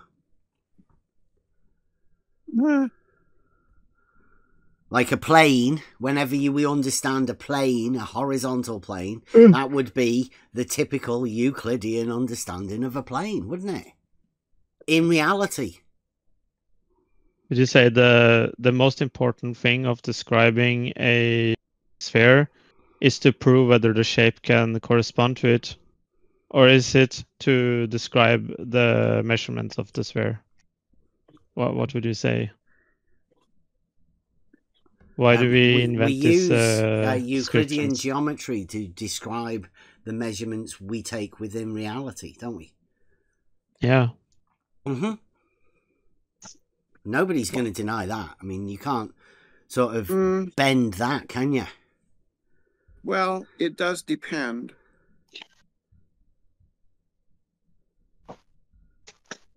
Right. So here's the diletheist approach. No. Go on. No. Depends on what? The definition? Well, the excluded middle? With GPS, we use relativistic. With GPS, you use relativistic geometry to describe the motions so that you can get it accurate. Egocentric. I said relativistic. Yeah, egocentric, is that? What? It's observer-based. I think he means it's observer-based, basically. I think that's what he means, but he wants to use a different word. No, it's just to make it more accurate. Yeah, but I mean, like, it's the relativistic part is that it's based on the observer, right? So if relative to wherever the piece of equipment, the observer, the person recording, that's relative to that, right, Brenda? Yeah. And when you're imagining it to be whatever, it's egocentric because it's your ego that's placing yourself there. And you're imagining it can be sort of the same, but different than everybody else's. Egocentric. Yeah, but it sounds like you're applying like sentience to a satellite when you say it like that. Like is the satellite? Can the satellite be egoistic? Can the device be ego? No, just your imagination of the thing that you're talking about, because it would be. Yeah, but you the measurement between two satellites are distinguished if they are like at different heights or moving at different speeds, right? That's relativistic. Sender and receiver. Who's the ego here? Is the satellites egoistic, or what's your point? Sender and receiver. Satellite. Yeah, now. but the satellites are measuring two different things, right? I don't know. So the satellites, it's depending on where the satellite is or what speed. It could measure time, for example. A distance. The clock would be able to measure time. The satellite wouldn't be able to measure time. So are those egoistic? What, the clock? Because like satellites don't the measure flat Earth time. are arguing for satellites. Yes. Satellites don't measure time. They have a atomic clock on it. They do. Well, the yeah, clock. They have atomic the clock measures time. But not atomic the satellite. Fucking hell. So is the clock egoistic? What are you saying? Is the clock egoistic or is the satellite egoistic? So they have atomic clocks on them, do they? All satellites? Yeah. I'm quite sure they have to have, if I'm not mistaken. Mainly the GPS satellites or the satellite used for GPS. They definitely have. Yeah, they have to have that. Sure, yeah. Do they have a sender and receiver? Can they be sad and happy, and can they? Do we have to? What are you saying when you say they are egoistic? I'm asking whether they have a sender and a receiver. Yes, they have a sender and receiver. Yeah. Okay. Called a transmitter, and obviously they've got one. It sends information to our GPS systems. Mm-hmm. But they have like a way for you to communicate. Obviously, send a signal back. Because you can't just have one way, can you? You need that two-way communication. You can't do that one, man. Yeah, you can't. They've told you that. You can't do one way. You need two-way. You can't do it. Yeah, you need two-way. Yeah. No, you need it. No, your cell phone doesn't communicate with the satellites. No, not supposed to. Okay. But they do have an ability to have two-way communication, right? Yes. Yeah. Only flat communication. So, Bev, the point I was making is you said we just use Euclidean geometry to describe our world. Yes. And I gave an example where we use non-Euclidean geometry, which is GPS satellites. And it's more accurate than Euclidean. Yeah, but even with the GPS satellite system, all horizontals are still parallel to one another. It doesn't change it, right? Your satellite systems don't change the fact that all horizontals are actually parallel to one another. No, they're not. Well, you just say that. You've got no evidence other than like my argument that I've presented. You can say no to the argument. Reciprocal zenith values show that all horizontals are not parallel to each other. That's what I do to prove the real globe, right? But the proof is that the real globe is non-geometric. You seem to be imagining that you've got some geometric understanding. It's non-geometric. What does that mean? But the nonsense that you keep talking about, right, is the proof that it's non-geometric. Are we standing You'll get there. on I'll have to give it to Dave first. Are we standing on a non-geometric world? Is that what your claim is? Yeah, non-geometric. Yes. The shape. The Earth is the shape of the entirety of the terrestrial surfaces is a non-geometric shape. What the fuck does that mean? Well, you smoked some really hard weed there, Bev. Don't worry. It's the real globe. Everyone knows 'tis globe. The world is Narnia, non-geometric Narnia, whatever that is. No, geometry stands and logic stands on the real globe. Clearly right? not.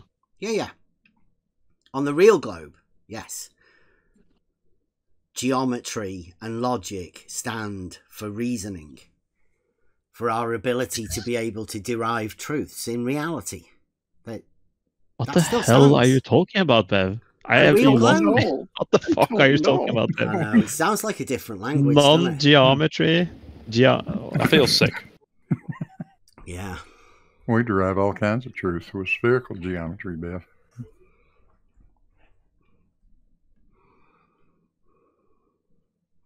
Have you ever figured out what Euclidean space is yet, Bev? Yeah, reality. The 3D reality that we live in. No, wow. That was proper grown up, that Blue. I didn't do that. Sounded like your response. It wasn't him, it was somebody else. Well, it may be. It was me, the other bigot. Let's talk about it for 10 minutes. Let's do that, Bev. So Euclidean space is reality, and non-Euclidean space is not reality. That's what you're saying, Bev?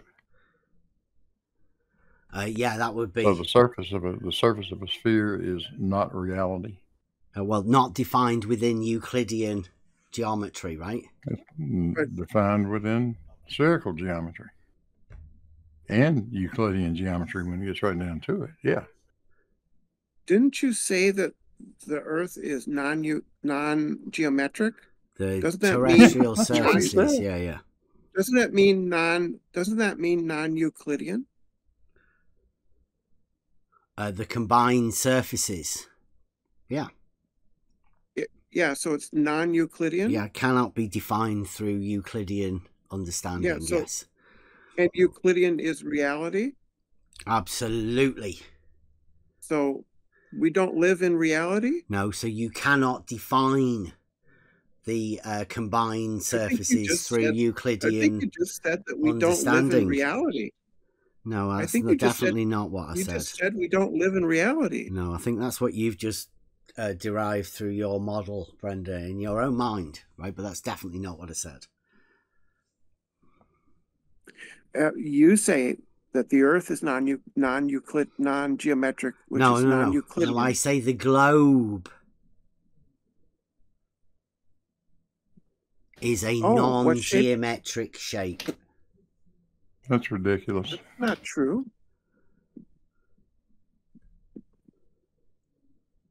Is it? Yeah, it is. Okay.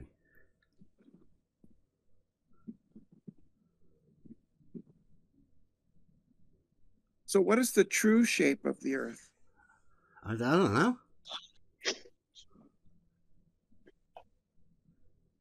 What the fuck are we talking to? Like, I do know what the true horizon is, though. What the hell do you know about? Like, it's so odd. You have gone full circle now, I'm quite sure of, at least one time. I know that the Earth is not. Doesn't Bev say that he knows the true shape of the Earth? He can prove the true Earth or whatever. The real globe. So.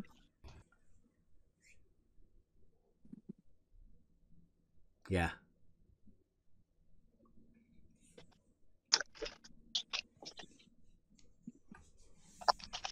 So basically what you're saying is that there are shapes that cannot be expressed by geometry and mathematics.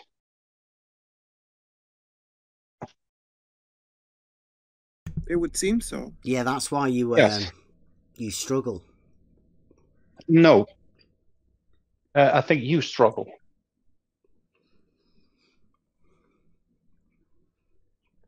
I don't struggle to know that the Earth's not flat. Shapes in all kinds of forms can be expressed by geometry and mathematics. You use a globe, right, to do that. But no, why do I need to globe to do that? No, so what shape do you use then? For what?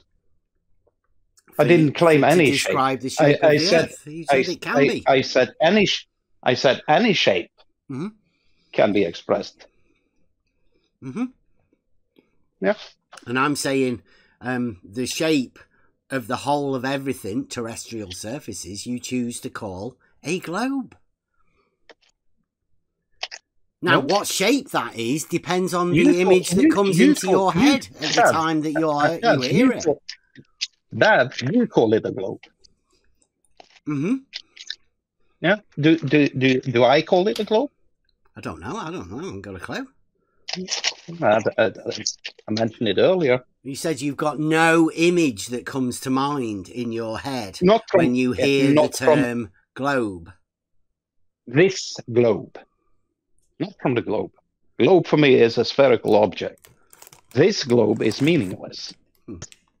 Because then you add something to it. Tis globe is the thing, though. It is globe.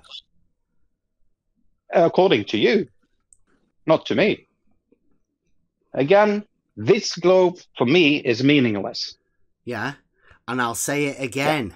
Nobody says that unless you've actually got a globe in your hand and you're pointing at it and saying this globe. The statement that is made is tis globe, which is a way of saying in English it is globe. So this is what? Is that a shortage of some words? This is the globe? It is globe. Shortened to tis globe. Yeah, when I asked you earlier, why didn't you explain it that way? I think I did. You must. No, you didn't. You must have been blanked off. No, you didn't. Yes, we did. I'm pretty sure I've been over this before many times. I asked you, and you just even Yui told you. I can remember Yui telling you. You were saying this, and I said the expression "this globe" for me is meaningless. Yeah, to be fair, I did tell you that it was tis globe, not this globe. Yeah. Yeah, he did not say it is the globe. No, I told you. You told. Oh, okay. I probably missed it then. And I tried to tell you as well, but you just sort of closed-minded. Yeah. But anyway, you didn't hear it. So you were claiming English people are so easy to get mixed up. Yeah, we are. I mean, my first language is not English, so I'm sorry if I missed it. But that's not what I meant. But nice try. Yeah. But. What you're saying is that we cannot express the shape of the Earth geometrically. That is your claim, isn't it? Just want to make sure I don't misunderstand you. I'm trying to say, right, that I can prove the real globe to be non-geometric. That's okay. Could you do that then, please? Yeah, I'm gonna prove it to Dave Weiss first. I'll get me Bitcoin. There's no chance you guys are gonna get your dirty little hands on my Bitcoin for proving the globe. No, but prove it. Prove it. I will. I'll do it. Yeah. To Dave Weiss. You've claimed this for a long, long time. I still haven't heard anything about it. Well, it's because I've been keeping it. Trying to keep it under my hat, obviously, because there's a fair bit of money there. I want you guys to sort of sneak it away, sort of, So when you're going to prove your proof of globe, I mean, I don't know why you guys haven't presented it yourself. Like, why haven't you guys took Dave Weiss's? But it's reality, right? Isn't it? Come on, guys. Very good question, Beth.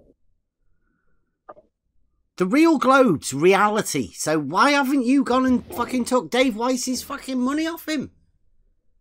Oh, because it's a scam. He has no intention of relinquishing. You've not even attempted it, Brenda.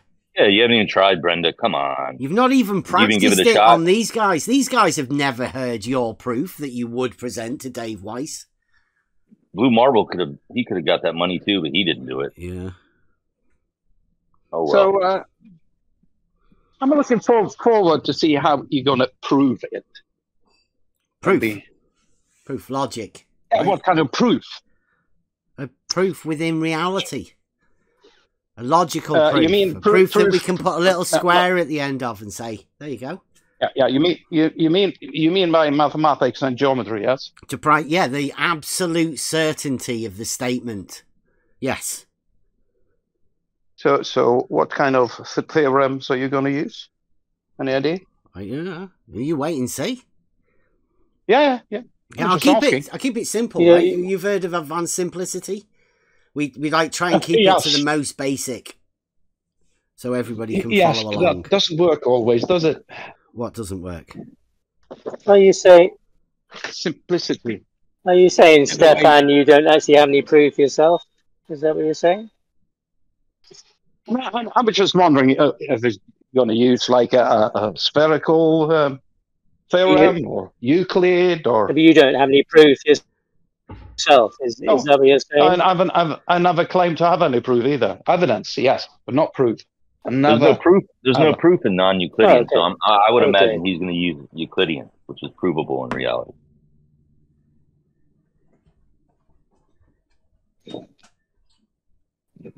That's the reason why I was asking. How is he going to prove do you know that horizontals aren't all parallel then? How are you going to disprove it? With an observation. No proof, though. You can't. No, how I'm can not. you disprove proof with no proof? How to disprove? Either way, you guys are just hating because Bev's going to go get that Bitcoin that y'all have never gotten. So y'all be hating. No, We're in Dave this gangsta server. Dave has no intention. Dave has no intention of fulfilling that. It's just a scam. Did you ever have coffee with Dave? I thought you wanted to put. I thought you wanted to put this psyop to bed. You know, I thought somebody would have come up with the proof of Globe, taken his Bitcoin and put all this away, and then that would be the end of it. Maybe it needs to just keep going. Yeah, they need it to keep going. They don't want that money. They're all well off. What do you mean by proof? Maybe it's the distraction they need. I mean, you mean mathematics, yes? Or geometry? You said you don't have any proof, so dude, you know, Bitcoin. How can you use any of those if you don't have any proof? I know the proof only exists within mathematics. I don't know why you're asking then, because if you know what proof is, why are you asking what the proof is? I don't know why you're bragging about having all this true globe proof if you're not willing to show it. Come on, Bev. Put yourself out there. Yes. Did you finally workshop all this? Get it in better form? No, he said why he doesn't want you lot stealing it up front, because none of you have had, got it together to go yet. Can you prove things in reality with math or geometry?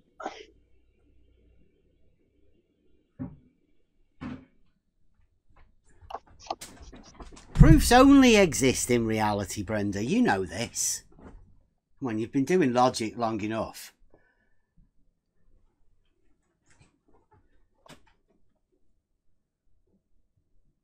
Uh-oh.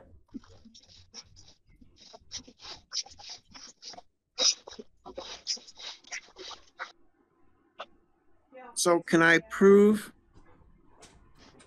could you prove with logic that there's a tree outside my window?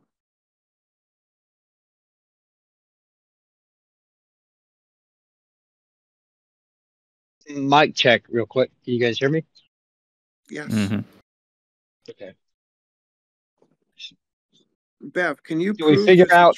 Okay. All right, go ahead. Sorry, I was talking to the missus. Go on. Bev, can you prove that there's a tree outside my window using geometry or logic? Right. I can't now. So, right. So, Linda, can you ever think of a scenario? Can you think of a scenario where you would ever have to prove a tree outside of a window?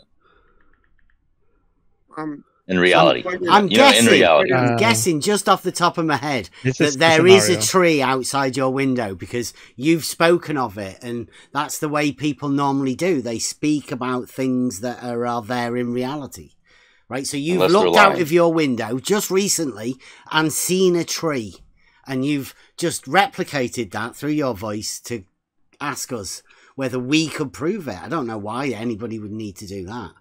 You've made the observation. Are you struggling to believe that there's a tree out there, Brenda? So start with your logical or geometric or Euclidean presumptions and prove that there's a tree outside my window. Why would I need to? Have you heard of the law of sufficient cause? Right, I have no reason to do that, Brenda. Well, to back up your claim. What claim? That geometry is reality. That I have a proof of the real globe that I'm going to present to Dave Weiss. The point is that pure logic or geometry cannot prove things in reality. Yeah, that's how we prove things. We prove them through logical reasoning. Yes, yeah. Brenda. That's the whole essence of proof. Logic. Yes. But that doesn't apply to reality. Of course it does. It only applies to reality. Well, then go ahead and prove there's a tree outside my window. Again, sufficient reason. For what reason do I need to prove that there's a tree outside your fucking window, Brenda? I have sufficient reason to believe that Bev is full of shit. Yeah. Is this in the court, Bev? Let's have a group effort. Come on, let's start. First premise, right? If there's a tree outside Brenda's window.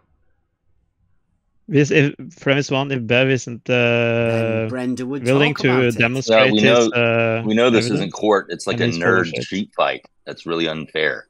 Bev is not demonstrating his jealous of my claim. Globe proof. Therefore, he is full of shit. 'Tis globe. It has to be. You know that the end conclusion is 'tis globe anyway.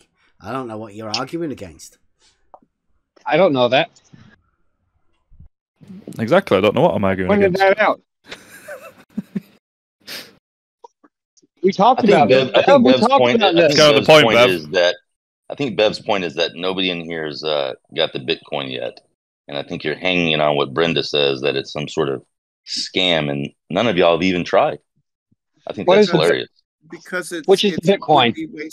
It would be wasted effort, right? What is the Bitcoin? Not even for the entertainment. You guys say you're up for a laugh, right?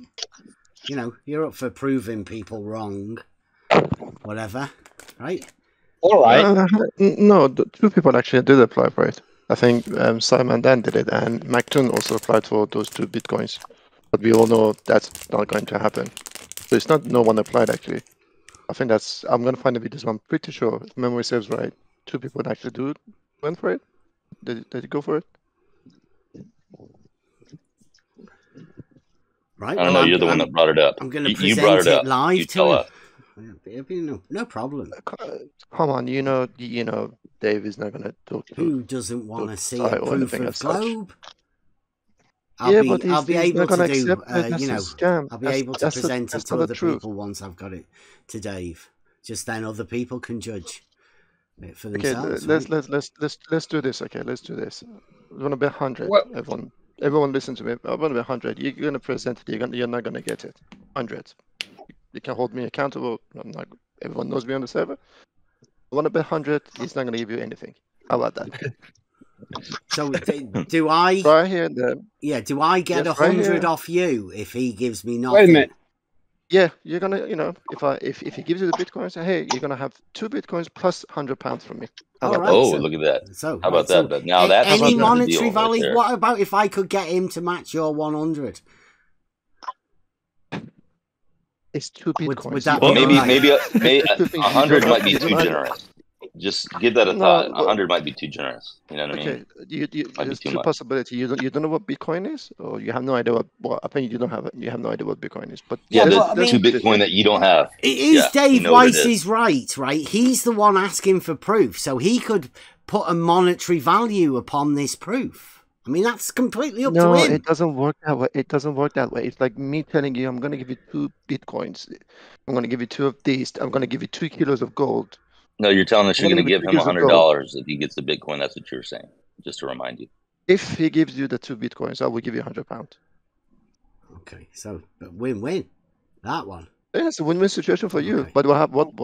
Wait. What about if you agree that it is a proof and he says it isn't a proof? What about then? Wait a minute. Wait. It's a two-way street. Okay. Hold on. guys, if unless he's fixed this, it starts by saying I'm going to prove X and then having a personalized definition of X. So by that, that which is to be proved. Yeah, but then I can prove flat, I can prove donut, I can prove anything. I just have a special definition. Yeah, you're right. But my point is, all I'm saying is, has to comport to the thing that is being proved. There's a proof process, right? You can't just make up a load of nonsense and say you've proved it, because it's nonsense. You can't prove something that isn't true. You do realise that. That's the idea of the proof. Bev, I can prove flat if I have my own goofy definition of flat. Not flat. Can everybody freak out one at a time individually? It's getting kind of overwhelming. I just wanted to point out that if you say I'm going to prove X, but then you have your own personalized goofy definition of X, how is that, that which is to be proved? That's the initial statement. That is not a feat. I can prove blue, or I can prove red. The Earth is red. I defined red as the color of the Earth. Yeah, the proof doesn't work like that. Can you prove that there's a tree outside of Brenda's window? I can prove there's a tree outside of Brenda's window. I define tree as anything outside of Brenda's window. Bang, done. Boom. Look at that. That's how it works. Proof by definition. Nice. 2024. Get in. That was amazing. Marble scientists will be proud of that. Okay, now that's good. That's what he was doing. That's what he was doing with globe. But if we define globe as a sphere, then we're talking. Then we're talking. But he wasn't doing that before. Some globe gangsters. Yeah, well, is there a specialized goofy definition of sphere? I don't know. I don't know. Can you tell me how Bev is about to try to define the word globe? Can't do it. No, he's not gonna. He's not, because he's gonna get the Bitcoin with it. So why would he tell you? You know what I mean? He's not going to get. Bev, when do you plan on providing this evidence to Dave Weiss, or providing your proof? I've seen the evidence, guys. He showed it to me. We were workshopping it. It's not ready, Bev. I don't think it'll ever be ready. Well, I mean, I'm just letting you know. You can't say this is the thing that is to be proved and then make up a goofy definition. It's the same thing that I was doing with Brenda right now. Whatever is outside the windows is what I will define as a tree. And now I am going to prove with might and logic that there is a tree outside of Brenda's window. Right? That's the. You need to ask Brenda. That was Brenda's original. You should ask Brenda if that's sufficient, because Brenda was the one that originally asked it. Well, if I'm claiming that's sufficient, because that's my understanding of logic, but so I will do this the real way. Brenda, got a sec? I'll show you how it's done, Bev. Okay. So outside the window is defined as anything beyond the pane of glass or screen or whatever boundary separates the window. Yes.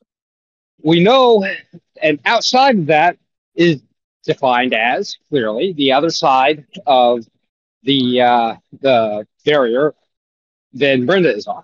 Yeah. Therefore, it is trees exist. Therefore, and the Earth is very large and contains trees.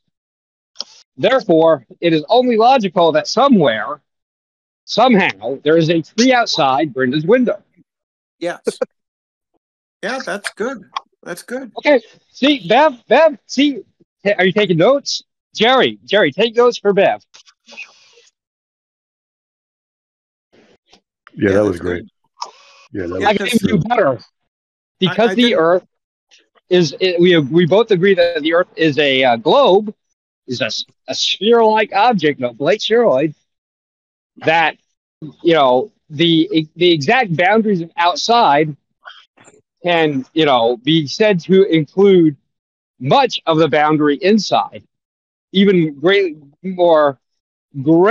increasing the odds that a tree exists. See, Wow. Bev? See how easy that is? If you thought of that, you could have battled her with facts and logic. I hope this is being recorded. I suspect it's being, Bev is right now copying it onto a stone tablet.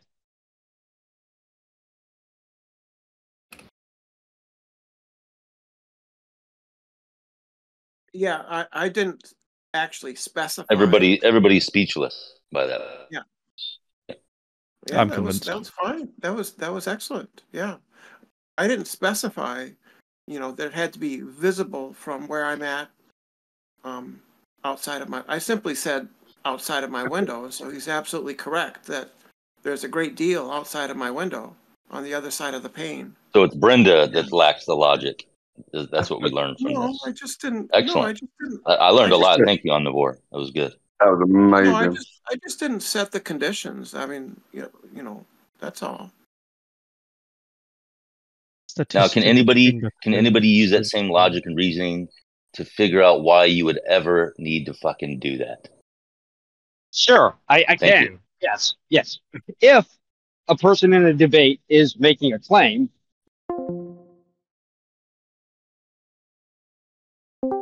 support of their claim, else their claim is bullshit.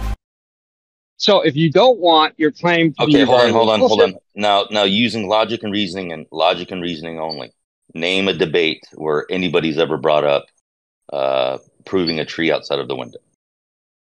I shall do it. I shall do it. This one right here. Bada the great boom. Brenda Bev debate. Yep.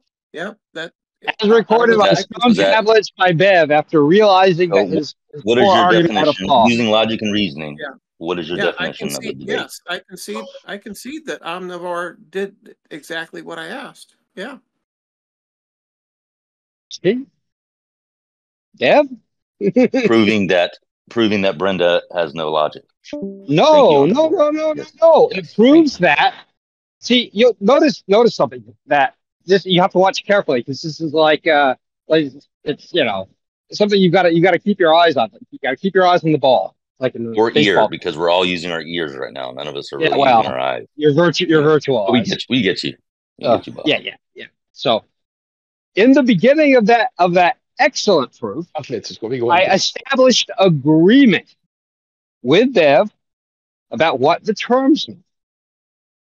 See, now that if Bev could with Brenda about what the terms mean, if Bev could do that, now we're getting somewhere. But the last time he showed me his stuff, he couldn't do that. But you'll notice that I did. I was like, this is what we mean. This is how we define window. This is how we define outside. And then,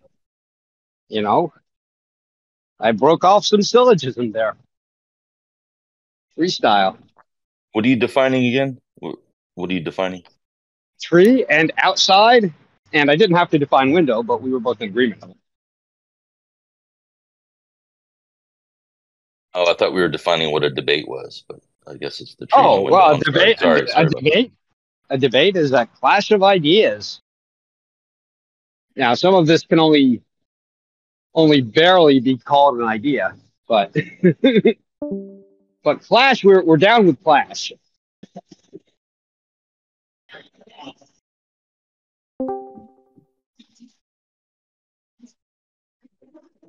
Ruhif. Brenda. We're having a stimulating conversation. That was cute. Rufi. Yes. Well, till you got here, hopefully, I wasn't gonna put you down. I was gonna say hopefully it will. Brenda's having a hard time expressing it, but Brenda couldn't figure out there was a tree outside of the window. Yeah. Omnivore have to explain that. There's one somewhere though, definitely somewhere. How is this place rocking after like a few days? Because it's no drama, and anybody is permitted is welcome. What?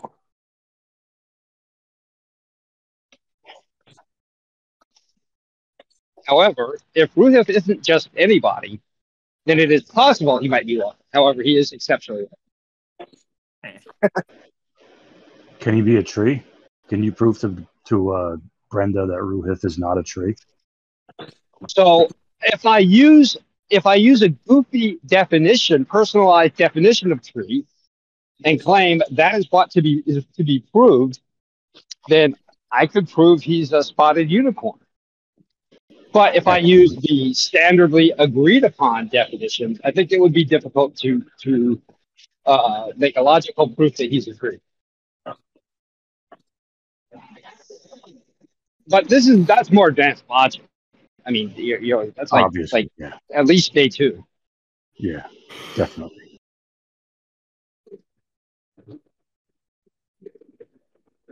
Who wants to see my ship tracking from my desktop machine?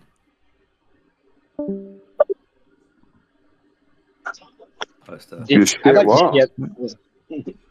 I'm in. Screenshot in the chat. Go ahead. Although you may need to specifically define ship and tracking. Oh shit! I've got a little. We've done some shit tracking. What? Random. And it's sitting on my computer, listening for AIS messages, and then I've written this You little want to see my shit tracking? Eh?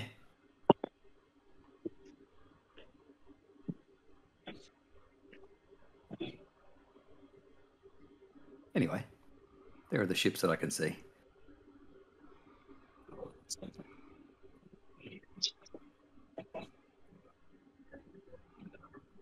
I need to play with the user interface a bit though.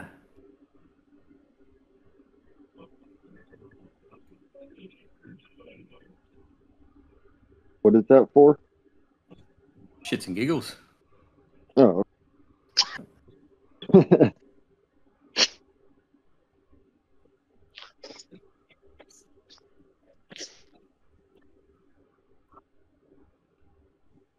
Like I have plans for it, but whether those plans get done, like I'd like to take it to the cliff face that I go to look at ships, and like eventually set up like an Asalt mount to automatically point the telescope at the ship, kind of thing. But whether I get that far is another question. Oh, and then do measurement from something. Yeah, just ships over the horizon kind of shit. Yeah. Yeah. That'll be good if you're able to automatically track it. You're not putting. The mount that I've got has Wi-Fi, but I don't know how to do like an ASCOM Wi-Fi client. We will see.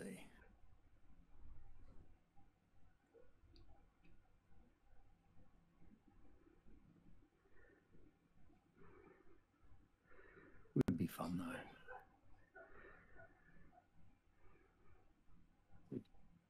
though. I'm not sure how to do any of that wireless communication stuff. Yeah. I imagine there's somebody in the community that does that'll help you out though. I'll figure it out.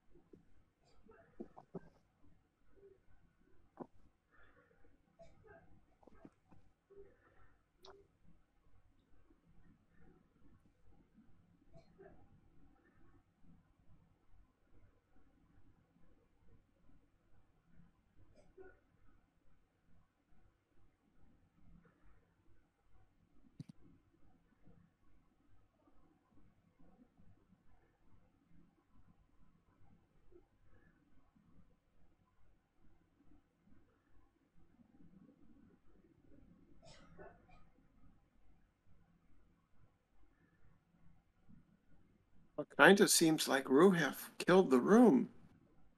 My sincerest apologies. I'm just joking, of course. Oh, Bev's still here. Oh, fuck. People were engaging Bev for like 2 hours tonight. Yeah. It's just sleepy. It's just a bit tired. Yeah, tell us more about your boat viewing, Cliff. It's up at DY, so a bit north. Of here. Oh, there's a couple that I go to. So the suburb you can see there is Mossman, and there's a nice spot about 75 meters up that I get a decent view from. There's one place called Grotto Point, which has a different view, different sort of azimuth view. And the DY one, you kind of just see straight out to the ocean, but it's not as high. It's like 24 meters, I think, 23 meters.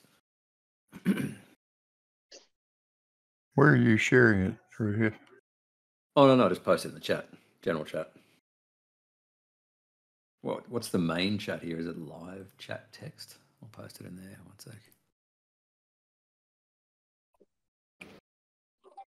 There you go. They almost never use the Discord side chat. They use one of the channels. They use the live chat text typically. Yeah. I've posted it in live chat text. Yeah, I see it now. Pretty little icons there for sailboats and unknowns.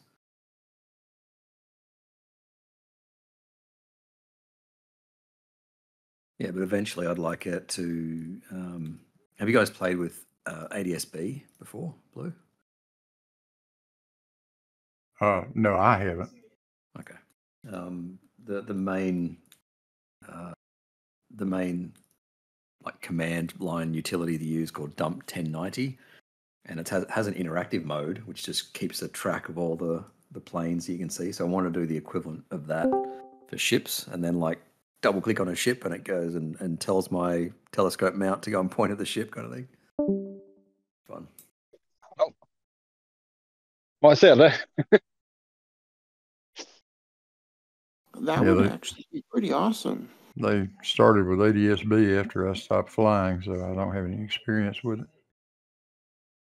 I've been trying for about 2 or 3 months to organize a stream with Jaren, because Jaren keeps bringing up Southern Flights, and I wrote some stuff that downloads the like Earth Winds or Bob Winds gets the data from NOAA.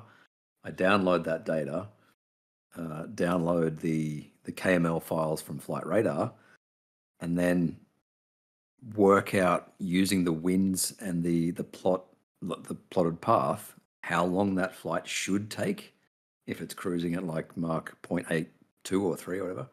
Yeah. And I get usually within 15 minutes of the predicted flight time is usually within 15 minutes of the actual flight time.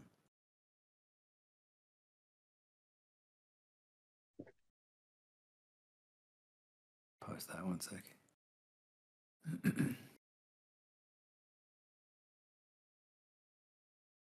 Chuck that in live chat. The biggest variable is probably the stuff you can't anticipate. It's instructions that ATC are giving the guy at the end of the flight, vectors around things. Yeah, so that one I've just posted in the chat, QF64. So that's going from Johannesburg, I think, from Johannesburg to Sydney. So the first one there, actual flight time, 11 hours, 7 minutes. Predicted flight time using the wind, 10 hours, 56. So it's pretty reasonably accurate.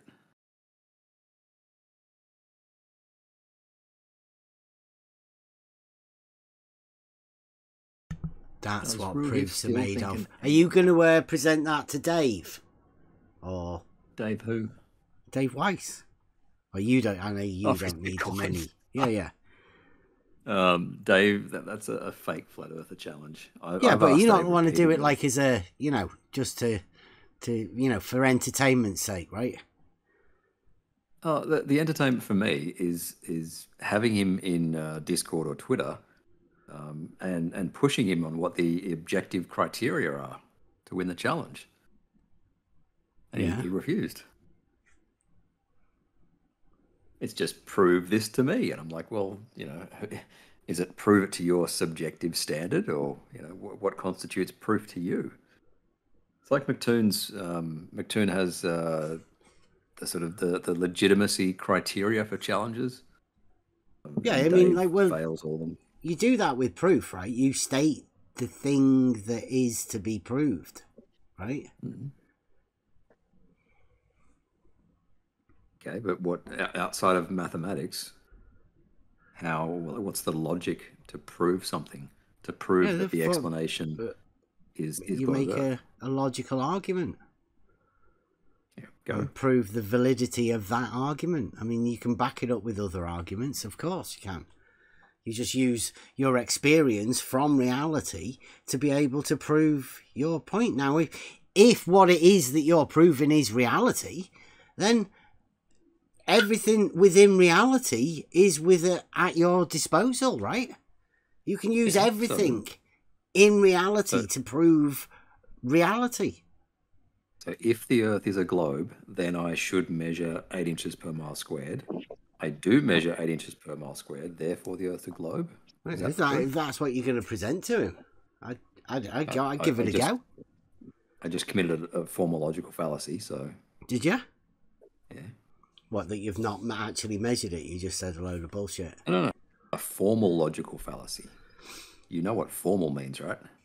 Yeah, within the form of the argument. Yeah. Right. Bev doesn't actually know logic. He just pretends he does. Yeah. Well, he must have missed it. I don't know. Because he got the right answer in the end. Hey, kitty. Kitty. So obviously, reality's provable, isn't it? The real globe. I don't think there is any way to prove an explanation about reality. I don't think that's possible. Well, even with the whole of the experience of reality at hand, to be able to prove something within reality. Yeah. How do you prove that the explanation is the reason for something you see in reality? You could prove that the real globe is non-geometric. Yes. You keep using that word prove. Bev, you're not like saying things. You're just saying words. I'm telling you, yeah. I'm telling you what will be proved within the proof system. I mean, there's loads of different ways you could have a go. I mean, you could attempt the false dichotomy proof. Right? I don't know how many people would be, challenged by that, or whether you'd fall for it or not. What's the false dichotomy proof? Bev? Well, the proof through false dichotomy. Right? First off, you establish a false dichotomy that everybody agrees on. Try and forget that it's a false dichotomy, right? Because you don't really want people to know that it is a false dichotomy. And then you, after pretending it's a true dichotomy, right? You then prove one side false, which obviously validates the other side, because you've convinced everyone that it's a true dichotomy. If the dichotomy is curved or not curved, then that's a disprove not curved, therefore curved. Yeah, that would be a true dichotomy, though, wouldn't it? It's like straight or curved. Or curved or not curved, yeah. Well, in order for it to be not curved, it has to be straight.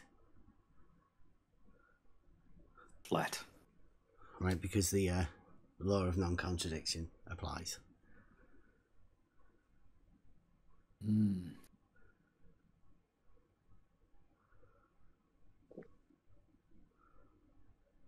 Captain Caveman. You're not a flurf, are you, Captain Caveman? Oh, he is. Really? Oh.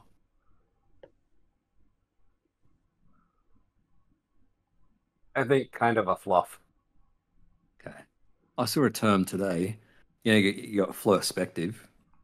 Saw someone use the word floptics. I thought that was fantastic. I think we're going to have an event on that. Oh, yeah. In this server? Yeah. Let me have a look. Well, it's going to be on computerized optics and stuff, but you know, the debate that I've heard fairly recently is that people who are working on computer vision use hyperbolic spaces, which is how we see the world, which is why we see the world as curved. Fluffed it. Don't want to pull out the hard R, but that's a bit silly. Yeah, everyone knows 'tis globe. Refraction.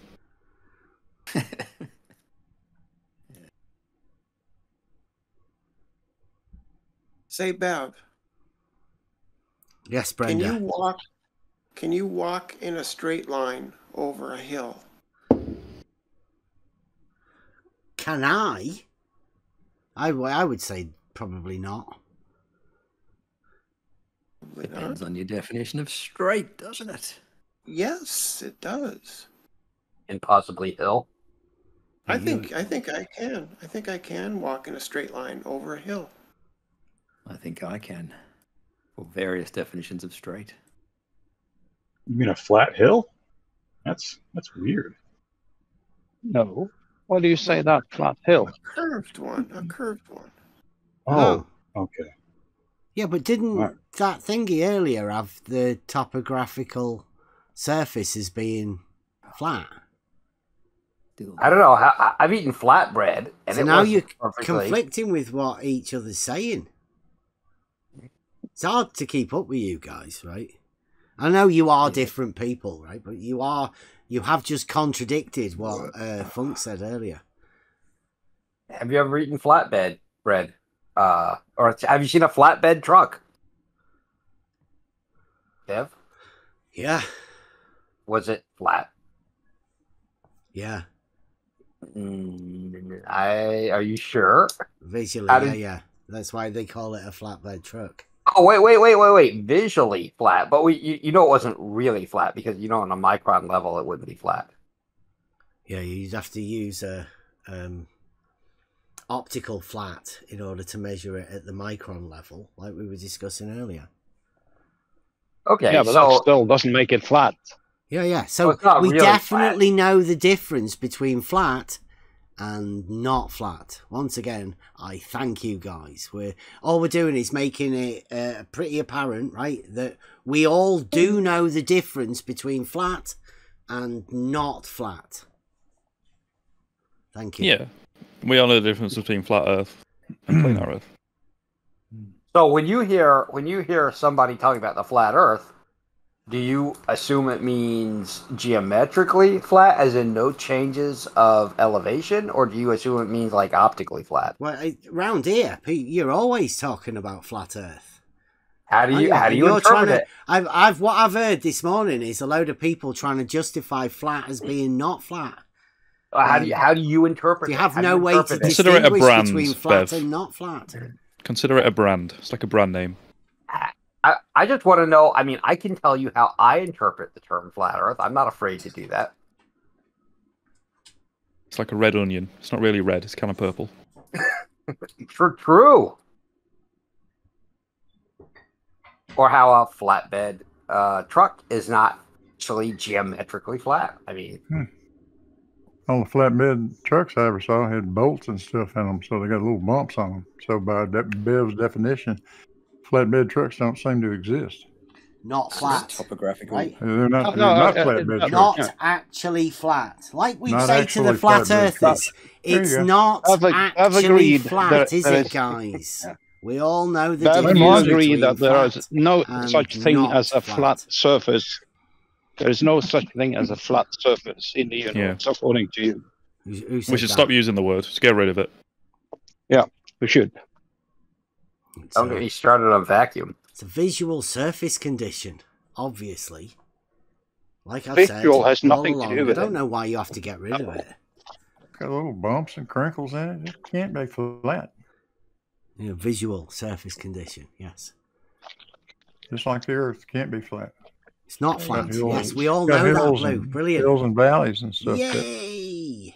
A question not for Blue, flat. Because we don't want to talk to Bev about the fucking definition of flat anymore.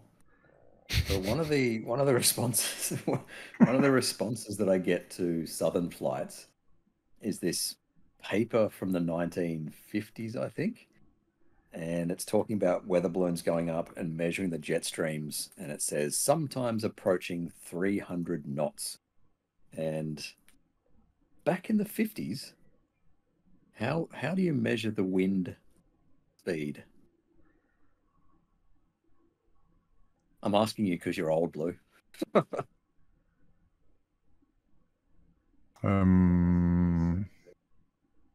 Radar, I presume. As in like timing. Yeah. That could be it. Could be it. I've seen some like decades before that in the 20s where they would do they'd have a theodolite and sort of track it that way. And they'd have balloons that would stay at a certain altitude, so they could just measure altitude angles.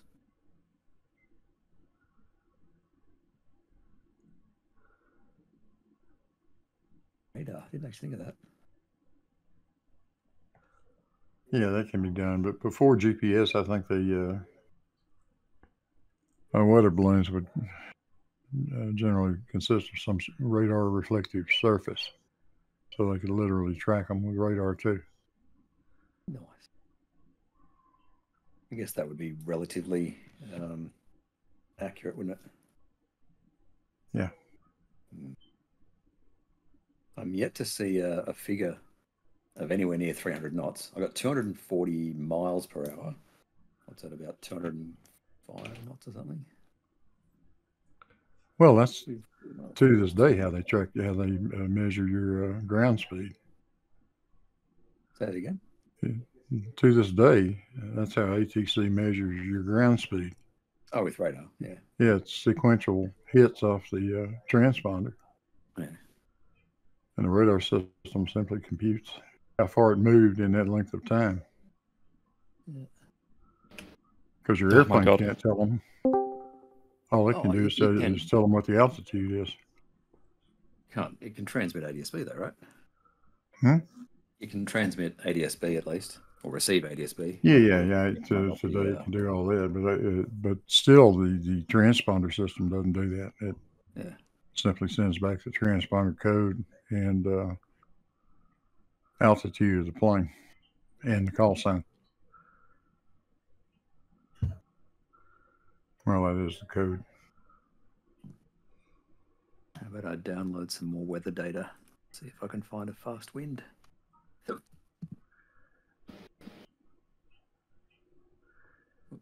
I panicked there for a moment. I thought I saw Gregory join. Oh fuck! I would leave. I'd go to bed.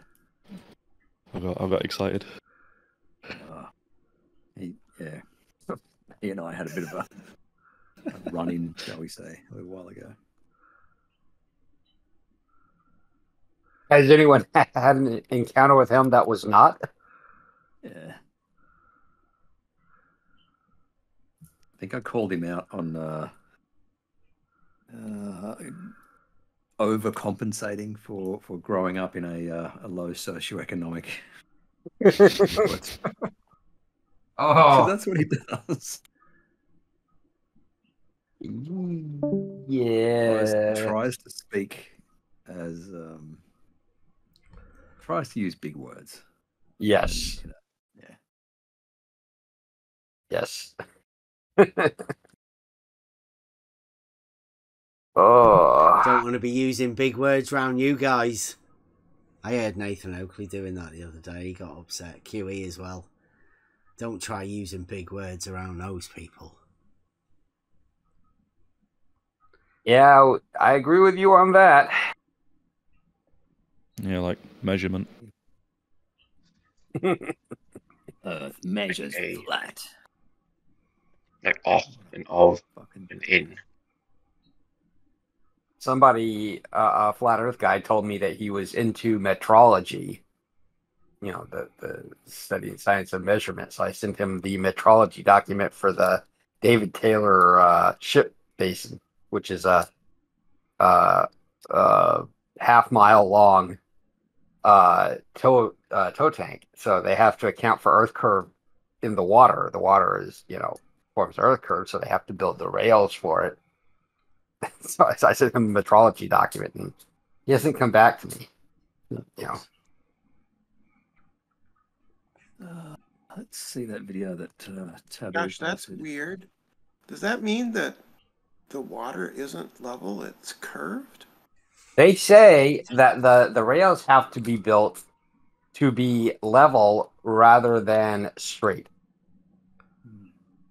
meaning curved. Interesting. Yeah, level meaning conforming to the surface of the water. Yes, Yep. Yeah, and they call it out. They talk about how they did it and how they measured it, and I mean, it's a great document. It's pinned in the. I think we put it in the cartography geodesy channel. So geodesy. Geodesy. I think there should be 2 text chats. One should be for flurf proofs. One should be for glow proofs. Nice. Then we can put our competing proofs in each one. And you can have 2 empty chats. Yeah. Oh, other than my, obviously, I'll I think one of them will be empty. Proof of the real globe. What would your we start a trend, hopefully, like you get loads of them. What would your proof to Dave Weiss be, Bev?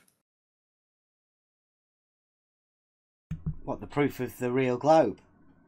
Yeah, to get you 3 Bitcoin. That's what he's been asking for. 3? Has it gone up? Somebody was saying it was just 2. Yeah. Pretty sure it's 3.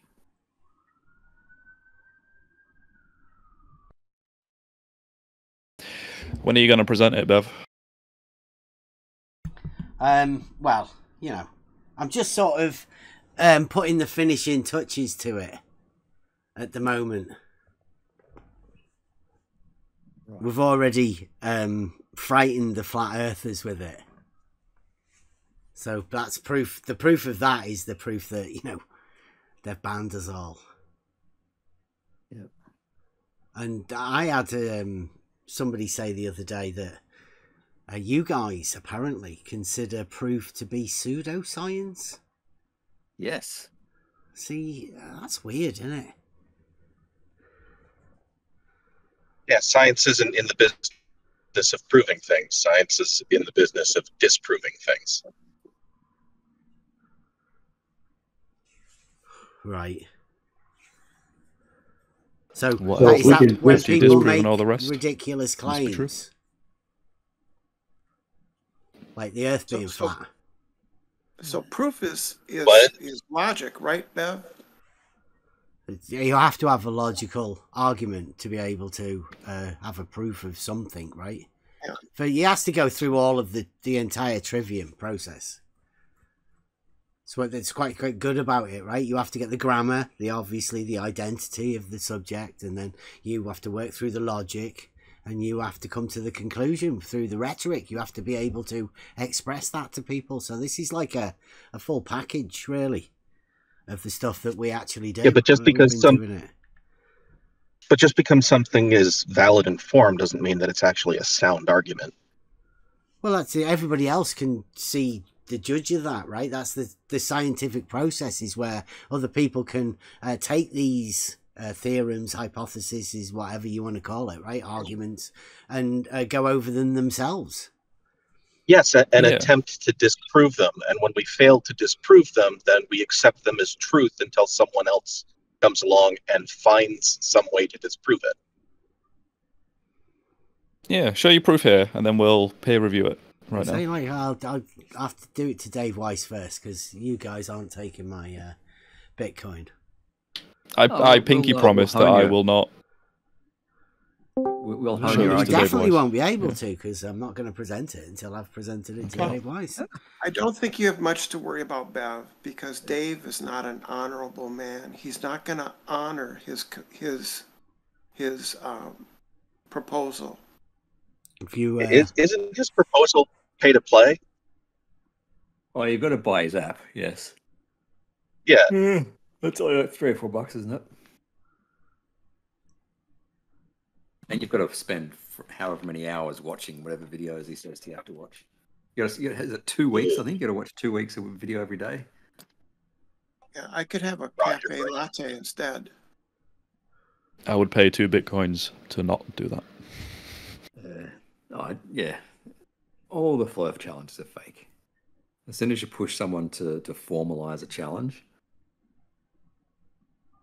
Yeah, do you think he knows that you guys say that proof is pseudoscience and that's why he's doing it? Maybe. Right? Yeah, because he knows that you guys will never present a proof. Because if you were to, all of your mates would say that you're a pseudoscientist. Yeah. Yeah. You can't prove an explanation. That's the problem. Reality. Yeah. Well, it's a problem me having a proof. I don't think you have one. If you're claiming it's scientific proof, then yes, that's a problem. Okay. So is science like a different type of proof? No, science is in that science disproves things. Yeah. Science, it's still a proof, though, right? Things. Still a proof. No, disproving things does not prove another thing. It just within gives logic. evidence. That's why you set up a statement at the beginning, a binary, a dichotomy. Yeah, but we're not talking about. You set up a dichotomy, and then you prove the falsivity of one part of this dichotomy, making the other part true. Okay, so let's give an example with the shape of the Earth. Okay. If Earth is not flat, does that mean Earth is a square? What's not flat? If I disprove the idea that Earth is flat, identity of not flat. No. So I'm not going in deep into the argument. We're just saying someone made the claim Earth is flat. Yeah. I do a scientific experiment that proves Earth is not flat. Yeah, does that mean Earth is any other shape? No, the conclusion is the Earth is not flat. Correct. So I've disproven that Earth is flat while not proving anything else. Was false. Yeah, but science isn't dealing with the statement, it's dealing with the evidence. The statement is a philosophical claim. The evidence towards that statement is the scientific process that is followed until it is disproven. Yeah, the reality so part. Logically, you're proving something. Scientifically, you never are proving anything. You are always disproving. Okay. Well, what about in the statement of all horizontals being parallel? Like, you would say that you would disprove that through science, would you? Yeah, you disprove that through science. Okay. So but you don't prove anything else. So you wouldn't say it's proved within science. It's proved within the argument, within the logical argument, right? But the disproof is the scientific part where you prove the falsivity of the statement of the actual proof. Logical. Well, you can also just question the premise, right? All horizontals people could do that. Yeah. People could just say that's not an argument as well, couldn't they? No. Or maybe even the classic nuh-uh. I mean, that's a good one. No, we have a right to question a premise. I don't have to accept a premise. Yeah, I mean, you don't have to accept a premise, and if you can prove that the premises don't add up, then you can prove that the argument, if we're talking about philosophy, which is what it seems like you want to keep going back to, if you can prove that the premises don't add up to the conclusion, then you can prove that the argument isn't even valid, much less sound. Well, the argument... But that's philosophy. On the other hand, the argument could be valid, but one of the premises could be false. Well, if the premise is false, then the conclusion is then we can't reach the conclusion. So it wouldn't be valid at that point. No, you're right. You're right. It could be valid in form, but not sound. You're right. Yes.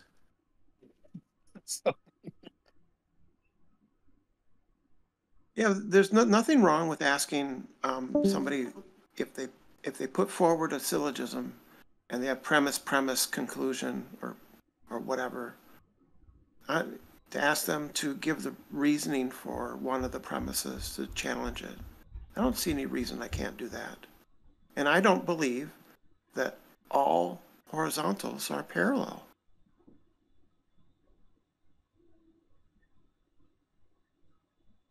Yeah, then it becomes well, when Bev talks about the plane of the horizon, is the horizon even a plane? Well, he presupposes that it's a plane, and you can challenge any presuppositions. So, yeah. Because actually the horizon is a circle, right? 360 degrees around you. And it isn't perfectly horizontal.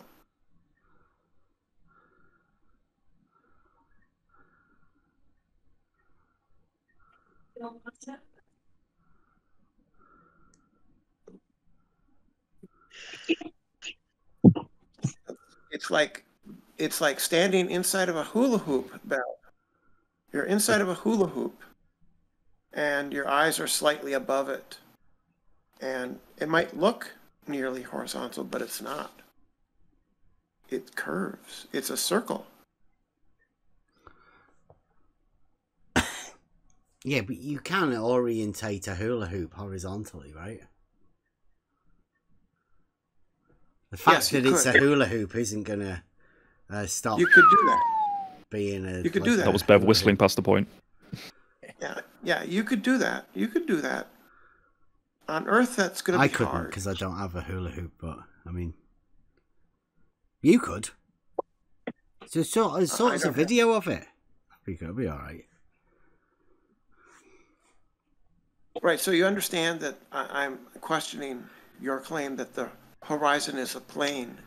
I like the one that George had. He had like an 8. Have you seen 8x4 sheets? And he had a plumb bob in each corner. He cut a little hole out the centre, and he could look across it with his eyes, and that then became the plane of the pieces horizon. Of wood. It's like translate for them. 8 foot by 4 foot pieces of plywood. Yeah. He got some sort of like a harness thing so he could put it on his shoulders so he could look. And he was looking then. That was his plane of the horizon. And he dangled a plumb bob from each corner. And they were all perpendicular to the plane. That's how he described it. But I mean, you can use your hula hoop. George's one was much more intricate. Yeah, the hula hoop, so I don't know. Primitive, Brenda.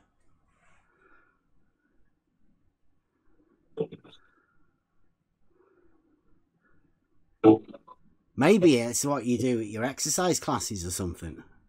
Like I say, I think people always use what they see as an example. Do you have a hula hoop there, Brenda? It's not stuck up the tree, is it?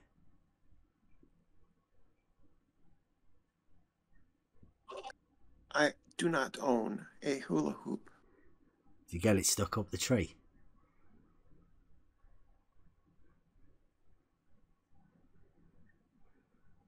Can Omnivore convince you that a hula hoop is a tree?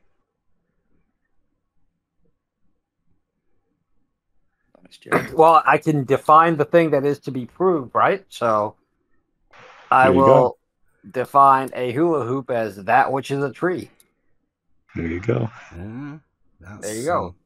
Advanced. Damn, man. What was that? Advanced logic. That was nuts. Do that again. Sounds like a Jerryism.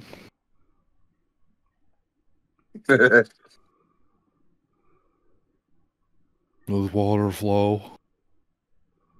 Hula hoop horizon. Hula horizon. Hula hoop.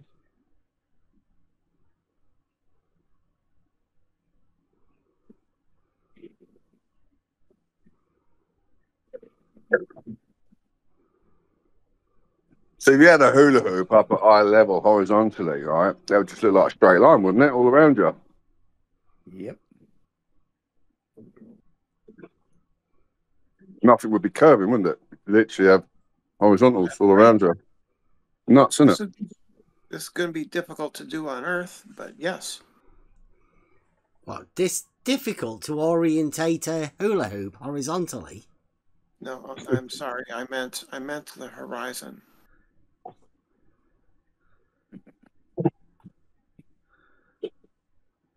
So you can orientate the hula hoop horizontally. Yes, you would need to be looking on the plane of the circle form. Yeah, it would be parallel to the plane of the horizon, wouldn't it? You'd need to be at the origin of the hula hoop. Yes. You look across the plane of the hula hoop will be parallel to the plane of the horizon. And the plane of the horizon is the analogy that the hula hoop was, just bigger. Yes. They're both parallel to each other, right? The problem is you'd have to go inside of the Earth to do that on Earth. What, to orientate a hula hoop horizontally? No, that's not what I said.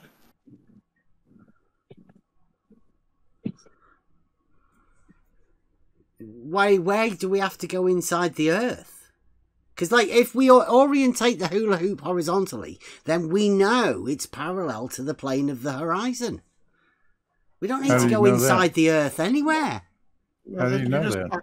How could it be, actually, Biff? All horizontals are parallel to the plane of the horizon. How could it be? Is the horizon above your feet, below your feet, or at the same level as your feet? Have you never heard of the argument? Is the horizon, even on a flat plane, is the horizon below your feet or above your feet? The plane of the horizon will always be horizontal.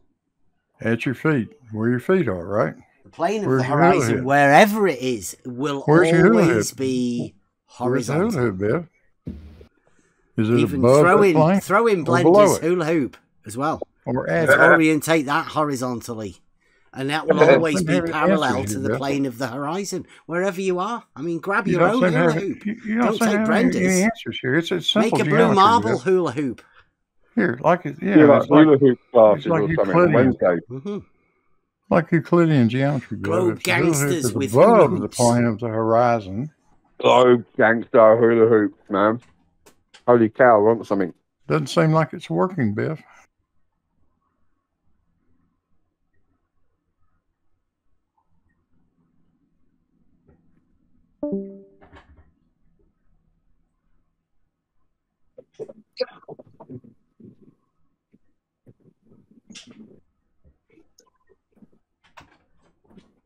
Horizontally orientated hula hoops for the win. Only possible on the real globe. I wonder what happened to Bev to make him like this. Well, what? I have a question since we're talking about insane. The horizon all being a horizontal plane. What's on the other side of that horizontal plane of the horizon?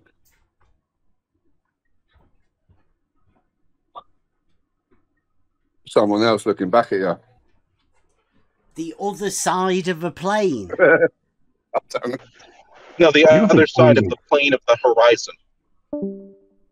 You don't think planes are 3D, do you? Other side? The 3D side is the other side of it, right? The bit. Planes are 3D? Really? Yeah. Yeah, you can have the top side and the bottom side, right? Blue? Oh, is that what you mean? How thick is a plane? The other side. Is that what you mean, though? The side above and the side below? No, wait, I'm trying I'm trying to ask Jerry. Is that not what we were talking about? The two sides. You say a plane is 3 dimensional. Somebody said what's on the other side. let's use your analogy, Bev, of the hula hoop. If I stepped over that hula hoop, let's say the hula hoop is on the horizon, right? If I stepped over that. No. The hula hoop was an analogy for the horizon. Ask Brenda. Yes, I'm using your analogy. The analogy is that they're both parallel to one another. And you asked for what's on the other side. That's not an analogy, that's just a statement of fact. If you orientate something so that it's parallel to something else, it'll be parallel to something else. Like that's just a fact statement. But what I'm saying is, if you look at the horizon, like you were saying, if you can see the whole horizon around you, you're standing in the middle of the.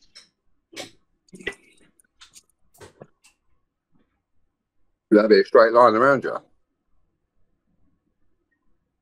That are able to look on the other side of that horizon, what would you see?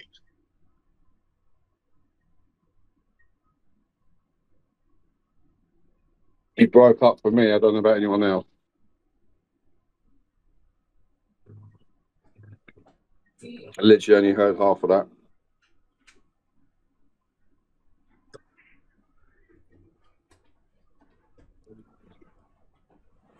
Anyone else? I've got issues myself with Discord. Yeah.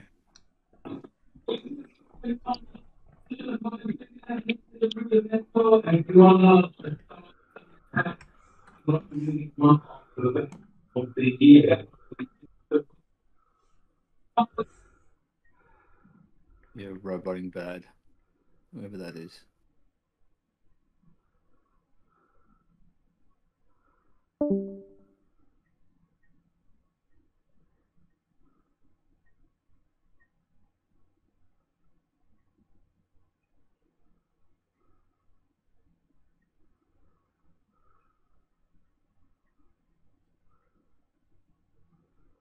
Right, so how many complaints do you think you guys will have when I come over and present the real globe proof? I mean, you do believe that the globe is real, right? That the reality is tis globe. Is globe? Yeah, you believe it at least, even if you don't know it. It's like a belief, a strong belief. Because I know that you guys can't have proof. No, it's what's pointed to by all of the evidence. Whether or not somebody believes it or knows it is irrelevant. Yeah, you personally haven't been able to disprove the statement "tis globe," right? Because you can't have a positive proof, like you've already expressed. But you haven't. So until you can disprove it to yourself, and you obviously haven't been able to do that. Therefore, it still stands as a strong belief, faith. That's a false dichotomy. I don't believe lots of things I can't disprove. Yeah, and the other problem is that based on your definition of what quote unquote tis globe means, if I looked at a duck from far enough away, it would be a globe. And that's silly. So no. Is a duck like the combined terrestrial surfaces? Would you consider the surface of a duck to be a terrestrial surface?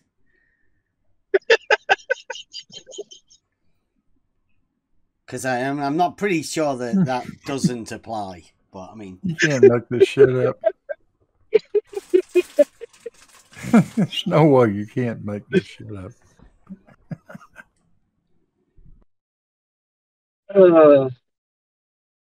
No, I just read the definition that you gave, Bev, in the thing, in that meme that you posted. And based on that reading of that definition that you gave of, again, quote unquote, tis globe, I could take something like a duck and say that far enough away from my vision, it becomes a globe.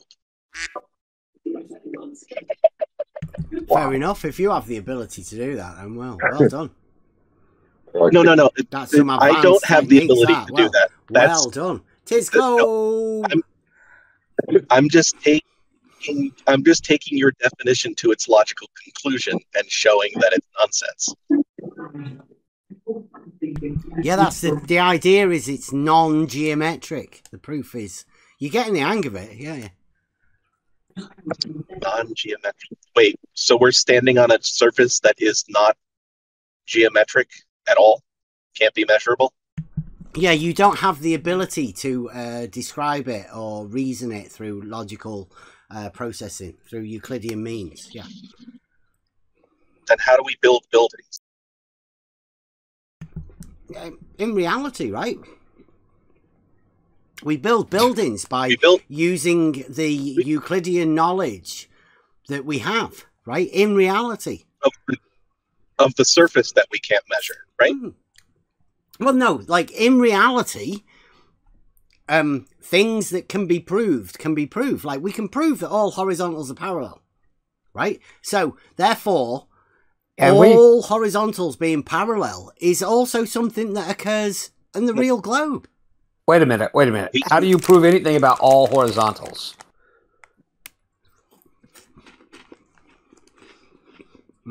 Okay. According to have you examined all horizontals? It's a deductive reasoning statement.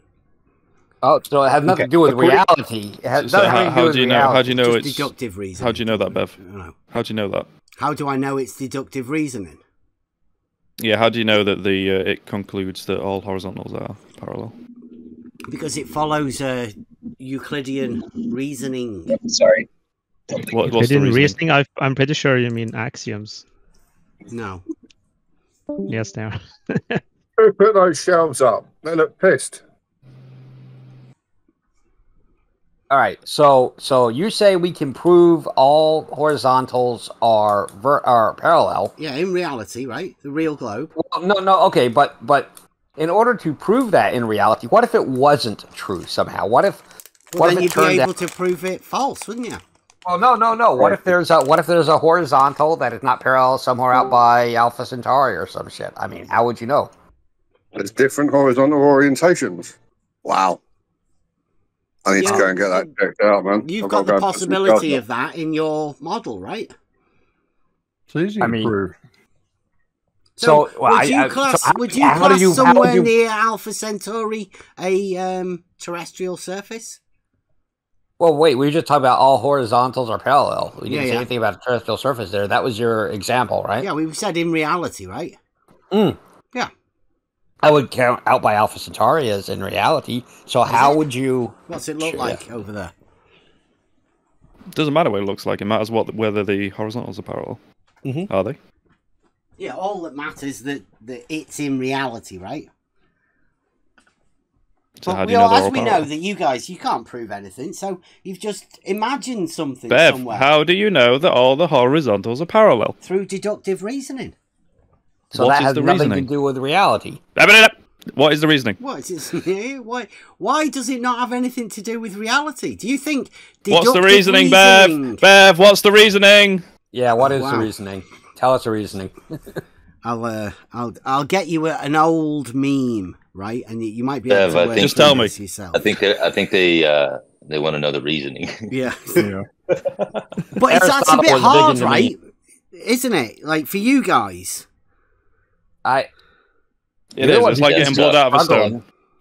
But Blue, y'all interrupted Blue. Blue said it's easy to prove, and then he went silent. But he hasn't said anything. But apparently, it's very easy. He's on mute now. Sorry, Blue. I was trying to help you out. All right. Well, come on. Where's the reasoning, Bev? I'm just finding it. All right. You already said it a couple hours ago. Yeah, I know. They're very forgetful, though, right? Yeah, very forgetful. Give me the reasoning. Come on.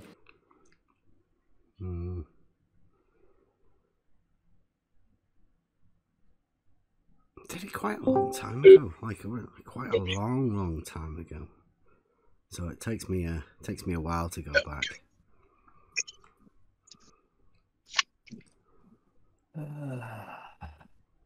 Can't you just say it? Don't you remember?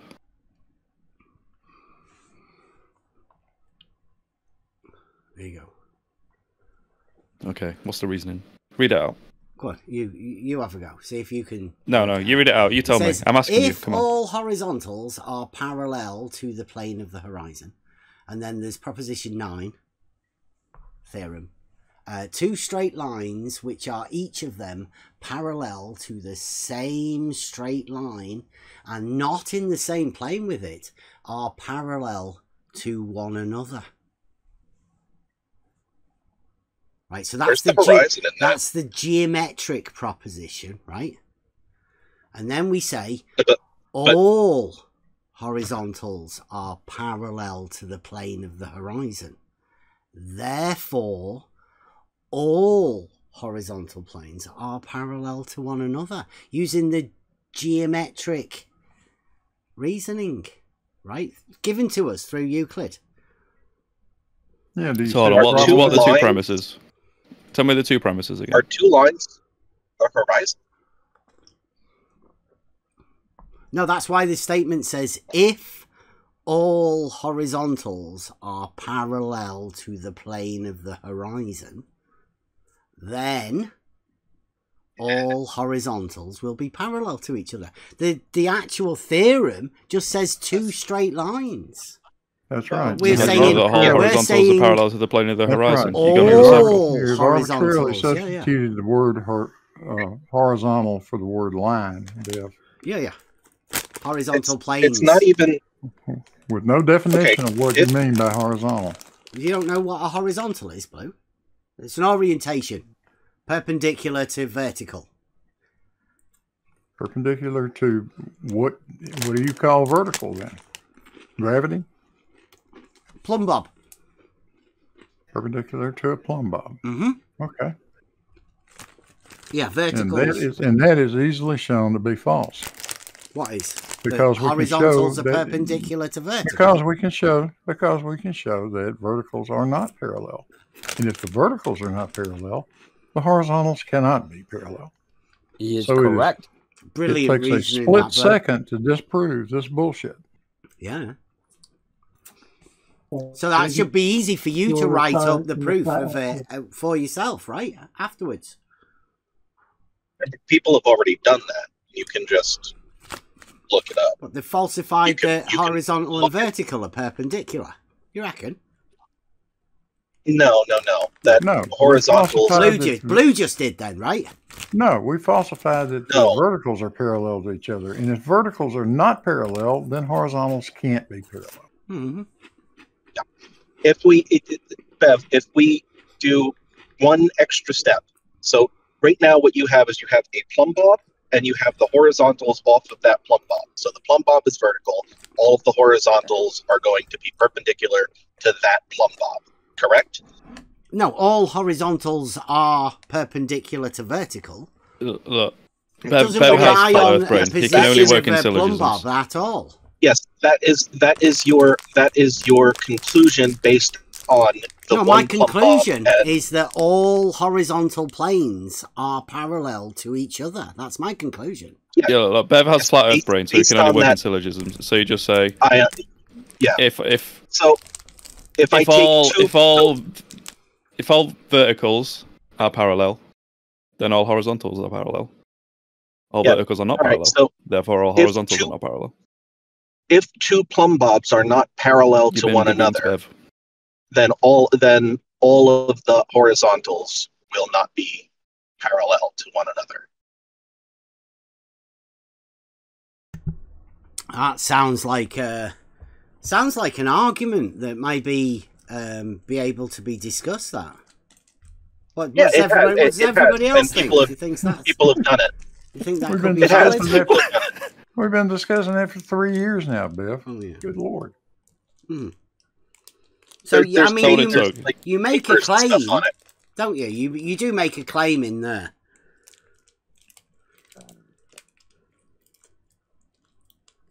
What claim? That verticals are not parallel to each other? Yeah. So that's a claim. That's been proved. That's a claim, right? And it's measurable and demonstratable. It's been proved, right, Brew? It's been demonstrated, No. Bill. It's been measured. So you've not proved it. We cannot. What more proof do you want than measurements? Yeah. We have disproved because there's no logical reasoning behind it. There's no argument to present. You just state it. Sure there is. But where's the proof then? We have logical argument. You made Bev, where's the bottom of all your reasoning? Okay. So like, let's look at your shit argument. Okay. If I can fucking decipher this.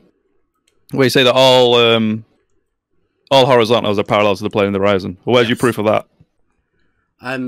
Well, the fact that you can get a No, you need a proof. Right? You need a syllogism. Syllogize it. You can establish doesn't count. Horizontal. Nope, Brev, I need a proof. You need a proof in which way? Well, I need a syllogism. Well, you've claimed two premises that conclude that horizontals are parallel to the plane of the horizon. Has already claimed to have disproved. No. We're criticising your argument now, Bev. I want proof of your premise. That is the proof. You need a philosophical or mathematical proof. Two premises in conclusion that show that all horizontals are parallel to the plane of the horizon. Yeah, because they are parallel to the plane of the horizon. No, that's circular. Try again. Really? Yeah. So yes, really. Have you seen the argument that's been presented? Yeah, and then we're criticising it. Okay, so your criticisation of this argument is that it hasn't been proved that all horizontals are parallel to the plane of the horizon. Yeah, so what's your proof of that? The proof is that I've never found a horizontal that is not parallel to the plane of the horizon. Okay. I've never seen a black swan. Black swans don't exist. Are white. Is that proof? Have you ever attempted to find out if any of your horizontals are parallel to the plane of the horizon? I don't even Bev, know what that means. We're criticising your premises here. Yeah. By saying that you've never saying you haven't seen something doesn't mean it doesn't exist. Yeah, but you can't falsify it. No, we're looking at you're saying this is proof, Bev. This is proof. Yes, this is what you're going to show to Dave Weiss and get you 2 bitcoins. No. That's got nothing to do with the globe. That one. It sounds a bit shaky here, Bev. That's just a modus ponens to show that what a modus ponens looks like in reality. Nobody can rebut it. You can't falsify it. It proves many things. But obviously you guys, don't believe that proof is a thing. You think it's classed obviously as Bev doesn't have much proof for his horizontals and are all parallel. Yeah, they are. Prove it. The horizon is not a plane, it's a line. The plane of the horizon. The plane of the horizon is not a thing. Horizons are lines. The plane of the horizon is horizontal. The plane of the horizon is not a thing. Horizons are lines. All horizontals are parallel to the plane of the horizon. Therefore, all horizontals are parallel to each other, and the plane of the horizon is horizontal. He doesn't even define how you're going in a circle. Define how a horizon is a plane.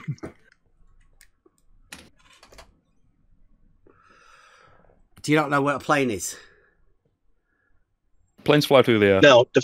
Right, there's no tilt to a horizontal plane.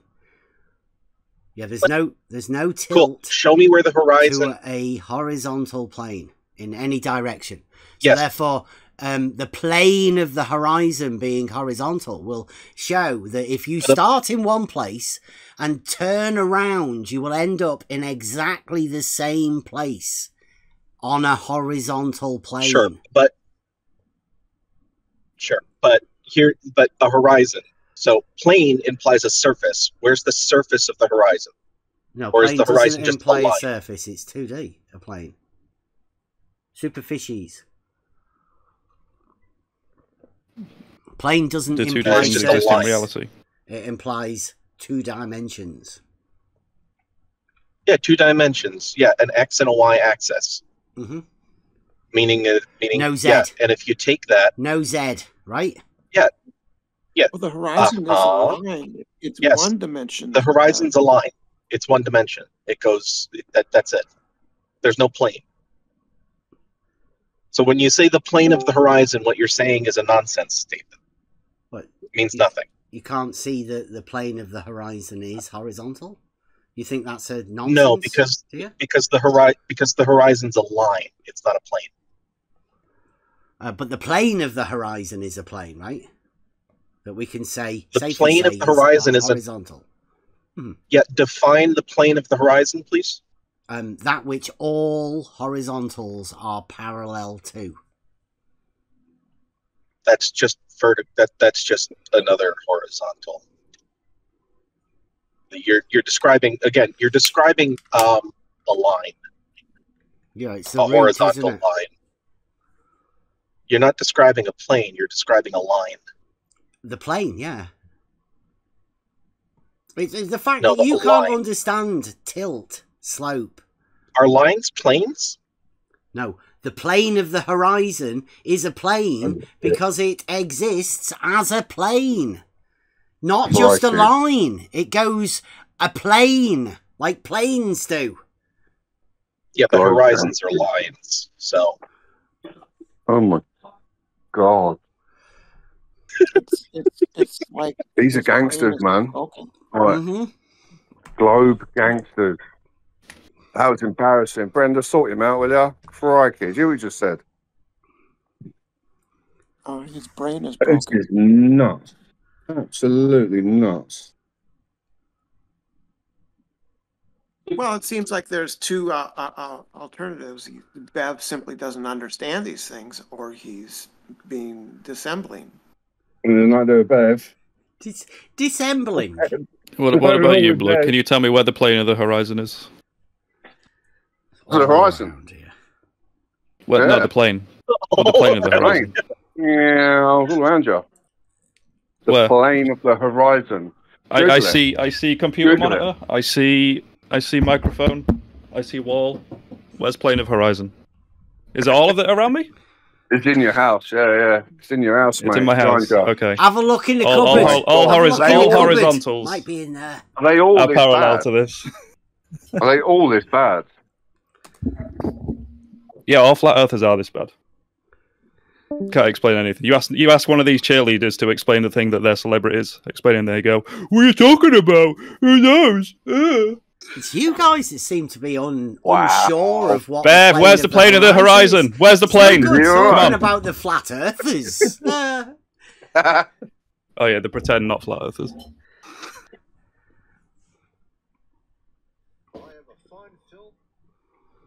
Do you know where the horizon is? Right, it's all around you. Yeah, it's a line in the it's a line in the distance. All around you, but not if you sat in your room, right? Because you're just looking at your walls, and you don't seriously think that the horizon is the walls of the room that you're in while you're doing. You just defined it as all around me. It's there then. Yeah, all the things around you are all around me. If I'm standing on the beach, then the horizon is a line off in the distance, right? Stop building this bridge. Burn it. The true horizon would be if you're looking over water, right? That's classed as the true horizon. No, that's classed as the apparent horizon. What, the over water? Does the horizon have to do with water or not water? Well, I was just saying he went to the beach. Yeah, to describe his horizon. Yeah, the horizon's a line in the distance, right? Yeah, well, you can have a topographical horizon that includes mountains and stuff, can't you? No horizontals parallel to that. The plane of it, yeah. I don't know. Sometimes those mountains look a bit wonky. Yeah, well, it's not tilted. Your premise is flawed here. It's not lower on one side than it is on the other, is it? You ever seen a mountain? Are you sure? What, the plane? You think that because they seem lower in some bits than in others? The plane of the horizon will tilt. Yeah, that's what you define the plane as the horizon as. It's definitely not tilted. Sometimes the horizon has hills. There's no tilt to a horizontal, mate. Hey, Bev, I think What if the horizon's got tilt, and then parallels, and then horizontals are parallel to this tilted horizon? Then the plane of the horizon, not the actual topographic horizon. That was you made me think. Yeah, so the plane of the horizon is tilted. So horizontals are tilted. It's not tilted though, is it? I think. But you just said the horizon was tilted. Oh, the plane of the horizon was tilted. I didn't say that the plane of the horizon was tilted. It's so where's the plane of the horizon? The plane how do you know of it's the horizon horizontal? is horizontal. How do you know it's horizontal? Because all horizontals are parallel to it. It's provable. Don't worry about it. That's circular. So the plane of the horizon is horizontal, and the horizontals are the plane of the horizon. I think we're going in a circle here, Bev. Well, you might be. No, you are. It might be you and Brenda with your hula hoops. Yeah, Brenda said the horizon is a circle. The hula hoop classes on Wednesdays. So how do I get horizontal? You need a new room. Yeah, get a tool called a level. Not the plane of the horizon. Yeah, not the plane of the horizon. The level establishes horizontal planes of reference. That's what the tool's there for. So if you want a horizontal, square defines square. Now, where does the plane of the horizon come into this? All sorts of tools. Well, you can guarantee that the horizontal plane established by a level will be parallel to the plane of the horizon, no matter where you are. Doesn't matter. The horizontal plane will be parallel to the horizontal plane. Anywhere in the world game with this, and you will always come up with the same answer. Yeah, the horizontal plane will be parallel to the horizontal plane. Ben, we're going in a circle. Plane of the horizon. This isn't very good. What's the plane of the horizon, please? What's the plane of the horizon? It's in the chat. Look up.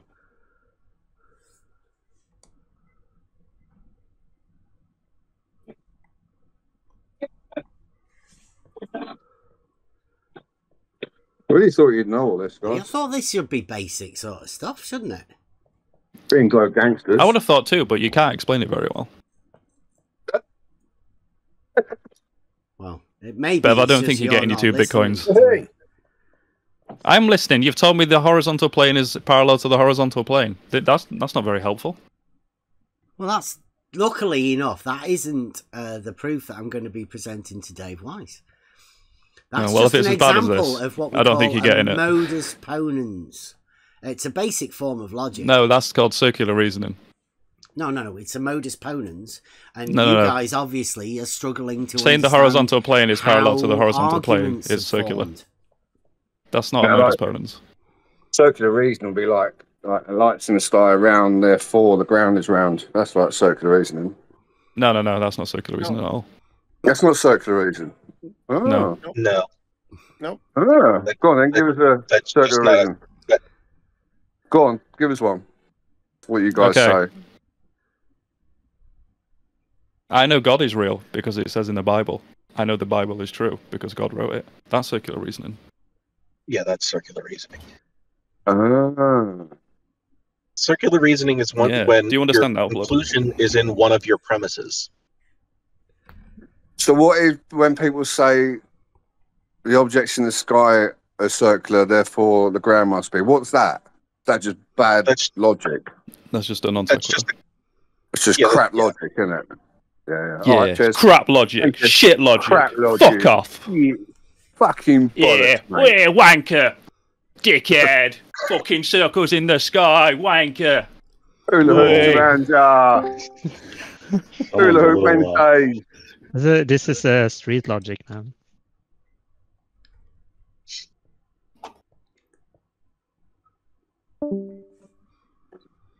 As long as it's logic.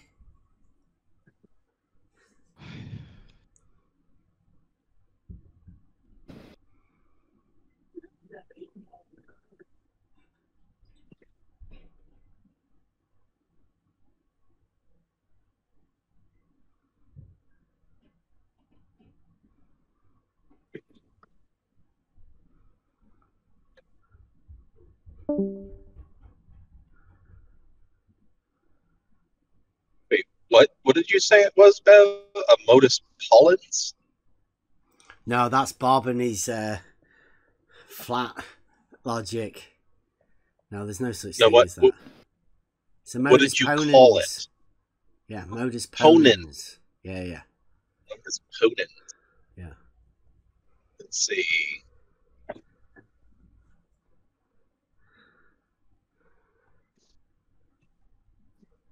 Just Googling it now.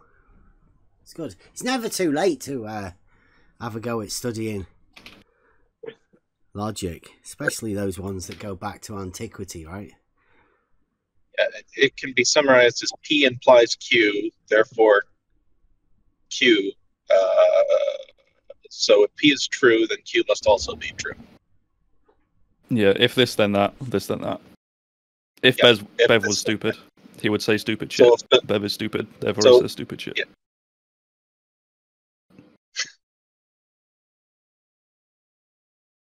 So could you put it? Could you put your plane of the horizon thing in the form of a modus ponens for us?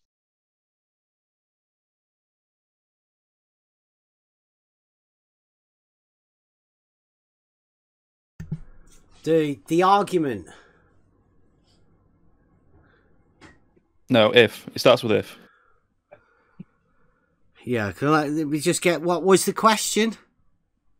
Could you put your plane of the horizon argument in the form of a modus ponens for us, please? Yeah, all right. Have a look in the live chat. Just write it out, Bev. Yeah, have a look in the live chat. If okay. Where's the if? So here's the thing, Beth. The meme that you put in there, the if then statement that you put in there. Yep. The modus ponens that you asked for. No. Not every if then statement is a modus ponens. Okay. Well, that one is a modus ponens. Okay. The problem with the meme that you put in the chat is that there is no connection between the mathematical statement being made in it and the claim being made in it. So what you have is an argument that is not valid in form.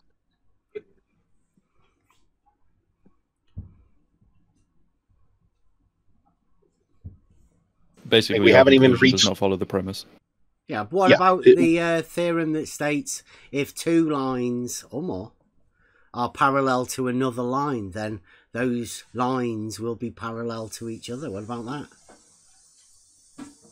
If two lines are parallel that's not geometrically proving it, right? The geometric relationship between. Yeah, but that's talking about. Are horizontal planes parallel?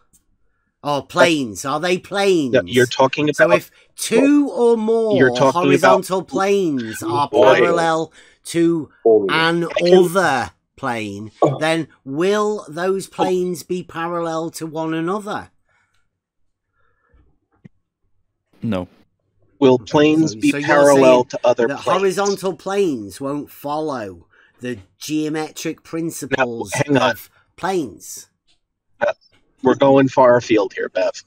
We have to go back. We have to go back because you made a very fundamental mistake. Yeah, you get back to first principles. We have to go back to the beginning. We have to go back to the beginning of your argument. The beginning of your argument was about lines. And you took that argument about lines and made it about plane. If all horizontal planes are parallel to the plane of the horizon, please, if you could. Where's the lines? I'll just keep talking right through you if you would like me to. Do you think that says anything about lines? I'm just going to go ahead. Yeah, don't worry about it. Let me finish. Don't worry about it. You just let me finish my statement. Yeah, but your statement was false. You were making up a load of bullshit that is not in the argument that was presented. But I didn't make any. Calling you out, so the lines. No, your statement is that horizontal lines, that two lines that are. Let me take 2 seconds here. If two lines are horizontal to a third line, then they will be horizontal to each other. No, that's the example within Euclid. That's the theorem, and it doesn't use horizontal. Can you?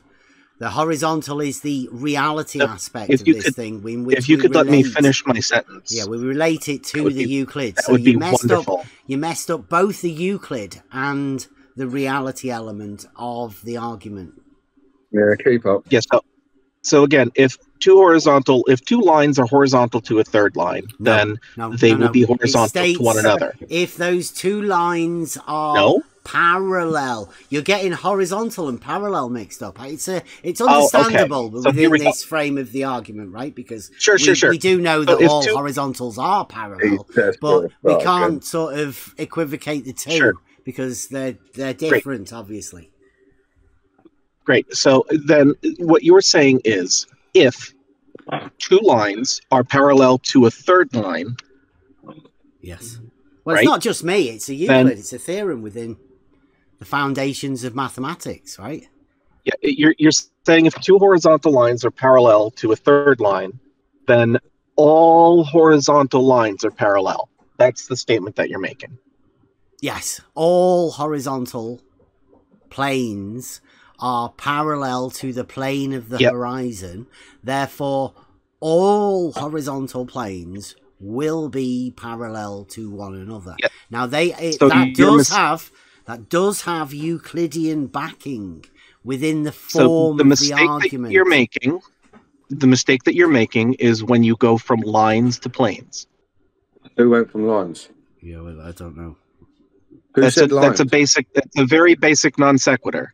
You said you are talking about lines, and then you skipped over to planes. Yeah. No. Listen again. You'll have to say it another time. Yeah, he's talking about the form of the argument. All right. It's like the form of your argument is flawed.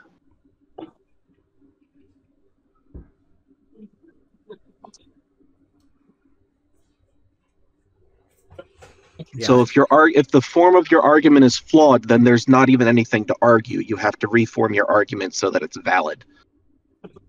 Yeah. Right, well, check this out, right? The actual Euclid states two straight lines, which are each of them parallel to the same straight line and not in the same plane with it, are parallel to each other. So they're in separate planes. There's nothing wrong with that. Right? That's true. That's the Euclidean statement, right? Now, that's true. This argument equates the straight lines to horizontal planes. That's the problem. And places it with reality. You say you can't apply the straight line to the horizontal plane, Blue? I'm saying that you've got to define what horizontal is. Euclid doesn't define that. You defined it yourself. You said horizontal is perpendicular to vertical. You have implied that verticals, therefore, have to be parallel to each other. It's an orientation. And we can demonstrate that they are not, Bev. I know you don't want me to say it, but I can put the graphic back up again. But horizontal is an orientation within reality, Blue. I don't care about that, Beth. You gave us a definition of what horizontal is. You said it is perpendicular to vertical. Did you not? Yeah, and all horizontals are parallel to the plane of the horizon. Yes. Wait. You said a horizontal is perpendicular to vertical. Yes. And all horizontals are parallel to each other. Yes. Therefore, Beth, using some logic, all verticals have to be parallel. Wow. Is that not true? Can you do that reasoning? Are you allowed to do that sort of reasoning, Blue? I just did. Oh. Do you disagree with it? I'll tell you what. Disagree with it and tell me why. Well, no, I'm just thinking. Just tell me why. It does show that you can do this geometric reasoning, right? Oh, hell yes, I can. Yeah. I just did. Now, is that true or not? What, the horizontal and vertical are perpendicular? Yeah, absolutely. That if all horizontals are parallel. That if all horizontals are parallel, we can all prove verticals that all therefore must also be parallel. I know you don't want to hear this because it's about to take you apart. All horizontals are parallel. No, you can't. You can prove you can measure verticals. Horizontals hard to do. We can measure verticals though. We have plumb verticals. What do you mean? We have plumb bobs. Yeah. We have instruments that will you don't measure it. You establish it. That will measure angles relative to vertical, Beth. No, things like we establish a plumb bob establishes vertical, Blue. Did you not know that? I thought you took surveying. You said you took a surveying class. Yeah, but you sound like Nathan Oakley when you say you can measure it. You're just establishing it. Absolutely, you can measure. You're not measuring it. You can measure angles, vertical angles. Yeah, again, you sound like Nathan With a Oakley. theodolite. No, I sound like I sound like a surveyor You can or an measure engineer. an Bill. angle, yes. Brilliant. What is the difference between establish and measure? Yeah, exactly. What the hell does establish I don't mean? Well, you establish a level and plumb, or a vertical and a horizontal, right? You don't measure it. You didn't explain what the difference was. You just asserted it. You measurements are Surveyors taken don't measure from things. a position, right? A place. Surveyors don't measure things, Bill. No, surveyors do definitely measure distances, yes. They don't measure angles. measure horizontal, and they don't measure vertical. They measure angles with respect to They vertical, measure Bill. distances horizontally, and angles they measure with distances respect to local vertically, vertical, Bill. right? Whether you like it or not, that's Rise, what your other level does. overrun. Thank you, Bill. So you can measure a slope. can't you? Like measurement, just quantification of some elevation changes. You're just one red herring right after another. You can measure distances. Is that right or not? If all horizontals are parallel, do all verticals therefore have to be parallel? With your Yes or reasoning, no? apparently.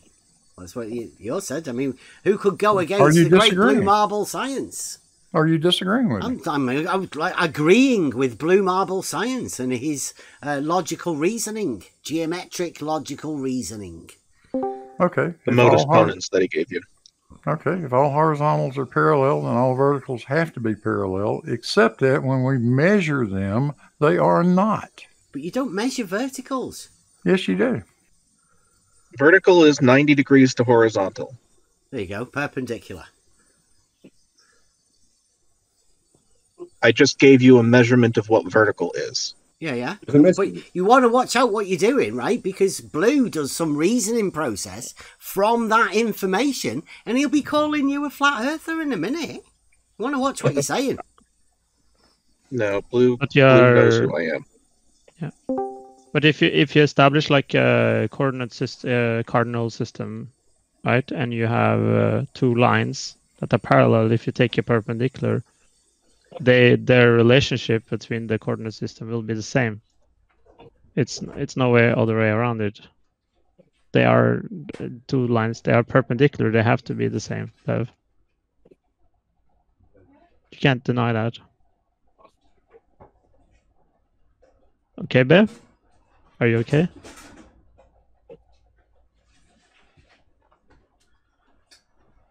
There it is in the chat Yeah, again, you're Bill. right. Nobody can deny horizontal and vertical being perpendicular to one another. Isn't that right, Blue? The geometric principles have a logical I mean, reasoning you're behind ignoring. it. It's kind of annoying when you're just ignoring what I said, to be honest. You can't even restate what I said. Can't you? What Should did I have it say? wrote Bev? down. I would say write it down so that you can recite it. You know, like you could have a go at closing your eyes when It's you enough say for it. me Like, to try and remember it more often. enough for then me you'll be to able say just to you, keep if you're going not with going it. to listen, then what's the point? If you're not going to listen, then what's the point? Because you're talking to your friends here. I mean, do you not think that they want to know this vital information that you hold? Vital information. I mean, a 5-year-old could understand this, Bev. It's not very hard. Okay, well, carry on telling him. He already said it to you. How can a line, any line, and then another line that is parallel to them, if you have two lines perpendicular to those, they have to be the same angle, right? Perpendicular to both, yeah. Yeah, that's the vertical line. They are perpendicular to the two horizontal lines. Yeah, they two vertical lines have to be all horizontal lines. If horizontal lines are parallel, then the vertical lines must also be parallel if they are also perpendicular to the horizontal lines. That's your reasoning. But Blue will have a go at you. No. How is that? Are you disagreeing with that, Biff? You're not disagreeing that Are you disagreeing, perpendicular relationship. Are you disagreeing with what he just said? Well, I just said to him, I warned him that you have a strange reaction to people that say that. He didn't say anything wrong, Biff. What, they're all, yeah, like we said, vertical and horizontal are perpendicular to one another, right? Right. And then that's an established fact. I'll go along with that. Sure. Right? Now I'm saying all of the horizontals are parallel to one another. And I'm saying, and he's saying, that if that's true, that means all verticals have to be parallel. That means you're making an implication, right? Are you disagreeing with it? Thank you very much. I wish you would disagree with that, Biff. Disagree with what? That all verticals have to be parallel to each other if all horizontals are parallel. Are you saying that is not true? The geometric reasoning that you guys seem capable of. I mean, I don't know. Is there any way that you could check that? Don't run away, Bev. Don't dodge the question, Bev. Is there any way that you could check it, do you think? You seem to be running from this question. Why? Running from what question? I've already stated that vertical and horizontal are perpendicular and all horizontals are parallel to one another.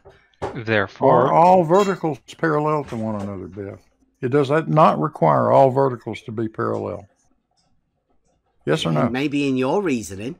Yes or no, Bev? So that means it doesn't in your reasoning. You tell me why. In your reasoning, why would the verticals not have to be parallel if all the horizontals are parallel? I don't need to make that. You can try to talk over me all you want to, but I can just keep doing this too. Yeah, I don't need to make that conclusion, Blue, because, I mean, it's a terrible thing to try and prove, isn't it? No, it's not hard to prove at all, or disprove. Actually. It's not hard to prove the horizontals being parallel, but I'd say your conclusion, your further treatment. Show me one single measurement you have that proves horizontal. I'm going to make a very simple drawing. Go on then. You have a horizontal here. I'm going to make two horizontal drawings, lines, and then if I extend the horizontal line, if they are parallel, they must, if they are parallel, and if they were to touch each other, they would be the same line, wouldn't they?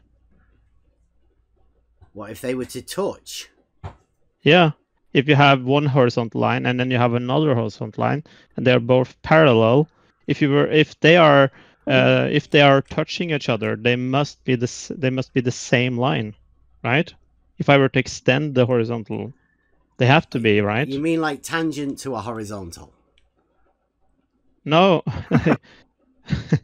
I'm saying if I'm drawing like line A and line B. I'll wait until I see your drawing. And then there's no need for you to describe it while you're doing it. Just get the drawing done. I'm gonna post. Do it as a video if you want, and then you can walk us through No. See here. I have A and I have B. B looks shitty, but ignore that. I have line A and line B, right? Is that a double? And then if these are parallel, right, Bev? Yeah, my missus says they're not. They're not even straight. She said. Yeah, but let's say they are, right? If they are, Bev, if they are parallel. But that's like that's where these. That's what you are saying, right? You are saying they are parallel. So let's say these are ignore the imperfection in my drawing capabilities. So how does that work? Bev, hello, can you work with me? Yeah, just keep talking. Turn on your brain, please. You're talking shit about me. Right, making your own conclusions. Everyone can see. I haven't. I tried to ask you fucking questions, Bev. What's wrong with you? Bev, I haven't even finished my fucking argument, and you just ignore what I say. So this is I an make argument, this drawing, right? Yes. If you let me finish, I just want to be sure that you understand what I'm saying. Line A and line B. Ignore the imperfection in my drawing capabilities. Let's say these are horizontal line. Bev. Oh my fucking god. It says A and B over the top of it. That's what Yeah, those A little and B, A and B, A fucking and B. tiny Okay. things. Jesus. I'll write it again. You're bigger, you fucking child. Serious eye test Got a for bloody that. 50-inch TV there, and you can't fucking even. You struggle to see that says A and Bigger than B. the opticians. Yeah. How old are you, Bev? Jesus Christ. I just Acting like a couldn't child. tell what it was. I don't know. Like you just drew You sound some like a things. child. They're not even See here. straight. Can you read, you blind I old can't guy? read. No, Jesus that's the fuck point. you. I was saying I See can't here, read. I posted A and B. Can you see? A and B? There you go. He's made the A and B bigger. Okay, so let's say these are The A and parallel, B right? bigger. That's better. Like, If they why are are you parallel, saying Bev? they're parallel? Are they parallel? Yes, they are parallel. Okay, so they're parallel then. No. Let's say they are parallel. No, are they parallel? Let's not just say they're parallel Oh my unless they fucking are God. actually What's wrong with parallel. you? Okay, I'm For the gonna sake make of a this new line argument, that is can we actually parallel. say that I they made. are I'm making. parallel? I'm gonna make a new. I'm gonna make a new line, and it's gonna be actually parallel because you can't. Is work it with going to be the hypothetical. same line with a little bit in the middle rubbed out? And then you want to be able to say they're parallel. Then it's not really, it's the same line. Is that what That we're there are going two for lines, here? two separate lines. Yeah, Yeah, but two separate lines. yeah, but they would connect rather than actually be parallel, right? They are not connected. When I just showed them to you right now, right? They're not connected. Would you say A and B is connected? No, they're not. If you were to extend, And then A and B, would Bev, they connect? Bev, this is my explanation. So you have to listen, right? You don't talk, okay? I'm gonna just ask you questions. Don't babble about a lot of shit. So A and B, they are parallel in this case. Right, They are parallel. Can I just ask you? Although If I no, they're not no, straight, you're they not look gonna like ask they're me. going No, steps. no, You have no. a problem with straight. No. If you were to extend Bev, those lines, would no, they join up no, together? Bev, no, Bev. They Bev, wouldn't. No, Bev. If I were to extend A into B, wouldn't A and B, wouldn't they, and I would extend B, wouldn't they be the same line? That's what I'm asking. Would they be the same line? Yes. How wouldn't they? We can't. It was one line. We can't say Bev, they're parallel, then, Bev, can we? How can they not be parallel? Because they have to be it's the in same a separate line. plane. They're not. It's the same line, Bev. Well, A and B is the same line. They're They're just not separated. parallel. It's the same line. I don't know how many times we have to say this. Are you saying A and B is not parallel? Just move one of them up. If I move B up, are they parallel? I don't know. If you say they are parallel, yes. Yes, they are. They are parallel. Yes, they are But parallel. if they are the Okay. same line, they're not parallel. Because they're the same line. If I were to extend A and B, let's say I move B up, right? And then you would say I extend those two lines. They are two lines that are above each other, and they are parallel, right? Have they not become parallel, or are they still parallel? Bev. Wow. Bev. Hello. Your quiz is shit, mate.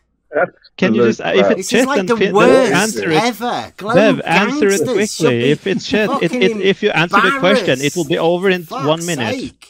Bev, if That's you so stop bad. acting like You a not child like and seriously, you guys are Jesus never gonna fucking- sell any globes with Bev. this sort of shit.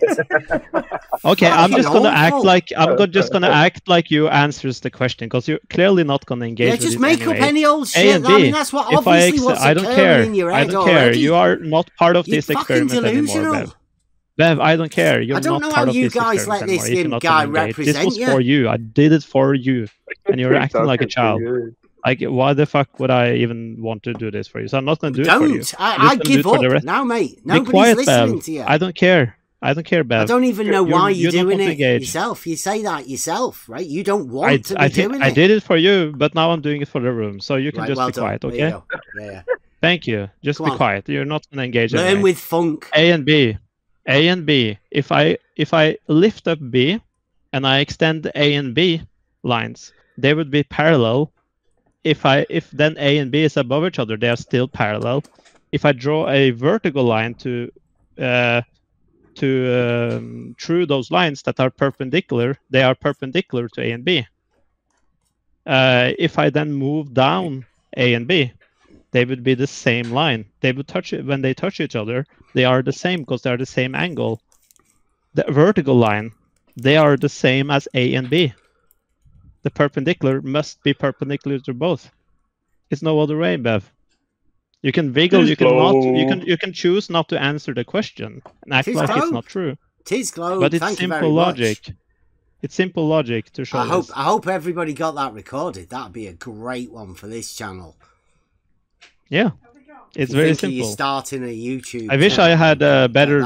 I mean, if you think it's ridiculous, then you should try to. Globe, definitely. That was totally dodging. You're dodging and running from the question is duly noted. Yeah. Like, it's really clear. If it's so ridiculously bad example, he's doing then it for the room. He's doing it for you guys. You guys get involved, man. Bev, if you think it's ridiculous, I know he keeps talking to me, but then you would be able to answer the questions and point out where it's ridiculous. But you can't. You're just refusing to answer, right? He's doing it for the room. Come on, guys, give him some support. I have to because you're ignoring my example and you're just acting like I'm not saying anything. So what does the room think? How can I deal with you, right? You're acting like a child. Like, I have to just ignore you, right? Well, the room thinks. I think he's showing Bev graphically what I was describing to Bev verbally. Yeah, Bev just got his ass handed to him, and he's having some hard time coping with that. Yeah. So yeah, the room thinks that Bev is a clown. Nobody's going to take you seriously if you're just going to ignore, like, you're acting like a child, basically, if you're just going to ignore answering the question.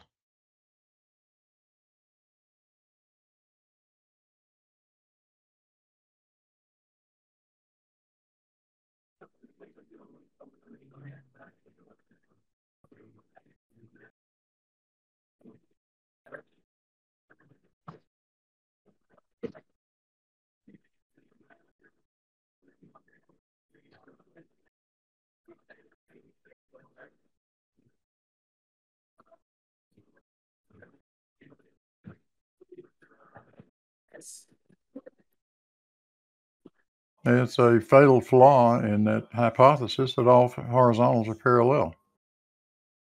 It just simply is. That necessarily requires all verticals to be parallel. And it's easy to disprove that. Reciprocal zenith angle measurements show it every time.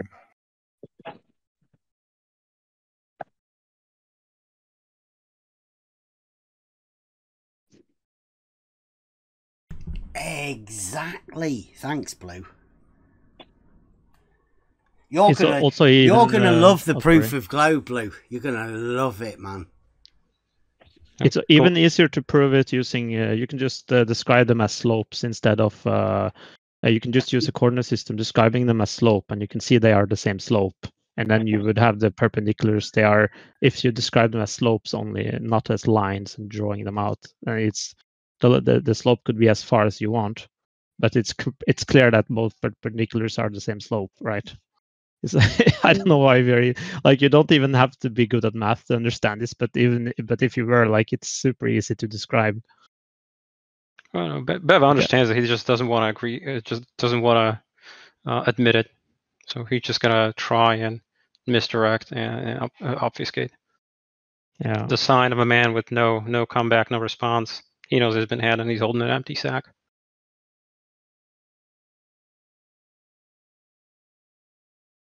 Very interesting observation you just made.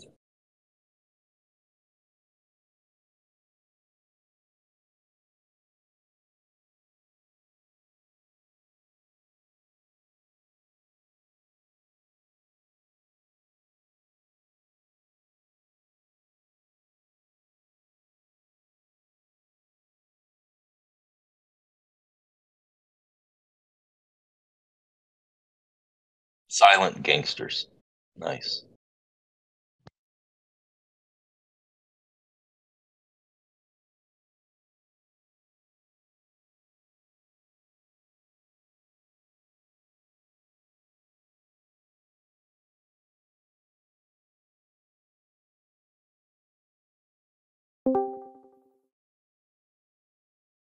funny how quite the flat Earth has been today.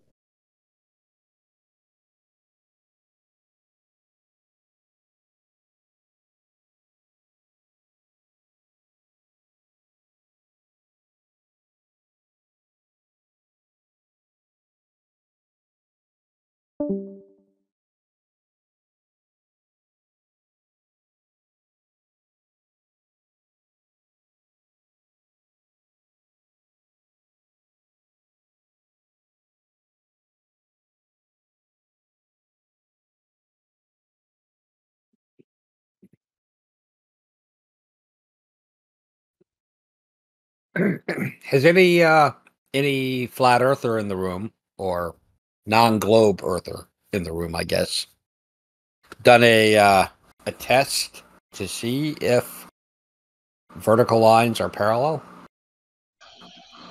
We're all globers in here. You'll have to ask. We're all on the real globe. Yeah, you'll have to ask Funk. I think he's representing the flat Earth.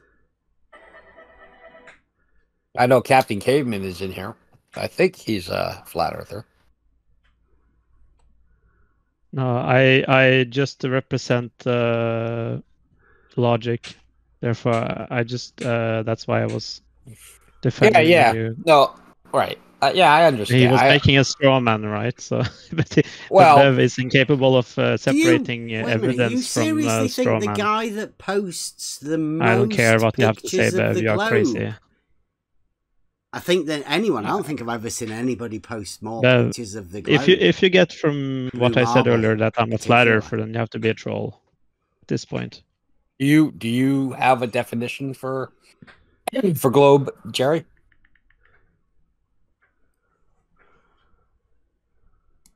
A definition for globe. Yeah, you say you're. Am I to understand that you think the Earth is a globe, or you understand the Earth to be a globe? It's a real globe. Okay, so what's the definition of globe in your mind? Do you not know? I do not know. Everybody knows what a globe is. I don't know what your definition of a globe is. Oh, okay. I've got the terms on the website, but I'll get a copy of it because I know. Yeah. Is that your definition, Jerry? Getting you a few. Like I said, everybody knows what a globe is. But I don't think that's true. If I say I don't know what your definition of a globe is. Do you know what a globe is? I know how I define a globe, yeah. But well, there you go. That's a globe. No, but I don't think donut globe. What if we don't? Yeah, it could be a donut. What if we don't share the same definition? That's why we put the frantic bunny ears around it, because globe it's yours. Nobody's going to bother you about your own personal globe because everybody has their own. Don't they? So we all agree that the Earth is a globe, but we don't agree on what a globe is. Is that your? No, you don't agree. Donut. Well, you don't seem to agree be a donut. What a globe is. What's that? Say again. So you can't provide a definition of what a globe is. It's in the chat. I can put it in there for you. Does Jerry agree to that? No, does it? I don't know. Like, why does it matter? Okay, to you? so we have globe, the non-geometric you're only shape. Bothered with Jerry's definition. I am. Yeah, well, I'm curious because Jerry is Jerry curious. Jerry is. Well, It's like I have a paramecium under a microscope, and I'm studying it. So let's see here. The non-geometric shape of the combined terrestrial surfaces of everything that exists. Mm-hmm. So, what do you mean by terrestrial surfaces? Do you not know what terrestrial surfaces are? I'm asking you to explain it. Terrestrial surfaces. I mean, you're beginning to sound a little bit like QE, where you have to define every fucking thing like you don't know. All of a sudden, you don't know what a terrestrial surface is. So what I think do you know what a combination is? I do. Okay. Yeah. Do you know what everything that exists? So I don't think we define definition of that. I don't think we define everything that exists in the same way. Mm-hmm. So I think by a the moon geometric shape. So I think the moon exists. Right? I'm pretty sure the moon is terrestrial. Well, that's my question. When you say all terrestrial surfaces, why do you append of everything that exists to it?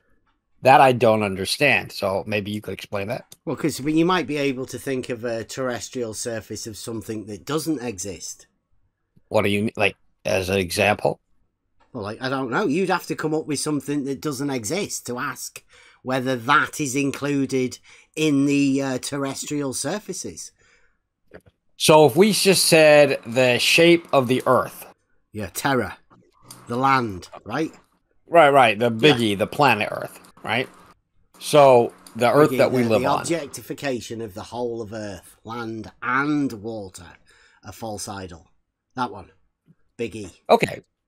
So, okay, great. So I think we agree. You're not equating that to the globe, are you? I would say I am. I would say that the Earth, Big E, is an oblate spheroid, which is depicted, for example, on my desk as a globe.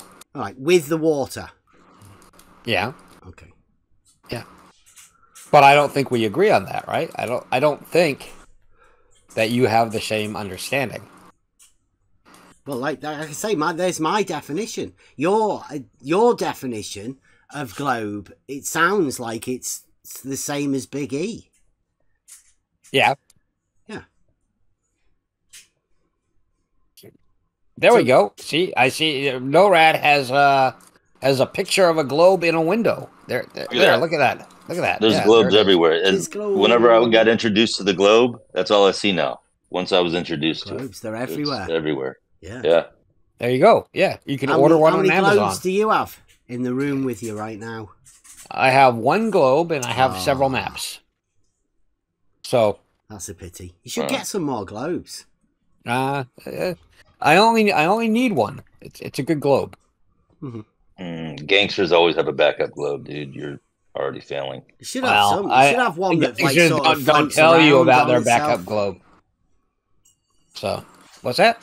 You should have one that like floats around on itself. Do you have one on an axis? Do you tilt? Yeah, it's got a little. Yeah, it's got a axial bar through it with a small tilt. Yeah. Good, cool. So this is a and that's pretty definitely accurate globe, right? Well, it's a depiction of a globe. I don't think I live on that desk globe. But it's definitely globe, that. Well, it's a globe. I mean, when I bought it, it was sold as a globe. Well, I don't think so. You define a globe as a non-geometric surface.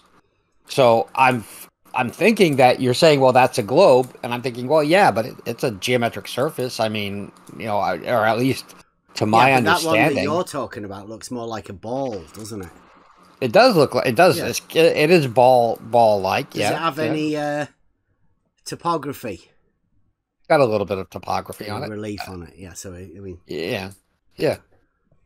So so that is what I understand the Earth to be, but I don't think we're in agreement. Yeah, like we say, that would be a Euclidean, completely Euclidean solid sphere, right? No, so I don't know about that. So, are you familiar with the parallel postulate? Not number 5, like number 9 in triangle axiom. We call it. Sure. Triangle axiom, yeah. Yep. So, what do parallel lines do on a spherical in a spherical surface on a spherical surface? Parallel lines are always the same. They don't do anything different. On a spherical surface? Are you sure about that? Yeah, parallels are parallel, right? You can have parallel lines on a spherical surface?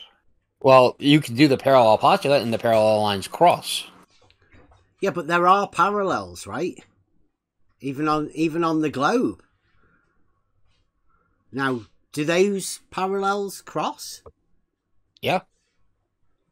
Really? Mm-hmm. Where do they cross? Depends on where the line is. What's an angle then? They don't cross with other parallels, do they? So in spherical geometry, you're not going to have explicitly parallel lines, but when you do the proof for the parallel postulate, you can see that there are geometries where the postulate can still hold, but it's not a Euclidean space. What's the proof for the axiom, for the triangle axiom? What's that proof? You can see, you say you can do the proof and it doesn't hold. You can do the proof for it and the proof doesn't hold, or the geometry doesn't hold. I don't know. What exactly is it you're saying? We are talking about the same. We call it the triangle axiom. Well, I'm just calling it the parallel postulate, right? Okay. Well, I've got it down as an axiom, so it's technically in my Euclid book. It's not a postulate. It's an axiom. Do you want me to read it out? It says if a straight line meet two straight lines so as to make the two interior angles on the same side of it taken together less than two right angles, these straight lines being continually produced shall at length meet on that side which are the angles which are less than two right angles. I mean, that's talking about a triangle, and you saying the proof for that doesn't hold? No, it does hold. Oh. Well, so what was the proof for that? What was the proof for it? The axiom? Yeah. What was the proof for the axiom? For the parallel postulate. One of the 5 postulates or axioms of Euclid underpinning Euclidean geometry. Yes. Well, the proof for that one particularly would be that triangles always have 180 degrees. So therefore, they can't meet if the two angles are right angles, 90 degrees. So it states that through any point not on a line, there passes exactly one line parallel to that line in the same plane. Right? That's the parallel postulate that I'm talking about. You can Google that. That's a new one, that, right? No, it's one of 5 postulates or axioms of Euclid underpinning Euclidean geometry. It states that through any given point not on a line, there passes exactly one line parallel to that line in the same plane. Yeah, see, I've only got 3 postulates in my book, and oh well, 12, maybe you have the early edition. 12 axioms. Yeah, maybe I have the original copy. Or so they but they enhanced it. It's like how J.R.R. Tolkien kept rewriting, by taking stuff away. No, by adding stuff. Well, how come you've got an axiom? Did you say J.R.R. Tolkien? Yeah, he kept rewriting and re-releasing the Lord of the Rings books. He kept the fantasy book. Yeah, fantasy book. Are you equating Tolkien with Euclid? I'm just pointing out that sometimes books have more than one edition. I don't know where you got your edition. That would be, I think that's considered a parallel to him, Dave. Yeah. Mm. So the point is that you can alter the parallel postulate, and it's perfectly consistent in non-Euclidean geometries, right? Well, no, because parallel... Yes, that was the problem. Parallel's a definition. You can't alter a definition through your changing axioms. The parallel postulate. So probably the best known equivalent of Euclid's parallel postulate is contingent on his other postulates is Playfair's axiom, named after the Scottish mathematician John Playfair. So Playfair. This isn't Euclid. This is Playfair. No. It's the equivalent of Euclid's parallel but it's postulate. Not. See, it's not Euclid's. But it is. It's not. It's Playfair's. No, well, that's just an equivalent property that I'm using as a as so an not illustration. Euclid's, right? Somebody else's. Yeah, but the postulate that I'm talking about is actually Euclid's. No, it's not. It's Playfair. Well, that was the one that I just brought up, but we don't have to stick on that. We can say that it's an equivalent to Euclid's parallel postulate. I read the axiom for you, and it doesn't mention parallel. It mentions the forming of a triangle on the side which the angles are less than two right angles. Is this the 5th postulate that you're reading? The 12th axiom. The 5th postulate. In geometry, the parallel postulate, also called Euclid's 5th postulate because it is the 5th postulate in Euclid's Elements, is a distinctive axiom in Euclidean geometry. It states that Did it just say it was an axiom then? A distinct axiom, not a postulate. Yeah. Well, it's called, he named it the parallel postulate. I think he didn't name it the parallel postulate at all because it's got nothing to do with parallel. It's about a triangle. Other people considered it. I think maybe you need to reread your Euclid. I think what you're doing is you're getting confused like the other people that have called it the parallel I'm not. postulate. I'm not. So one condition where no triangle is formed. Okay, so what you're similar to J.R. Tolkien. Similar to, yes. Well, if there were different re-releases of the book, right? No, right? Yeah, I haven't read any of his work, so you're the expert here. Yeah, well, you should. You should. It's a good basis for geometry. I mean, Euclid's Elements should be fundamental to you. Oh, I thought so we're not talking about J.R. Tolkien. What are we doing here? No. Well, I'm just saying maybe if Bev doesn't have the latest Euclid, then maybe he should get another one because it's possible. He's claiming latest Euclid. He doesn't have this postulate in there, which is a well-known postulate. Why don't you just tell it to Bev? Why did you address me when you could have just said it to Bev? Oh, because I thought you wanted attention, NORAD. No. I was just making that reference to your J.R. Tolkien. I know, and I figured that was asking for like listen to me, I'm here now, So I was like, okay, you're here, I hear you, and I can explain why. Okay. Well, now that you have some breathing room, go ahead and talk to Bev. Okay, all right. It's in the chat there for you if you want. You don't have to put yourself of it. Just see where you disagree with it. Like, see where the falsification would lie. Right, within that. When you try and prove it, like you said, like your words, your claim, that when you try and prove it, it's false. So, how would you prove it?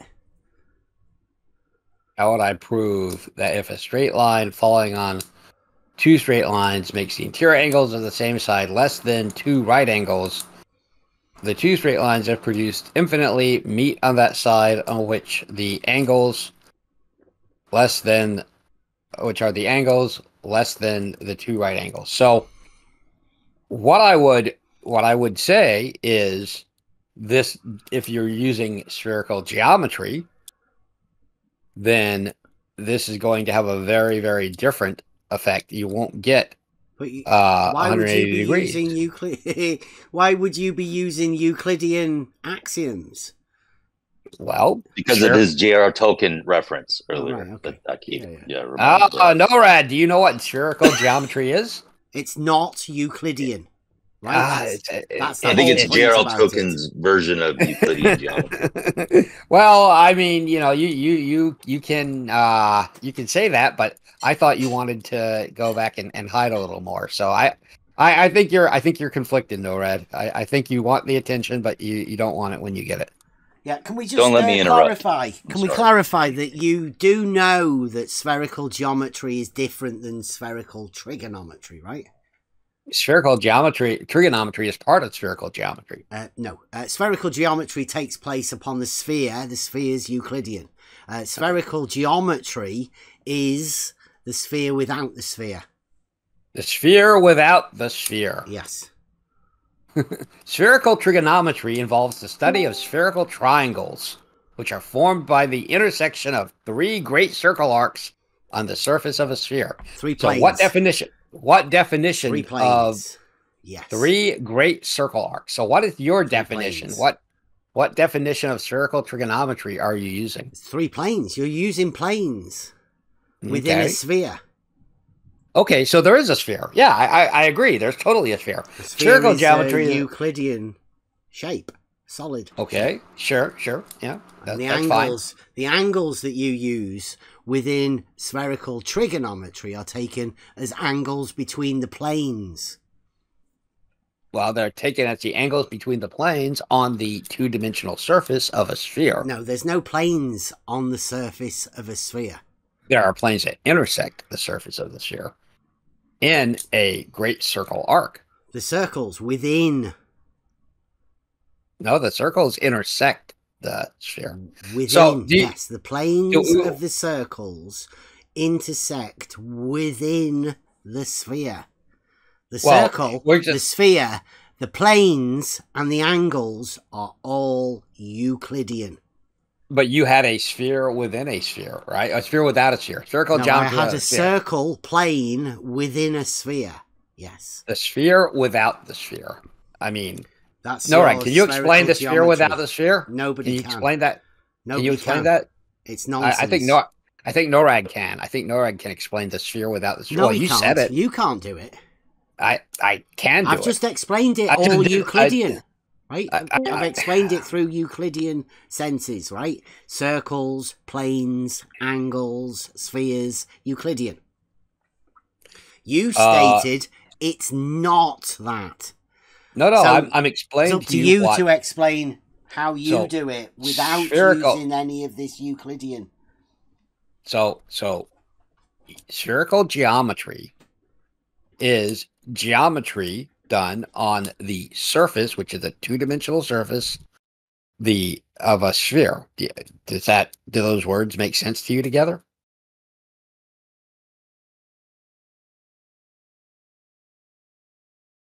NORAD, can you explain it to him? I think you have a grip on this, NORAD. I feel I've got confidence.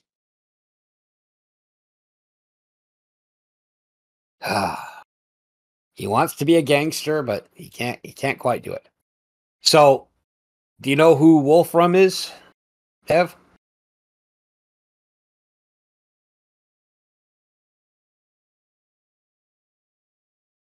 Coach and I coach, but they can't handle it.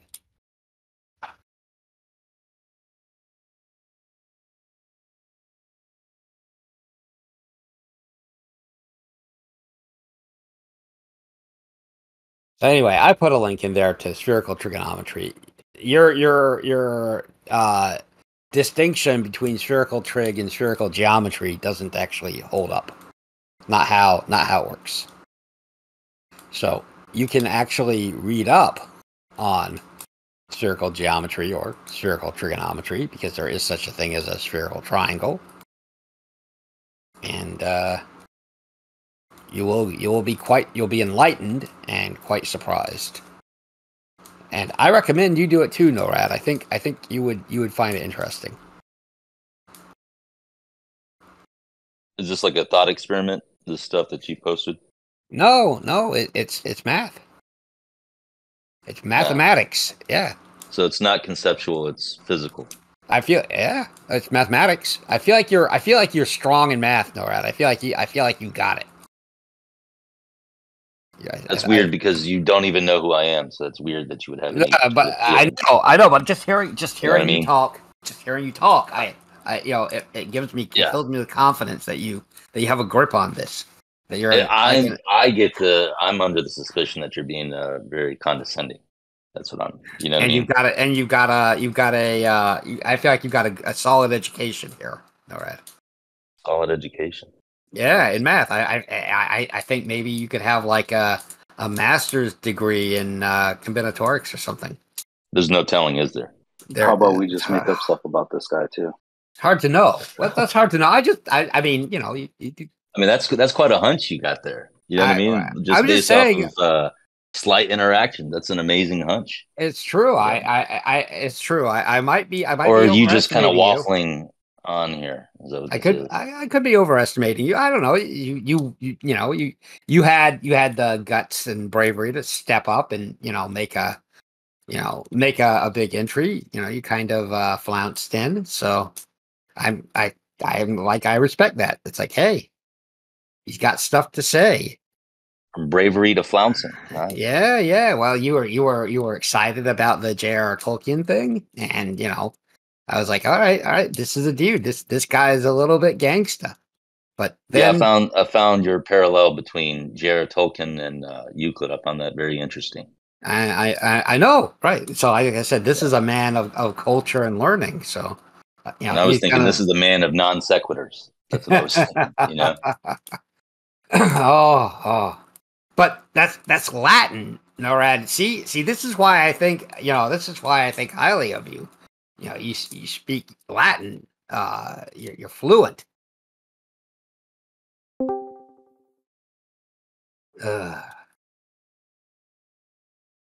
I am constantly disappointed.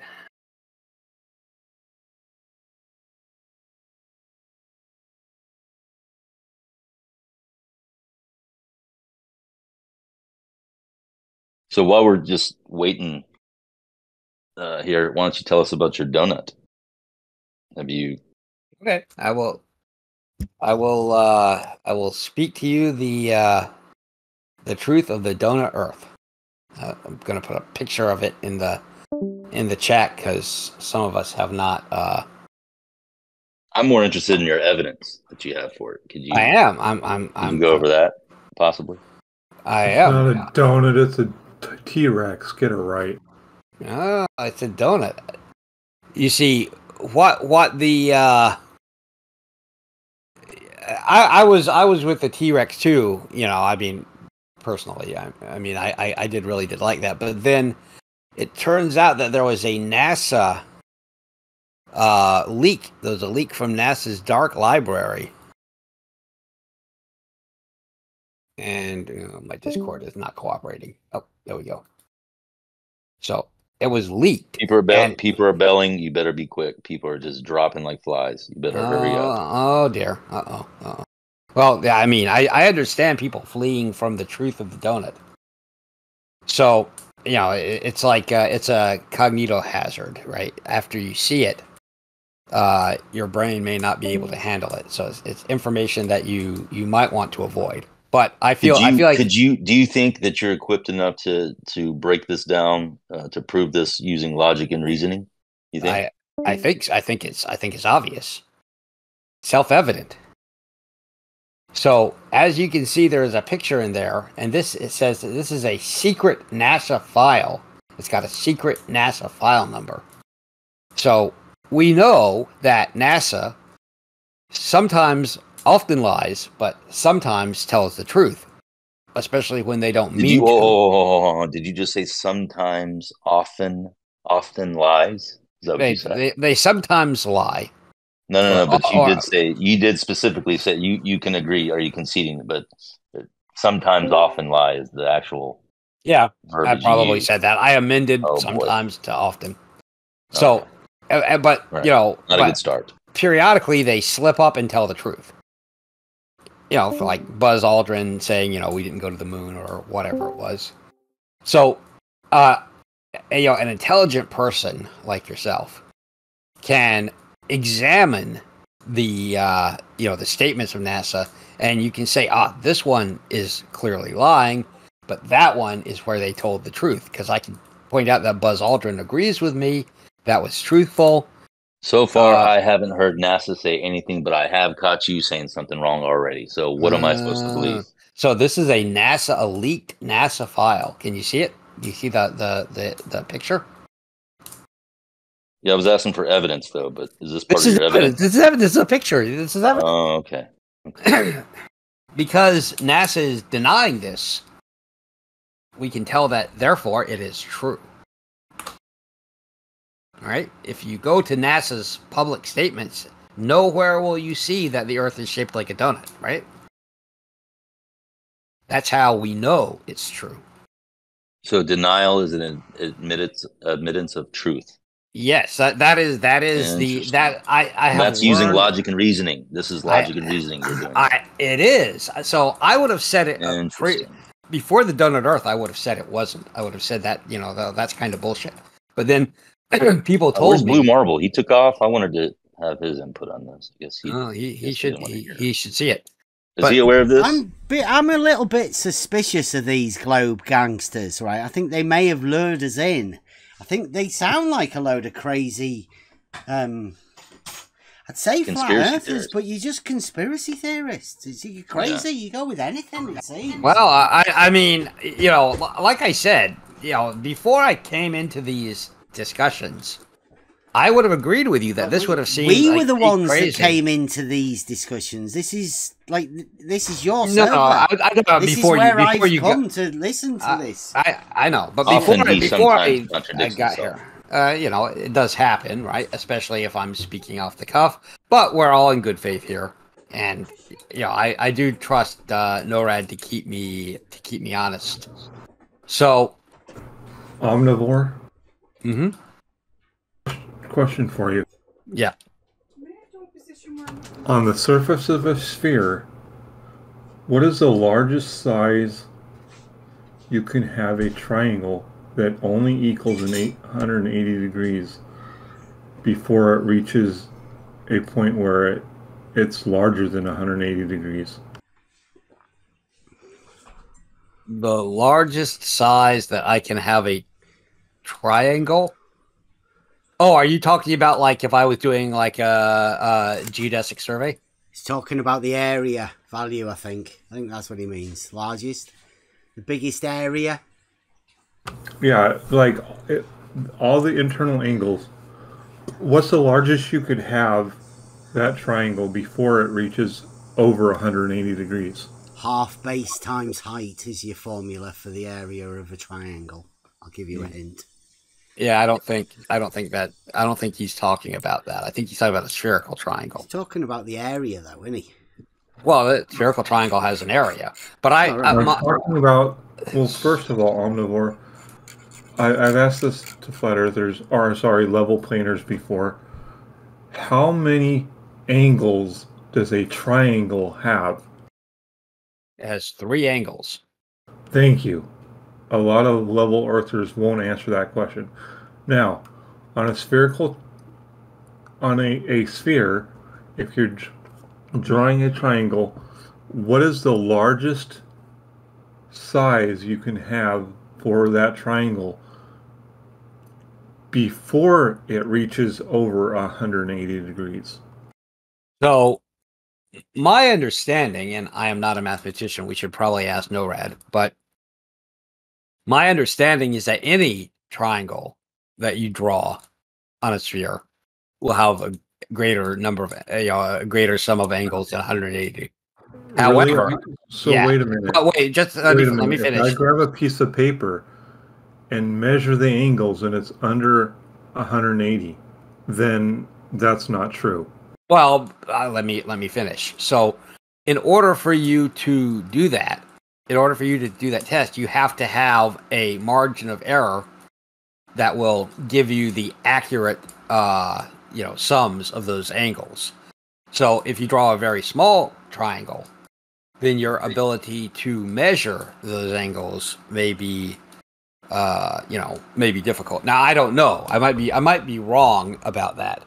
But my understanding is that if you're going to do the test that you just laid out there, you would need to have you're going to do a very small triangle. You would need to have. That's what I'm asking, though. I'm asking what the minimum size has to be for it before it reaches over 180 degrees. How big does that triangle have to be? All triangles have 180 degrees.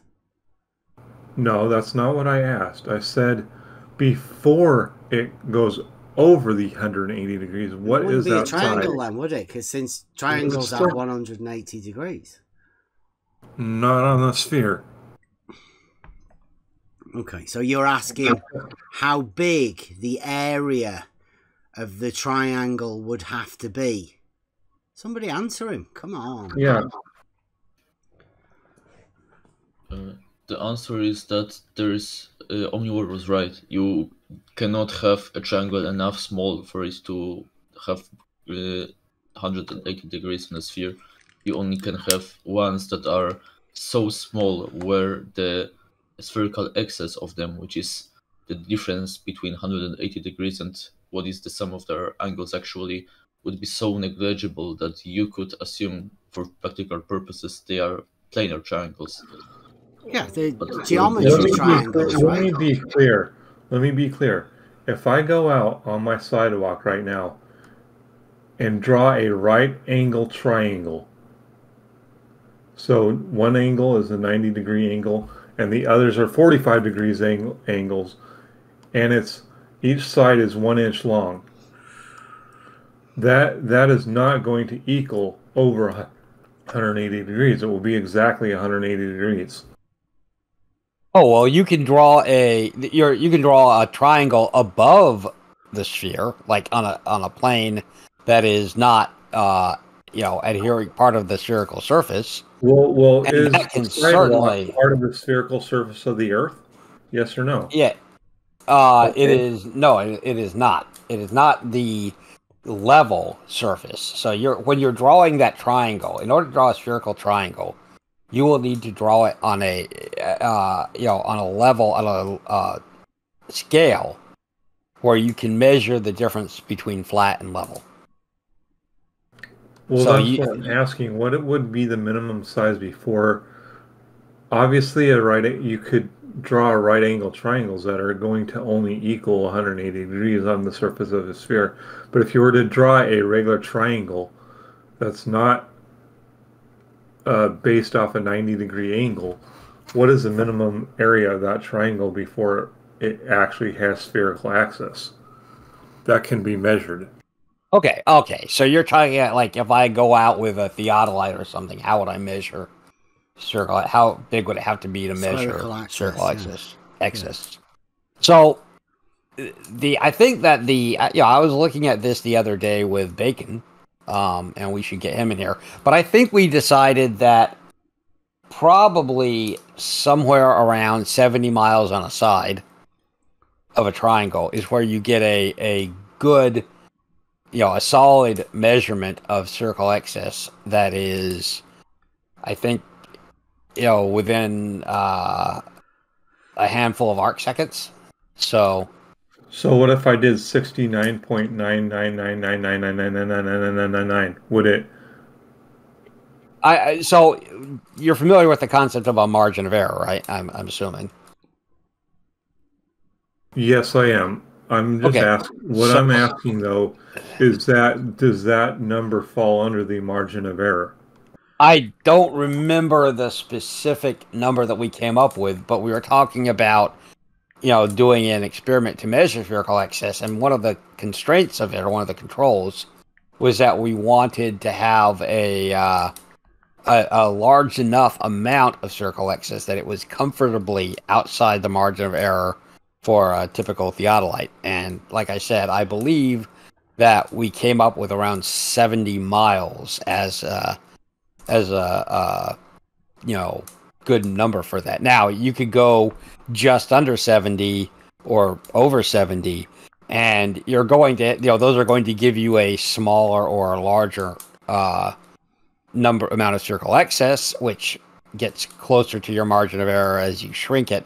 But we decided on, all I can tell you, trying to remember what we did, was that it, around 70 miles seemed like a good number. You just decided it. You told us before that you decided it. You didn't actually do anything, did you? No, we were talking about how we would do this. Yeah, so you decided on something. So you didn't actually do it. Yeah, right. So, Bev, in science, this is called Yeah, you can imagine. No. Speak of it as though you did actually do it. And then you should ask. Made. You have to ask. You should ask NORAD about this. He can explain it. It's a hypothesis. So a hypothesis, when you go out, but I think he's got it going. He's got the most. Is he your advisor? Yeah. I have no idea who he is, Bev. This is the most he and I have ever interacted, but he really, for whatever reason, likes me. Yeah. So, I don't know what's going on. He's got I feel like you have an iron grip. I feel like you have a solid grip on this. So, in science, what you do, and I think you could explain this to you. Yeah, you don't prove shit in science, do you? No. Just hear me out. Just Wait a minute. Hold on. Am I hear me out. Am I supposed to be an expert in science now? Because earlier I was given that crown in math. All right. Well, I feel like you've got both. Yeah, I feel like you have a man of science. That's what they've always said. Judo grip on the concept of science. So what you I'm do just is blown you away have by your intuitions. They're what you do. I'm good at that. Answer I got a better question than what Bev asked. Answer Lael's question. Let me finish my statement. Let me finish my statement. So what you do is you have a hypothesis. So my hypothesis is, if I do this measurement and the Earth is a globe, then I should get a measurable amount of spherical excess, using the tools that I've selected and controlling for confounding variables. So that means it has to be above the margin of error of the tool. It needs to, we need to have a theodolite that can give us a solid, or maybe a couple of theodolites that'll give us a solid, view. And, and then what you can do is you can test that hypothesis. So that's the next step. So it's not that we just imagined we did it and we said, oh, and then we'd have this spherical excess and that's it. It turns out that in science, there's actually testing that hypothesis. Do you understand now? Okay. Yeah.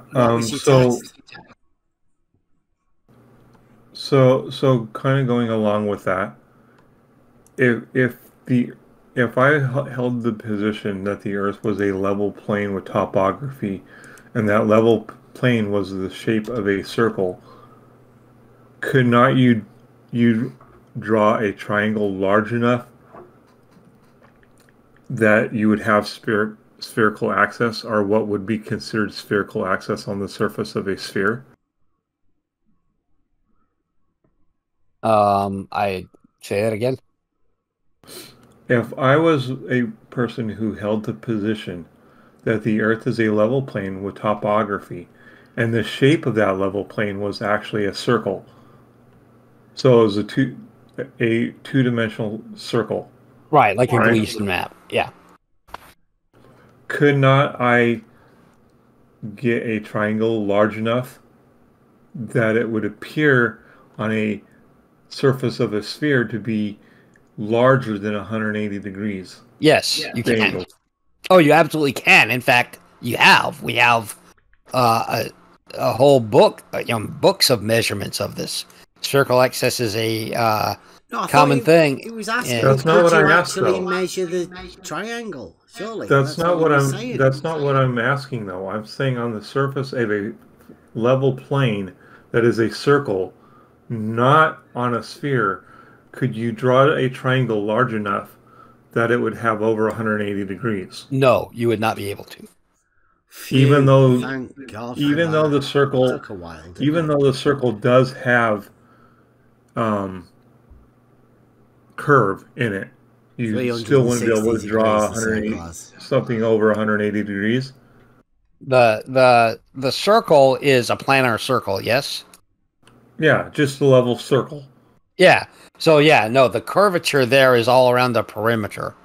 So it goes everywhere from the pi would dictate the 180 degrees within the circle, because it's a Euclidean circle that you're talking about. Therefore, pi would dictate that you cannot have a triangle with more than 180 degrees within it. Pi would dictate that. Oh, okay. So Omnivore, are you saying, say like I'm staying at the North Pole, and I want to walk to the equator and walk around that circumference, that's not a circle? If you are walking, so I'm going to walk from the North Pole to the equator. To the equator, and then I'm going to make a right turn at the equator and walk around the equator? Circumference of that area. That's not a circle? So I'm starting at the North Pole, and I'm walking south to the equator. When I get to the equator, what do I do? Which way do I turn? Or do I It doesn't keep matter. going? You can go right or left. I'm just saying you walk, and you end up back where you started. Is that a circle or not a circle? So if I pass the equator, continue without turning, then yes. No. You're at the equator at 0 degrees north or 0 degrees south. 0. Okay? And you turn right or turn left. It doesn't matter. And you walk until you mark where you started. So you started at 0, 0, we'll say. Well, wait a minute. So if 0 degrees latitude, right, is the equator. Okay, so I'm starting at I'm starting at the equator. And we'll call where you start on the North Pole 0 degrees longitude, okay? So you walk in a straight line, so to speak, to the equator.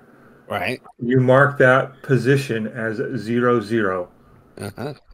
It actually doesn't matter what latitude or what longitude you're at. You can still mark it 0, 0. Sure. So you have that marked as 0, 0, and you walk in a circle, or you walk. If you could walk along on water, turn that on the surface of water. Keep turning right or left, depending on which direction you determine to go. Right?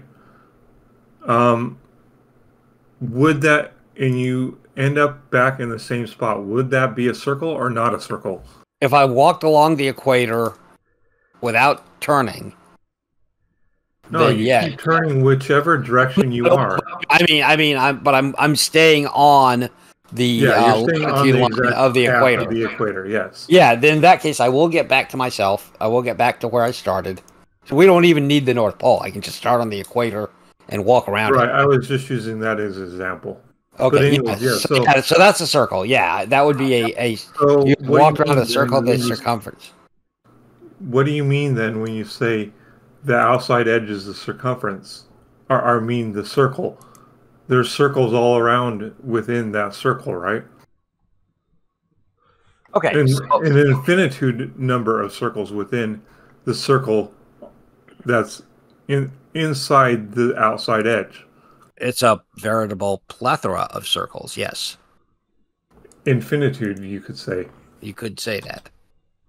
If you wanted to break it down that far. Although in reality, you might run into Planck constants and stuff, so I don't know. But,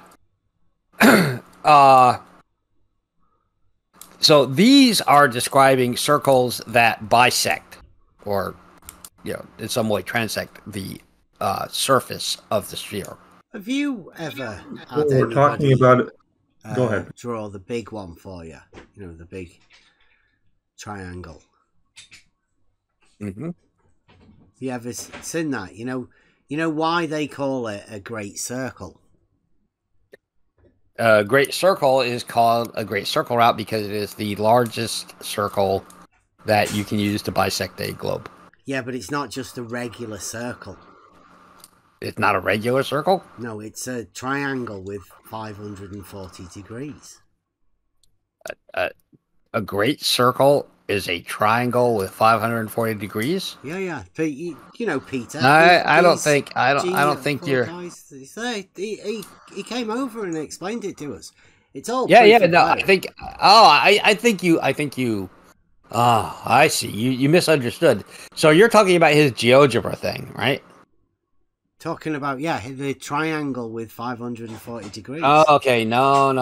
Okay, it's exactly the same as a great circle. So I put that. No. You're misunderstanding. Yeah. So I just put this into the chat. That GeoGebra, and this is his excellent spherical excess. NORAD. It's totally. The whole thing. I had faith in you, NORAD. I had faith in you. Got the presentation for it. It's there. So you can see the first ever presentation of the. Don't make this weird on the board. I'm making this weird. I believed in you. Okay. So I am disappointed. So I if would you be as well. Yeah. You say those. You say that a lot. I think it's almost like it's like a internal voice, and you're just projecting it externally, so we all hear it. Maybe. I mean, I am in my heart, I believed in you, and you let me down, NORAD. You let me down. So you said that many times. I know. I'm sure I'm not the first person who's told you that. So if you look at this, at Peter's, link, whatever, his GeoGebra examination. Yep. You can see there that the red lines that are the spherical triangle lines are segments of a great circle.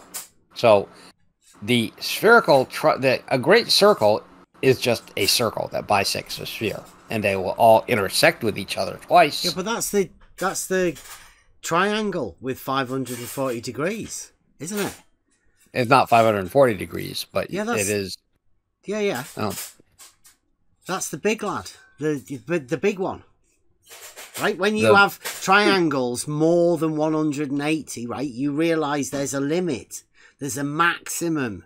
Oh yeah, there is. You can go to. Definitely. So the maximum is 540 degrees, and as explained by Peter in that video, the 540 degree triangle is exactly the same as a great circle. That's why it's great. It's got an extra 180 degrees. A normal circle has 360 degrees. The great circle can have anywhere between above 180 degrees to larger than. I don't think you're understanding. Yeah, I know that, but that's within the Euclidean framework, right? All of those angles and what you imagine, that's all Euclidean, and it obviously doesn't apply. Well, it does apply. That's why it doesn't fit, because you're trying to apply a logical system to something that's completely illogical. It 100% fits. So you just have. I get it. This is difficult for you to understand. So what you're looking at. Difficult for me to understand at all. I'm the guy with the rhetoric to be able to explain this. I don't. Wow. Okay. You don't seem to understand this mathematically. Well, at all, either from the Euclidean point of view or the non-Euclidean. So I put in the link so we can all see the GeoGebra thing that he's got set up. So explain that to us then, Dev. So he came over. There's a video on my channel. I just want to look at them. I want to look at the mathematical construct. It might only be members only. Well, you even agree. It looks exactly the same as a great circle. But you just say it's portions. No. Okay, so you see the red lines, right? That make up the triangle that is on the blue spherical surface. It's the planes. Like I said before, the angles are the angles between the planes. Okay, so do you see the... You see the red lines? I haven't got a clue. Have you got your screen on or something? No, I put a link in the chat. But I guess I can share my screen. I make a thing of not clicking links that people put in the chat. Okay. All right. Do you see my my browser? I'm sharing my screen.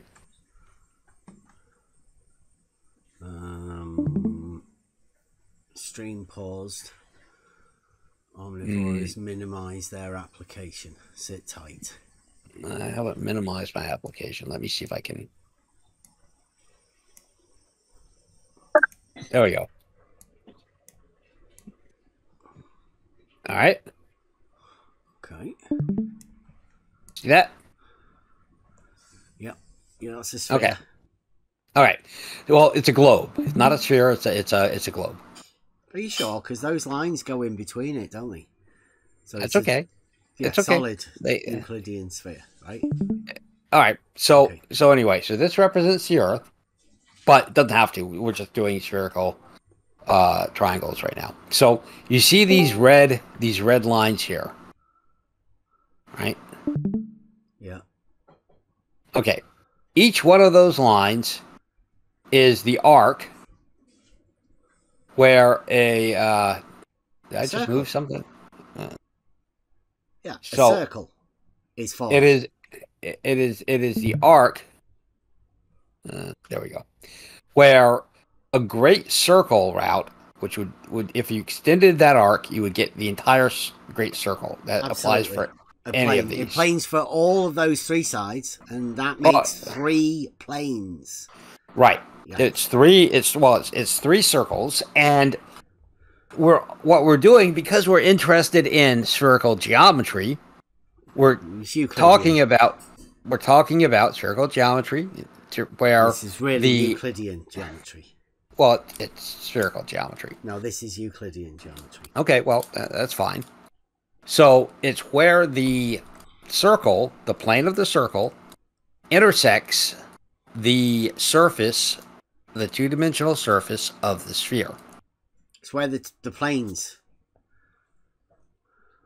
Yeah. So this is so you can measure the angle between the planes. So this is where you can. Okay, yeah.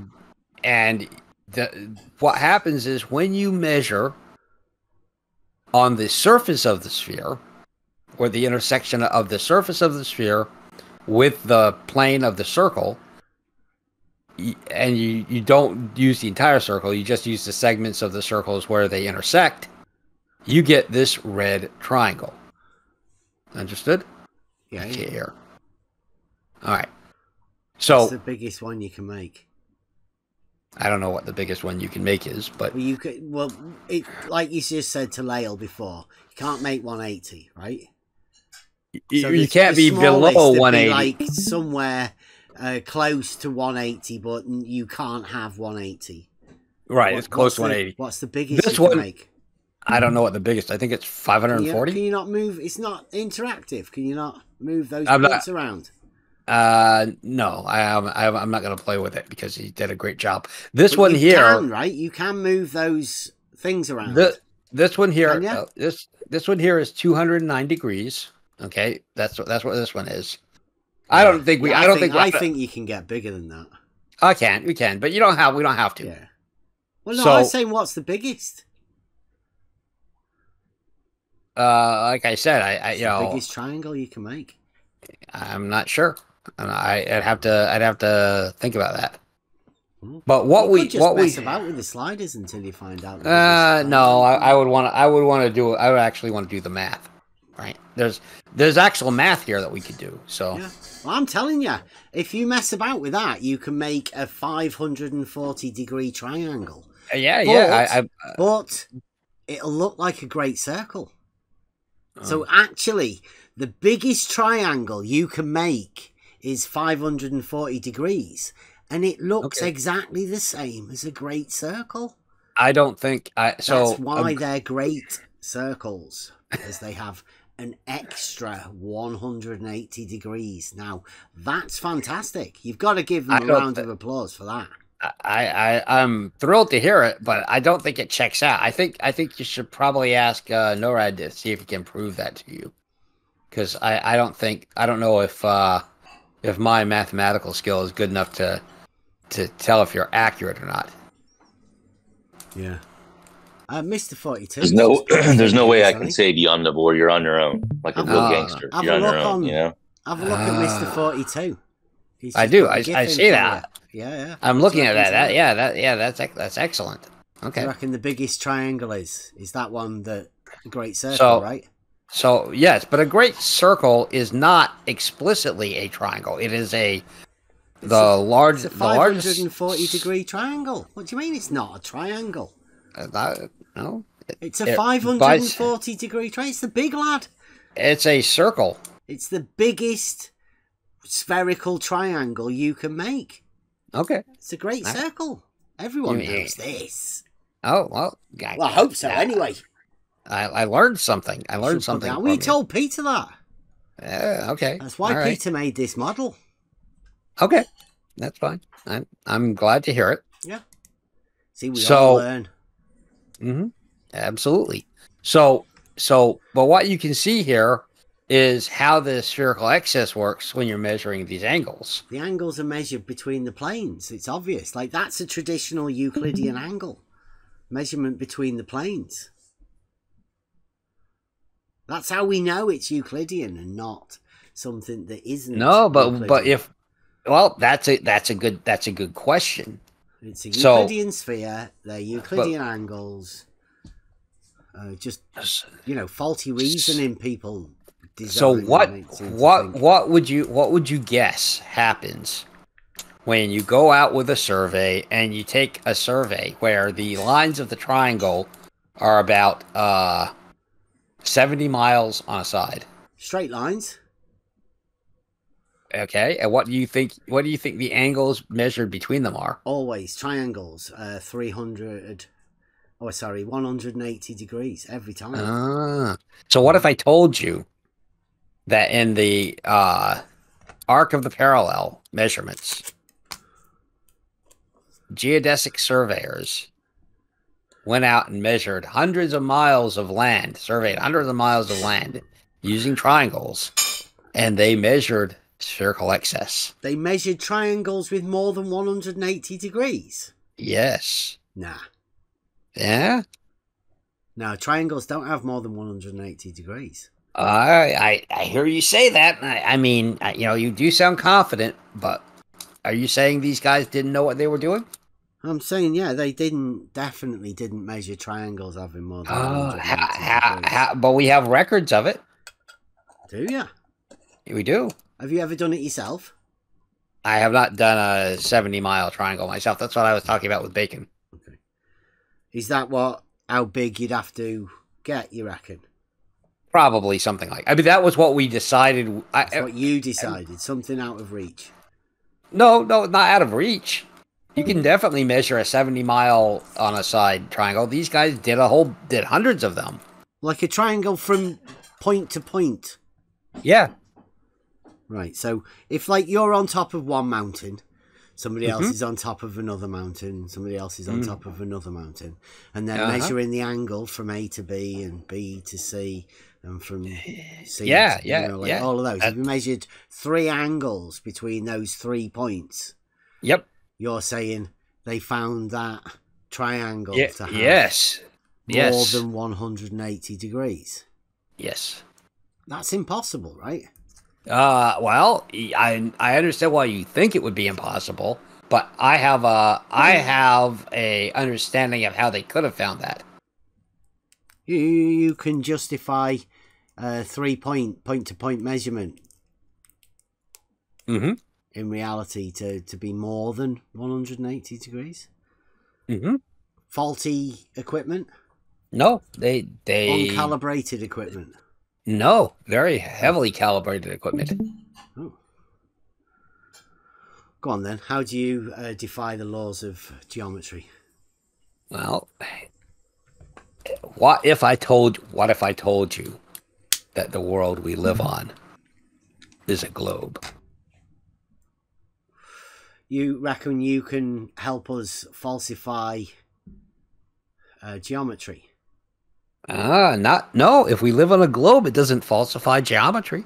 So I'm putting a link into the live text chat.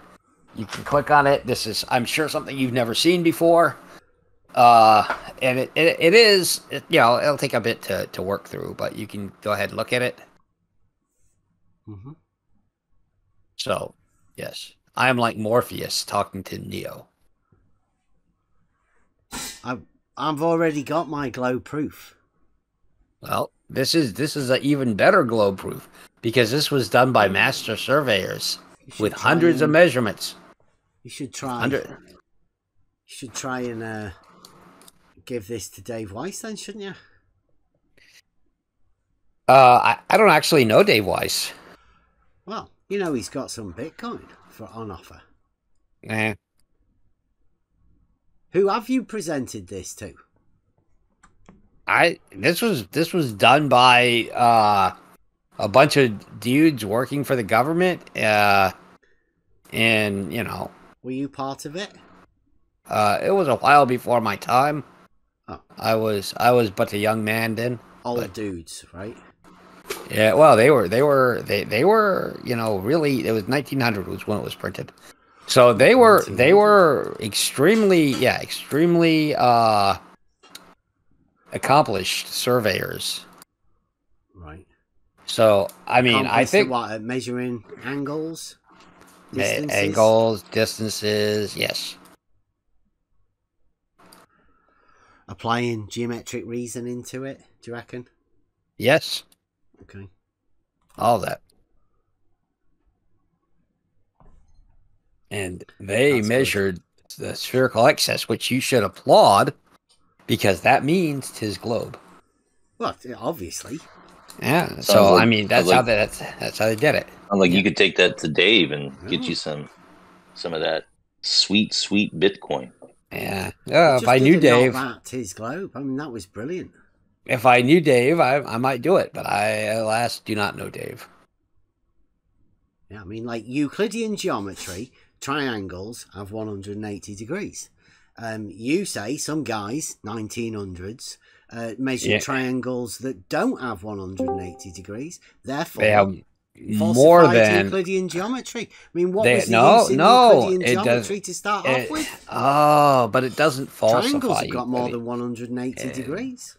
It doesn't falsify Euclidean geometry. That doesn't. That's a misunderstanding. Triangles in Euclidean geometry have 180 degrees, no more. But spherical triangles have. Here, I can do this. I can share my screen here. You might like that. So, the spherical triangle here. Let's see. Can you see that? I don't know if you can see that. Okay. So, as you can see here, they have the observed angles, they have the spherical excess, and then they have the distance in meters. So you can see all of these measurements have a little bit of spherical excess. What's that? That's what we're talking about. You've asked, is it Wikipedia Stack Exchange a question? No. Was that you? Yeah, I don't think you're sharing what you think you're sharing. Oh, okay. Oh.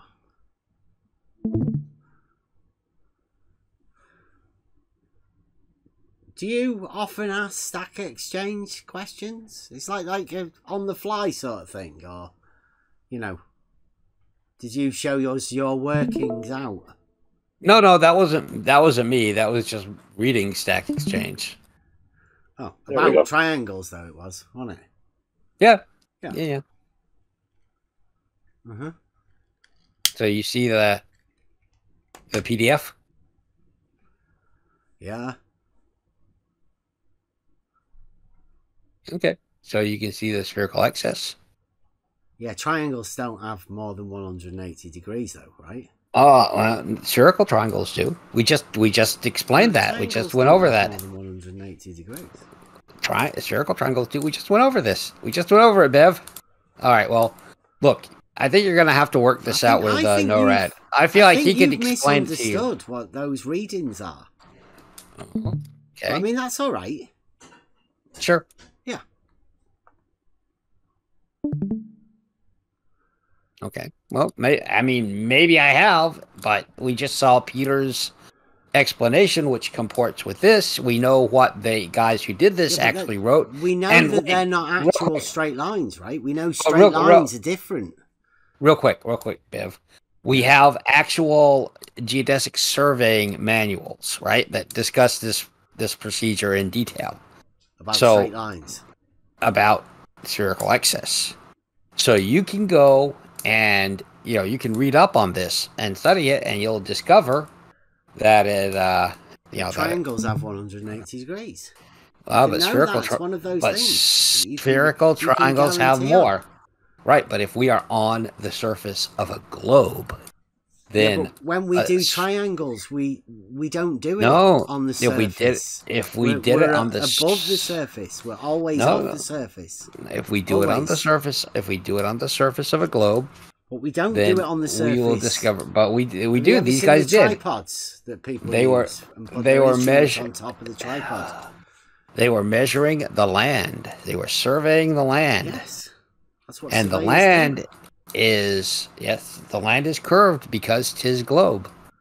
Well, we know that elevation changes occur, right? We do know that. That's what we measure. We know all about rise over run, how water flows, all of this sort of stuff. Like, we know all of these things. We do, yeah. Yeah. And we agree, 'tis globe. Because those things have to happen. Well, no, I wouldn't. I mean, I agree that the Earth is a globe, but I think that the way that you mean 'tis globe is probably the Well, not very correct way. Reality applies to reality, right? And reality is 'tis globe. Everybody knows this. I don't think. But why? Yeah. But why why do you bring in elevation in those triangulation measurements, which measures the spherical axis? Sorry. It sounded to me that you were equating the triangulation. No, I was equating to what surveyors do, to measuring distances, rise, overrun, and elevation changes. That's what surveyors do. Yes, but they also measure a spherical axis when they measure triangles. No. Surveyors don't measure spherical axis, and surveyors don't measure the tilt. I linked the paper from I posted the link to the measurement of the American parallel. Thing that surveyors you have all the data, where you have all the data from the measurements, and as you can see, all the triangles has an excess of 180 degrees. I don't know how many surveyors you've ever talked to. Quite a few, because I got a university. Okay. A university not far from me, and I meet how many the of them surveying have measured students. Spherical axis? I haven't asked them about that. And how many of them have measured the tilt of vertical?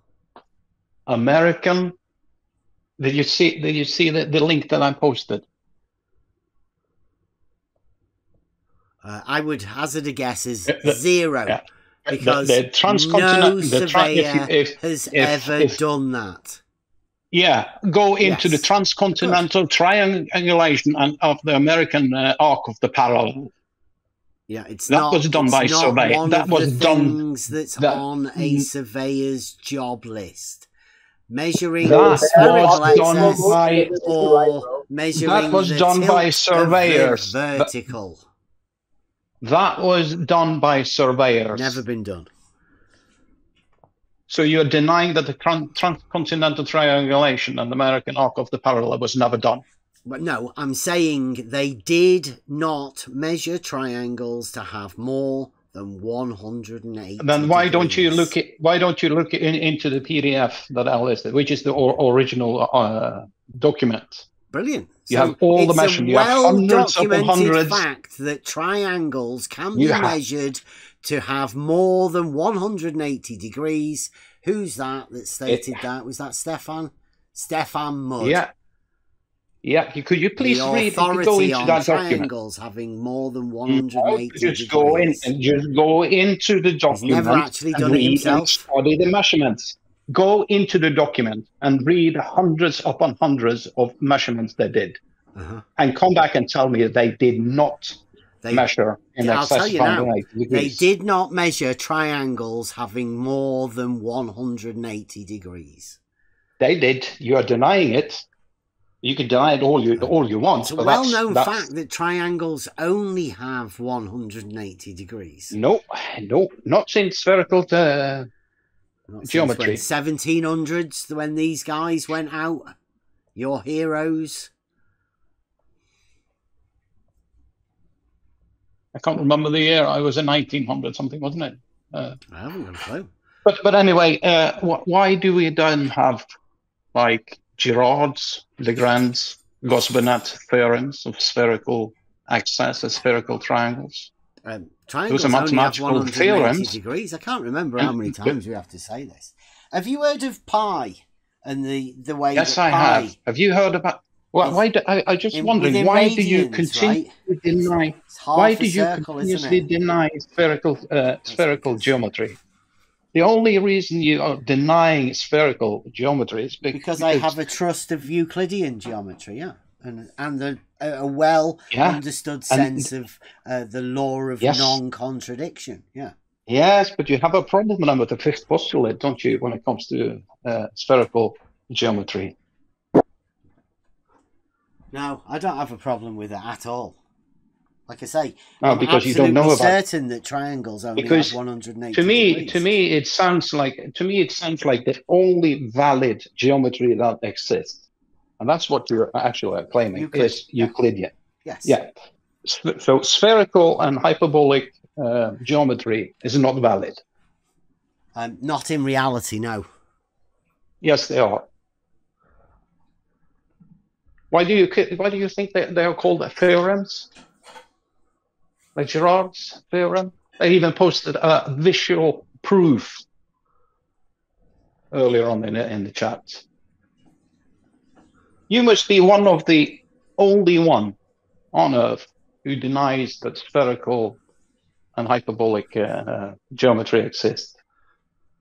I don't know why. My firm understanding 100%. Of Euclidean geometry. But you don't understand. But the problem here is you don't understand spherical geometry. A mathematical theorem equates a mathematical proof. That's the problem. Like my understanding of straight.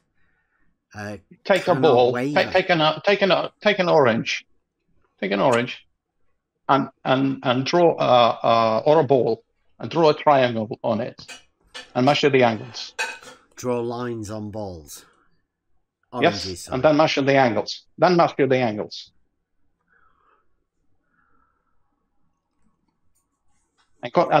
measure the angles and see if you end up with only 180 degrees, regardless of the size of the triangle. You were talking about reality, so just go ahead, do it.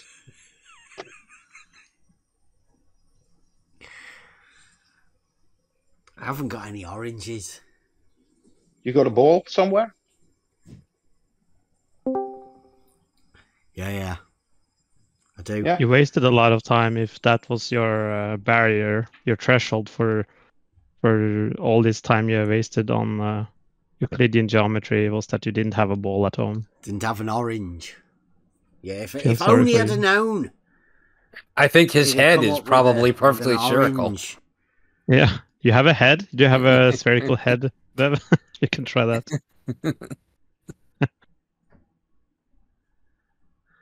Yeah, just go ahead. Throw a triangle on a spherical object and measure the angles, and then come back to us and show us it ends up being 180 degrees. So get back to us when you've done that. Wow. And we can continue the discussion about the spherical geometry. Wow. Okay. Discussion Globe. Yeah. All right. Well, if that's the way you feel, I'll be off and I'll ponder myself, right? Yeah, and if I can remember, you might have to write out the list of things that I have to ponder whilst I'm away, because I'm pretty sure I've just forgotten. Yeah. And the same time, read up on Girard's, Legrand, and Gosponet theorems regarding spherical geometry. Yeah. Like I say, I have a firm understanding of Euclidean, so I'm good. Yeah, but why don't you look into the spherical theorems? Globe. Right, well, because I know that you can't prove anything with that, can you? I mean, there's no such thing as a proof. Yes. You guys can't even have proof. It turns into pseudoscience. Yes. So you can't even have it within a logical geometric framework. So how would you have it in a scientific framework? It's just a load of nonsense. You have to redefine all sorts of things, particularly straight, since straight is Euclidean. So, all right, I'll pop back later. Don't worry. Before you go, remember though that I mentioned 3 theorems, and theorem around us are probably fine.